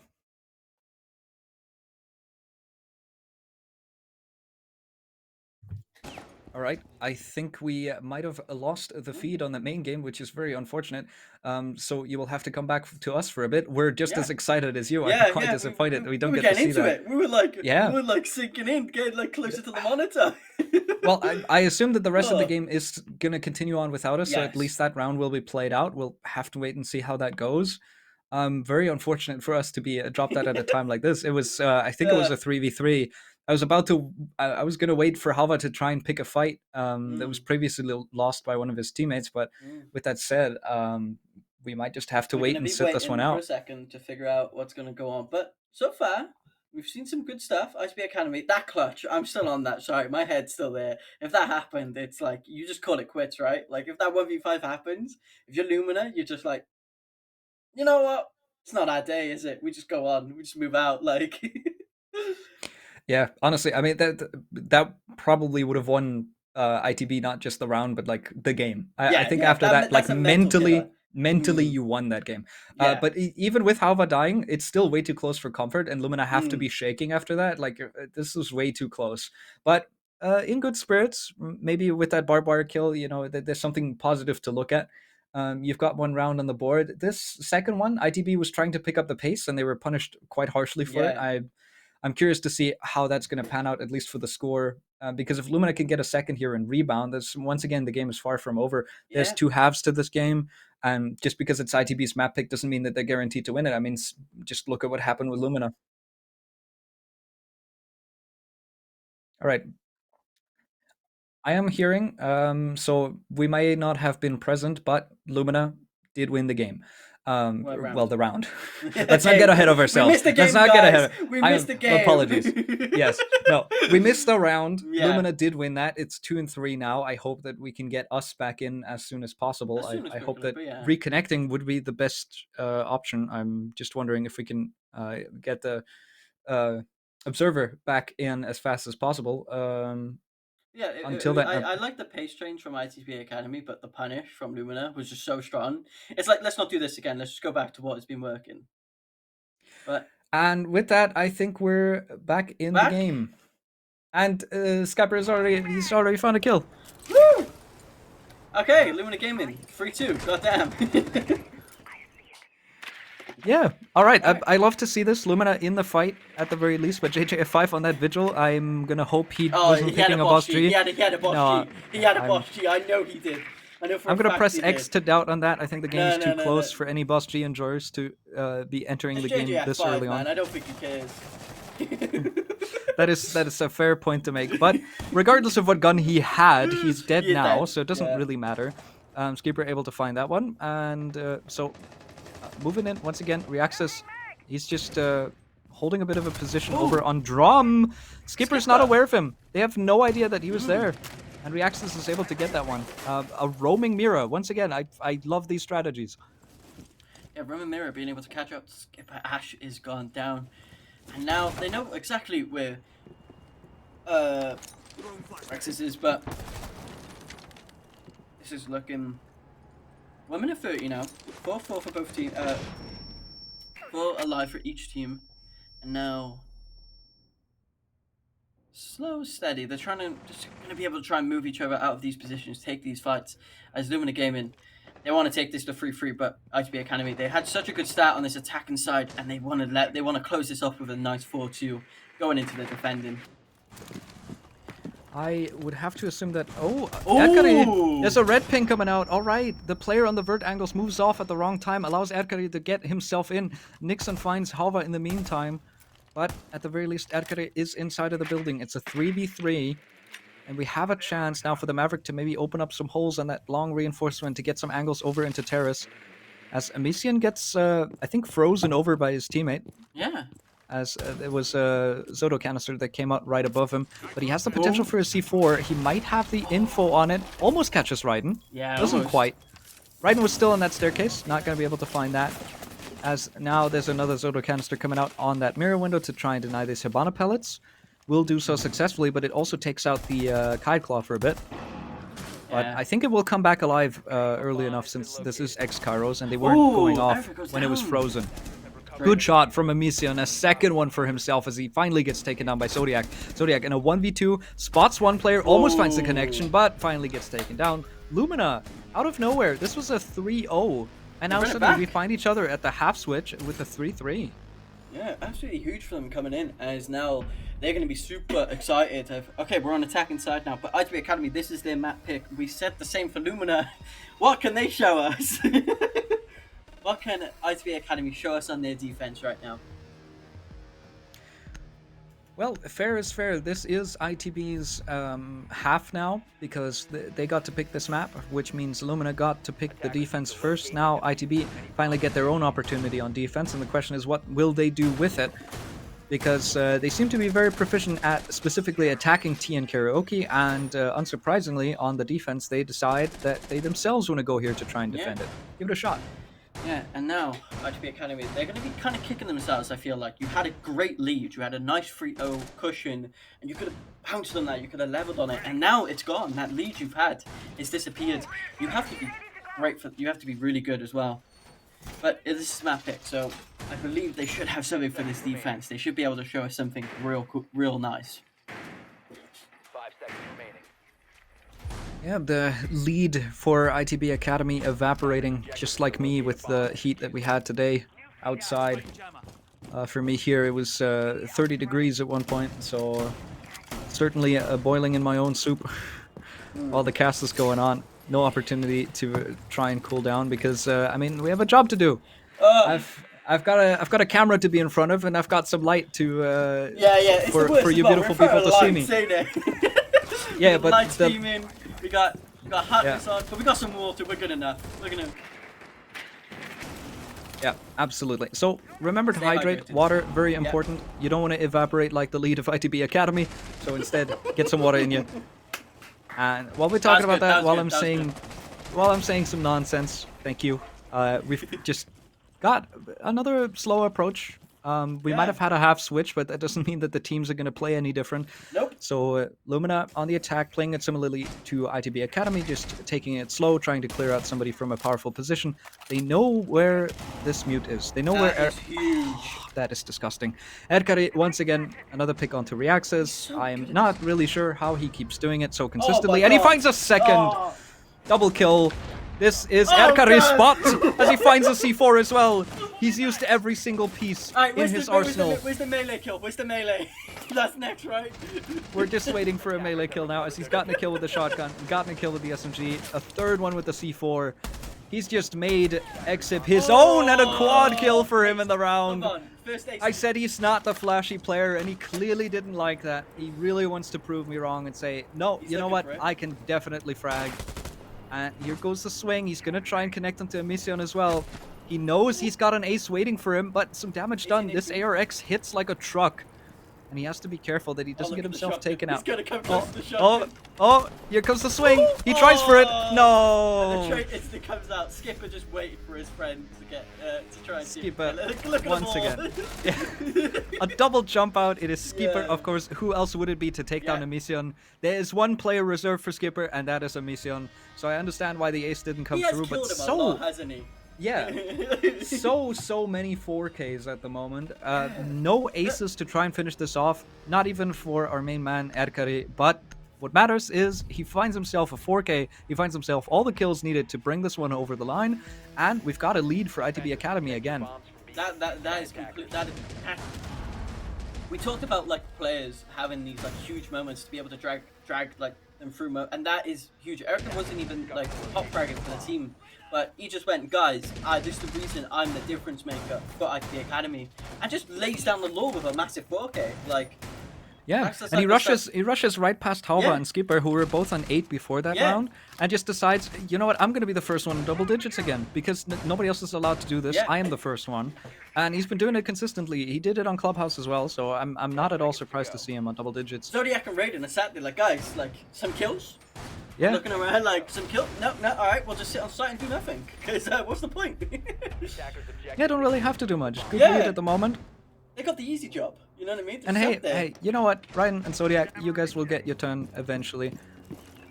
But for now, just let the man do his thing. He's doing his thing right now. We talked about when you have 3 guys like Skipper and Havu as well playing to this level. What's the point? You're not needed. You have these guys going absolutely huge. Just let them cook. Let them do what they want. This is their games right now. And for Lumina Gaming, you're kind of scratching your head going, well, where is he? Because we don't want to meet him again. He just absolutely destroyed us. I mean, either you don't want to meet him again, or you want to make sure that this time you establish a crossfire and you do take him down, because if a man is on fire like that, you need to put it out, because otherwise he's going to burn himself. It's basically for his own good. Yeah, stop, drop, and roll. And I don't think Erkari wants to. I think he wants to keep that fire alive, because at the moment, it is exactly what his team needs to try and find some of these rounds. Raiden looking, maybe, I think, for some drones that might be hidden away inside of Dragon. Doesn't find anything. In the meantime, a drone does come out from Amision over on drum side. They have some information on Zodiac. But nothing coming off of that. Yeah. At the moment, Lumina, once again, just very, very slow.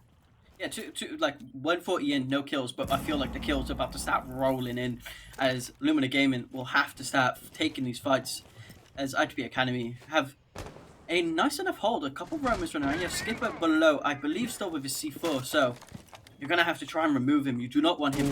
Ooh. Oh, they know. GGF5, yeah. Oh! Disgusting. Skipper takes down JJF5, able to get that one. Good conversion. He saw him jump in the window. JJF5 immediately has to retreat, tries to cross past that little doorway over on dirt, and gets cut down. Skipper on a tear at the moment, as Reaxis is on a tear as well, able to find 2 for himself before Zodiac finally puts a lid on that one. And so he might have found 2, but at the very least there's some trades there to come out. Actor able to find 1. Skipper still hot, able to pull out that C4, able to get that one. And we're in a 2v2. Suddenly this match has turned very, very scrappy between the two teams. Both the defenders still good on health. Actor's taking a bit of damage. He's down to 50, but other than that, still doing well for himself. 40 seconds. He does get the Valkyrie cam. Might have a chance to go for a plant now. It's going down. And Skipper is not in a position to try and deny this. There's even air jabs coming out to try and stop him from doing so. Yeah, Raiden's down below. C4 doesn't connect. Here comes the cross. Skipper is able to get that one. Triple for him in the round. It's only down to Amision. Another quad? He's facing a mirror window the wrong way. And at the moment, just trying to go for that fight. Able to find 1. Injure 1. He knows what the second one is. He doesn't know about the vault through. Amision down to low HP. He has to try and find this for his team. Otherwise, he goes down. There's a deagle out.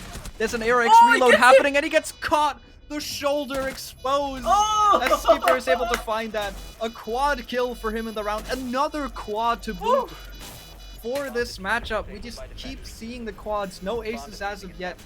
And he will be able to keep his teammate alive as he's still crawling on the ground somewhere. Doesn't really matter. Or just leaves him. Just takes all the credit. ITB Academy. Beautiful. Able to get that one. And they're now up 5-3. They have an opportunity to put themselves onto match point very soon here. Skipper just went, don't worry. I'm also here as well. I also will be taking the top frag as he goes to 13 kills, I think. Absolutely crazy. This is insane. Yeah, 13 kills for Skipper. Oh, God. He's overtaken Erkari again, so just a bit of a friendly competition on the side of ITB for who can get to be the top frag in this matchup, as everybody wants a piece of the pie. Everybody wants a piece of the pie, but apparently Raiden's getting none of it. Yeah. Raiden's like, guys, come on. Instead, he has to move up. He has to double up with his teammate Skipper, and he has to set him up for a trade, which, I mean, fair enough. Raiden did do a good job of that, but you gotta let Skipper do his thing, because he's the one that's going to win you that round. And ultimately, hey, I respect that. I'd prefer winning, going 1-5, over losing with 12 kills, because ultimately, what do those kills matter if you can't win the match? And ITBA seem to agree on that, as they've got good team coordination coming in around those individual plays. And this might be a run out for Skipper.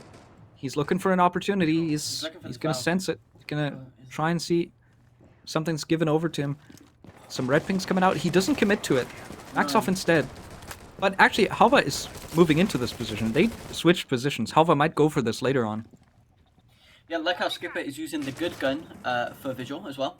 Yes, He's done absolutely. one thing, right? He used the SMG, the machine gun. Woo! That's a good stat so far for Skipper. I mean, you do got to keep in mind, it's not even a submachine gun. This is a rifle. Yeah, it's a rifle. Yeah, you're It's one of the few assault rifles that you have access to on the defensive side. I think the other one is the 416C for Jaeger. And I think Thunderbird also has access to whatever Finka's gun is. So not a lot of assault rifles to go around. If you have the chance to access one, they do a decent bit of damage. You should choose them. JJF5. Good first pick, does get traded by Skipper immediately, and I've been talking about this assault rifle the whole time. There it is in action. Good headshot, able to get that one. And now with that, a bit of an early engagement, not something you see a lot between these two teams. Now things not going to slow down as Nixon's able to find one. Raiden with the C4 trade. Beautiful. We've had 3 C4s in a row. He's Every thrown round it. has had a C4 kill. Oh my God. He's thrown it right past Reaxis, and there was no time for him to try and react to that. There was nothing that he could have done about it. Nixon on low HP. He's on 11. And he's going to try and move into T. Spots the opportunity to take down the Warden. Does get him. Zodiac down for the count. Reaxis finds another pick onto Raiden as well. It's only down to 1. It's Erkari. He finds himself 1. Will it be an exit frag, or will it be an opportunity at closing the round? It's a double kill. He's taken some damage, but he's still good for it. Erkari, he's been hot on this. Legion Mine as well. He still has one up that you'd use. Dead silence at the moment as Emision is just moving around very, very slowly. He doesn't want to make a mistake. This is an important round to win. You can't be giving this one away. It was a 3v1. Now it's only down to him. He does have access to the Air X. He does still have access to flashbangs. He has thrown 2 of them out. Still has access to 1 more. He's scared of somebody coming up the main stairs. Rotates himself down black instead. There's going to be some drone work coming in. I like this. I don't know if he has access to a drone. He opts off it immediately. There's only 30 seconds. No drone usage. He has to try and push forward. No drones. Just waiting for this.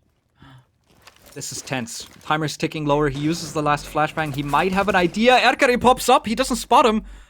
10 seconds left. Here comes another swing. Erkari... He's still inside of stock. For time. He might have a chance here, and Erkari gets it!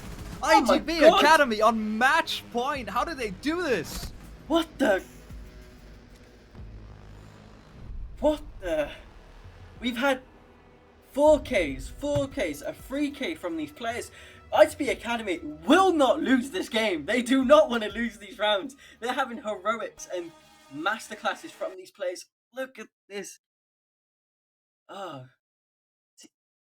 But, and he looks over again and he misses it. Oh, Mission's gonna be kicking himself as Erica just absolutely dominates ITB Academy there. Oh, Lumina game.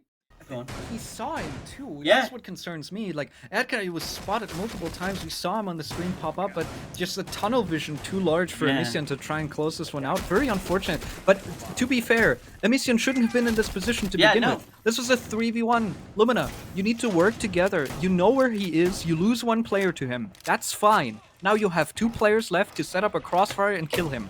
Why is there another player that gets caught out by him? Why is there no... Like, either you trade immediately, or you wait for a better opportunity to trade. Just stack up. You have the advantage. Instead, it's thrown away. Emision has to try and clutch a 1v1. Erkari is good for it, because he's just been on fire. This is not the man you want to face on a 1v1 at the moment. How many kills is he on now? He's 14? He's on 13 as well. He's, oh my god. He's matched what Skyper had last round, so... these players are absolutely going crazy right now, and Lumina Gaming, like... What are you meant to do? You've had so many good positions in the last 3 rounds, and it's just masterclass from Erica, Skipper, another clutch. It's just like, I don't know what to say. I mean, I don't know for words as well. Like you feels like you're trying to grasp at anything right now if you're Lumina Gaming. You got Glaz in the field. Well, I do like that. There is a Glaz in play to try and use some of those smokes to your advantage to try and push these players out. And you can see, I was about to say ITB Academy not overstaying their welcome, but instead 2 of them get cut down as they try to rotate back towards site. So instead, it's Zodiac, it's Skipper to go down. And with that, this is an advantage for Lumina that they might be able to convert into a round. Flank coming through from Raiden. I don't know if this is expected. There's a player at the bottom of the staircase. Phone calls coming in. Raiden's about to drop a masterclass. I see it. 3K coming out for him. He answers that phone call. Phone is dead. He's gonna try and go for this. This might be the perfect opportunity. There's a lot of pressure on these other players. Raiden finds one. He gets JJ5 as well. That's very important. He's able to find the first. Erkari strikes! Erkari! Oh my god! He strikes for 2 again. He does get taken down by Halva. This might be the round for ITB to put this one away. 7-3 already. Raiden finds one more. Erkari finally goes down. It's only down to Actor. He's taken so much damage already. He's a bullet or 2 away from dying. He's in a goo mine. Raiden should know where this is. Raiden's just holding the angle. He's got an SMG-11. This is SMG-11 versus Bearing 9 territory. And Actor's inside of the site. Here comes the opportunity for Raiden to win this out. The smoke canister deployed, doesn't connect onto anything. The Glaz moving through the site. There's some gunfire. Oh, this is tight between these 2. Raiden, Croning, tries to go for Oh! it, but no, the OTS-3. He's able to get it with the OTS-03, the glass, 1 HP. There's some shots that even connect, but ITB just about Oh my god. denied. Lumina still in this. What the And- hell? This was the opportunity that Lumina has been waiting for. This is what you have to build on, but you can't keep having it as close as this one. I'm really upset because I did call the masterclass from Raiden to get that 3K and he doesn't. But you had it. It's nice to win that round. You got that round, but you were a 5v3 up. Like you said before, you're making mistakes in these big rounds. You're getting caught out on these flanks. ITB Academy are still heavy favorites for this, and Lumina Gaming, they have a lifeline. They have caught onto a lifeline. Can they do anything with it? Let's find out. I mean, to me, the more important thing is not just the masterclass from Raiden to go on that flank, but it is Raiden goes for a flank. He catches one player. Yeah. Everyone on Lumina turns around, and Erkari uses that opportunity to strike into the hearts of 2 players. Yeah. And that is just otherworldly. The ability to just read into that situation the way that Erkari did, and to take 2 of them down with him. Beautiful. This is why ITB is on match point. This is why ITB won the first map. And this is now their opportunity. They have 2 more chances. Otherwise, overtime will dwell on them as Lumina continue to try to keep themselves alive here. They do not want to go home. They do not want to miss out on the finals.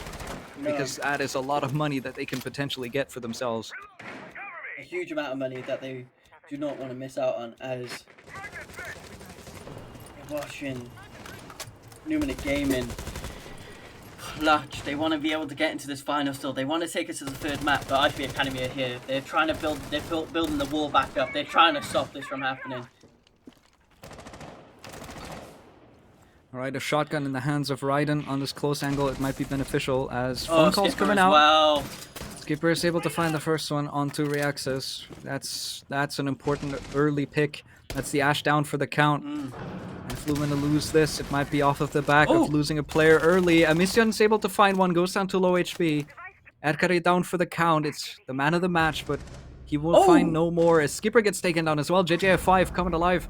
He's hot here on the prowl. Actor able to find Raiden as well. Trying to go for a second gunfight. Almost finds it. No, a lot of damage traded, and he will lose it ultimately. Zodiac, he gets that one with the secondary. Able to find it with the Keratos. And so now still man advantage for Lumina. Still a 6 decent HP. position for them to close this out, but this is gonna be once again just butt clenching territory. You have okay, so Emission is 6 HP. You have one Zodiac on 19. It is really down to this mirror and what they can do, but they still have their C4 up as well. Okay, this is you have an impact in a C4. Okay, this could be really. If Halva catches this Yeah. player here, there's about to be a swing coming through from Nixon. He has to be If ready they for this. don't drone this position, he might be able to Wait. find one. He finds JJ5 instead. He Wait, goes for a second. wait. Halva gets it. It's a 2v1, and just as quickly as we've had it turn in the favor of Lumina, it turns away from them again. ITB Academy about to book their ticket into the grand finals as there's one more Yes. between them and the finals. Zodiac takes them out.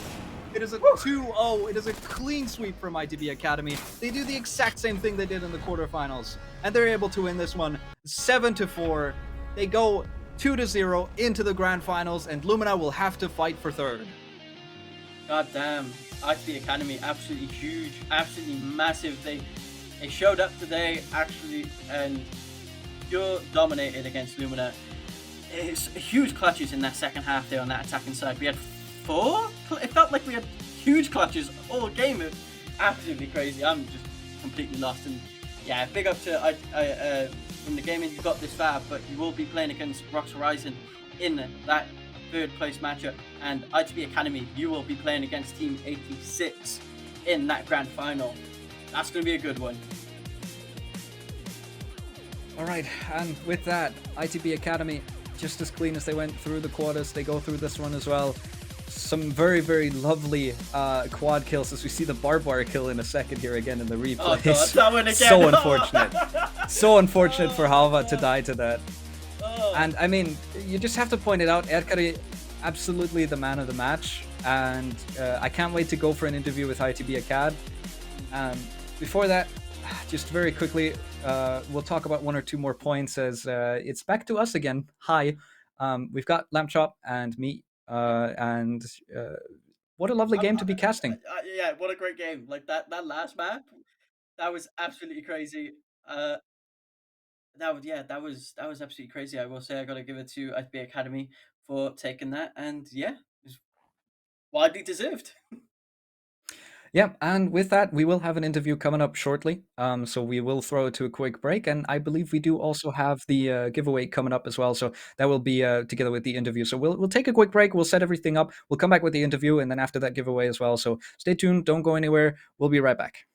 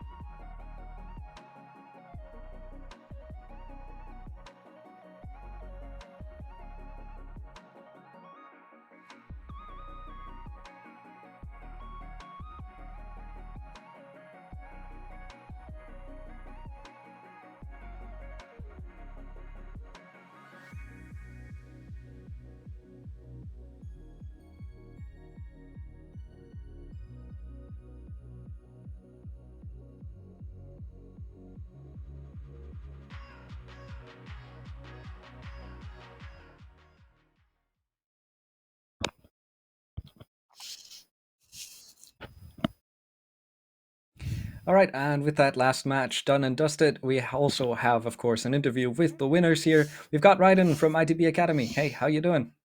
I'm doing fine. What about you?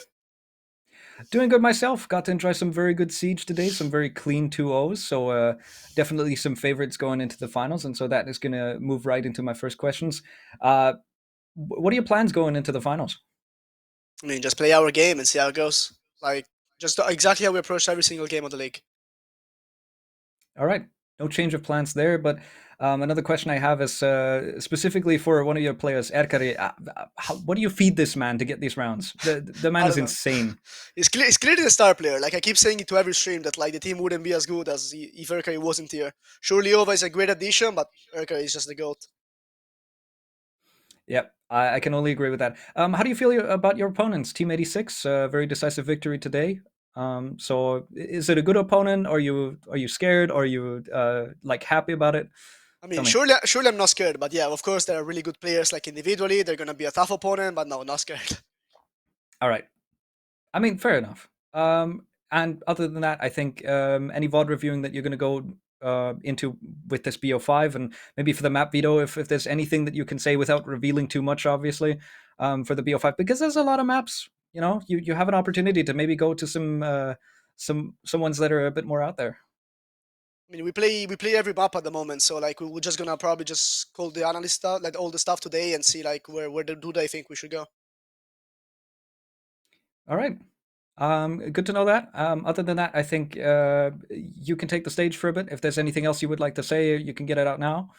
I mean, I would like to say you're welcome to Cyan, because like probably like even though he's not playing, this is gonna be the first time he actually wins something or reaches a final at least. So you're welcome, bro. All right, lovely to hear that from you. Take care, have a good evening, and enjoy your victory. See you, man. Thanks.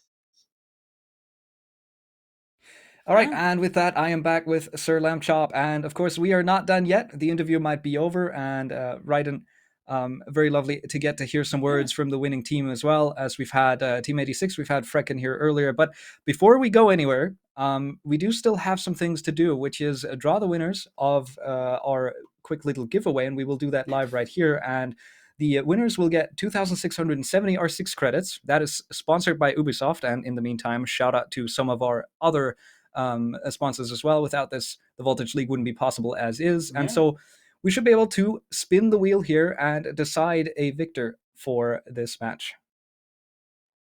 Yeah. Man, right. Keep in mind, we will spin twice. Yeah.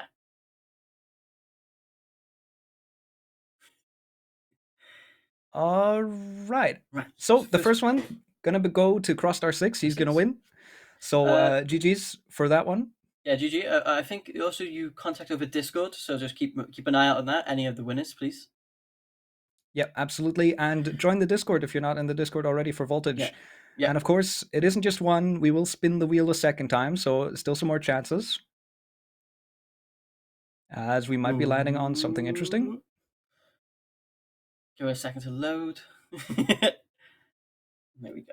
And TB_24_. That is the second winner. All right. Congratulations to both of the winners. Once again, contact through Discord for the reward. Otherwise, there may be redraws later on. So make sure you do actually get your reward. And with that, I think we'll move into final thoughts. And obviously, also, I'll get to the dates in a moment. But before that, Lamb Chop, anything you want to bring out in this match? I mean, some very solid 2-0s today. Yeah, we've had some really solid 2-0s. I got Team 86. Yeah, they were favorites. Let's be honest. Team 86, they were meant to be in the finals. Let's be honest. But yeah, no, Lumina Gaming, they showed some stuff. But ITB Academy, yeah, they're really good. Yeah, I got to give it to them. They've been super on it all game. 7-3, 7-4, complete clean sweep, and can't wait to see what happens in that BO5 final. It's going to be really interesting. Yeah, looking forward to it. And with that said, I mean, it's not the only match that we have left. Do keep in mind, on the 1st of July, we will have the match for third. So do stay tuned for that, because Rocks Horizon is going to play against Lumina Gaming. Both of them might have gotten eliminated today, but that doesn't mean that they can play for 250 euros and still some R6 credits to boot. So definitely still something to play for. Definitely still an important match to catch. And other than that, the grand finals, the BO5, the all-important game, that is going to be July 6th. So definitely make sure to put that in your calendars. Don't want to miss that one. And hey, you get 1,000. Is it 1,000 750. if you win. 750, yeah. Oh man, 5 to split that 5 ways. Hey, that's some money, you know. Hey, summer's here. You know, that's something. It's a sweet bundle of cash. You can Yeah, definitely do yeah. something with that. Beyond just entering more tournaments, there's definitely going to be a lot of money left over for the teams to do something with. So stakes are high, and we're going to move into this. Once again, just a big shout out to the sponsors. You can see them all down below. Yeah, Our big up to two all of beautiful them. faces as well. Without that, it wouldn't be possible. We've got a lot of money that's sponsored from Ubi, and also some of these giveaways. So keep that in mind. Stay tuned. Mark your calendars, July 6th, and we'll see you for the grand finals.